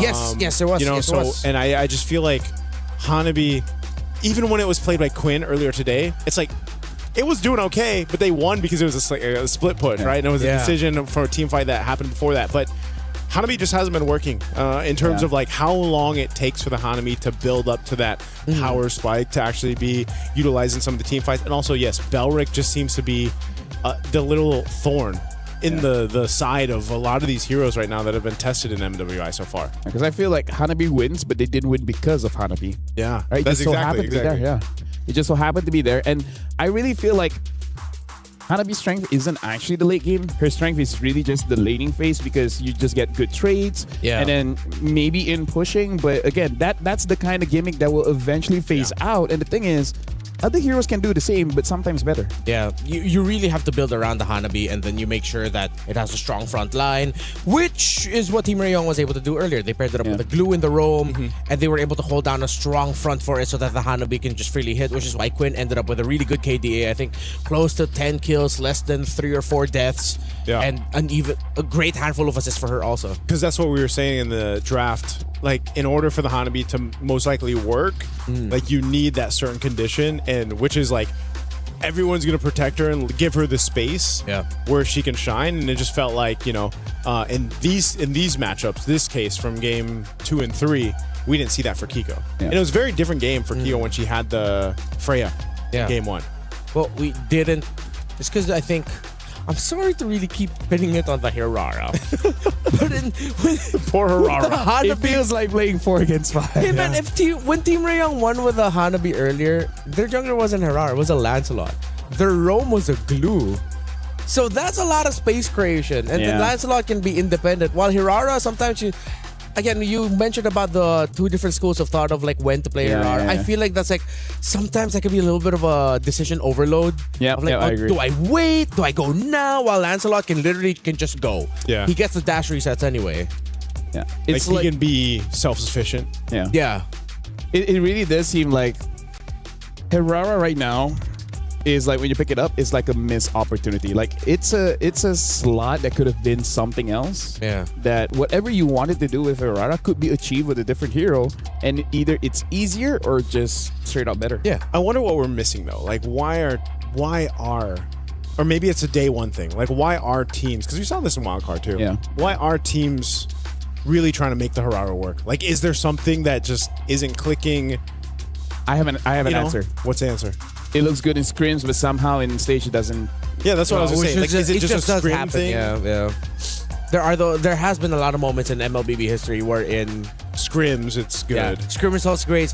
Whether it's a team, whether it's a hero, and then once you get onto the stage, for some reason something doesn't add up. I feel like it just needs something a little bit more. I agree, putting more damage on Hirara might push her too far ahead. Yeah. But something else has to change, because I've even seen some charitable, live streams of scrims where you win with the Hirara, but even your teammate is like, bro, could you get off that hero? Could you not play it? could you carry this time? Yeah. Huh, maybe it's just too demanding a pick. Maybe it's just such a I different think factor. it's fun. I think it's fun. Right? It's fun? It's fun. It just doesn't always gives you the win. I think it's fun, but you need the support. It's not a win condition to make it work. To be a win condition. It's not a win condition. I think that's just the baseline. It's not a win condition. Okay. It goes in as a distraction. This is going to be such a meta point discussion, like throughout not just MWI, but eventually MSC. We sound very smart, huh? Talking about this. Yes, sir. Yeah. Hopefully we get to talk to Stream A later on about how the Rara performed there. But before we move on, let's go on over to the stage with Leo for an interview with the winning team. Merci, gentlemen. We have here on stage one of the newer members of Team Falcons Vega Mena, their gold laner, Nocturne. Nocturne, congratulations. A 2-1 victory over Falcon Daisies. Very well deserved. It was a long match. The only 2-1 on Stream B. Your thoughts on the match? How was it? I think the game wasn't hard. It was easy for me. But I need to say something about first match. Of course. We didn't expect it, by the way. So we lost, but we know we will come back stronger. So we won. You reverse swept it. 1 game 2, 1 game 3. Yes, you mentioned we didn't lose our hope, Yep. You mentioned something to me. This is your very first offline tournament. Yes. Playing on stage with your new team. What was it like? Were you nervous when you first played? I was very exciting, but when I sit here, I was feeling very comfortable. Very good. It was good for me. Yep, especially I saw that in game 3 when you played the Moskov. Flawless, perfect game. Now, question. Tomorrow, you'll be facing off against the winner of the match before you earlier, Galaxy Phoenix from Cambodia. You saw how they played. What do you think of your next match? I think they are good, but we are better. Good to hear. Your teammates are very excited. Yes. You got fans. Yes. Speaking of, would you like to say something to fans of Nocturne watching from home in Turkey, or even fans of the newest XP laner from Falcons Vega? Okay, first of all, I want to say we told you in interview better Falcons wins, so we won this game. And I want to say something from my fans, actually my friends, like Turkish, okay? Okay. Beni Türkiye'de destekleyen herkese çok teşekkür ediyorum öncelikle. Gitarist ve hoca, abi, sunucular onlar. Onların da desteklerini gerçekten hissediyorum. Onlara buradan kucak dolu sevgiler gönderiyorum. Ayrıca her zaman beni destekleyen erkek arkadaşıma da buradan çok teşekkür ediyorum. That's all. Thank you. We're excited to see more of you and your team. Again, ladies and gentlemen, Nocturne from Team Falcons Vega Mena. We'll see them in action tomorrow. And of course, the rest of the teams, no one has been eliminated just yet from MWI 2026. For now, we'll throw it over back to the desk. Gentlemen. Thank you so much. Congratulations, of course, once again to Falcons of Mena and their EXP laner, Nocturne. Thank you for that interview. And it's great. She did mention that she did have some nerves at the start, but then once she got up to the stage, it's all gone. She played like a natural in her first major international appearance here for MWI. Yeah. I feel like for most players, before the game it gets nervous, but once you get in the game, once you like get immersed, then it just all just fades into the background, right? That's what we saw. And yeah, Nocturne, especially game 3 on the Yuzom dude, so dominating. Yeah. Bro. Like sure, names popped off later on, but I give it the MVP. Yeah, phenomenal. You were mentioning that Yu Zhong is one of those tough picks to really just counter. Yeah. There's a lot of heroes that it can counter. Not a lot of heroes can counter it harshly. Maybe you just have like a soft counter and whatnot. But hey, it's been a terrific day here for MWI. Anything that you want to call back to? Your favorite moment? Your favorite surprise? Nope. Nothing? Harara. Good? Hirara. All right, that's it. On behalf of Leo and, of course, our wonderful production team, LaFell, Naisu, and, of course, my name is Ranmar. We'll be back for more action of MWI here at EWC 2026. Thank you so much for giving your time and your patience and, of course, your attention to the women of MLBB who are world class. We'll see you tomorrow. Bye-bye.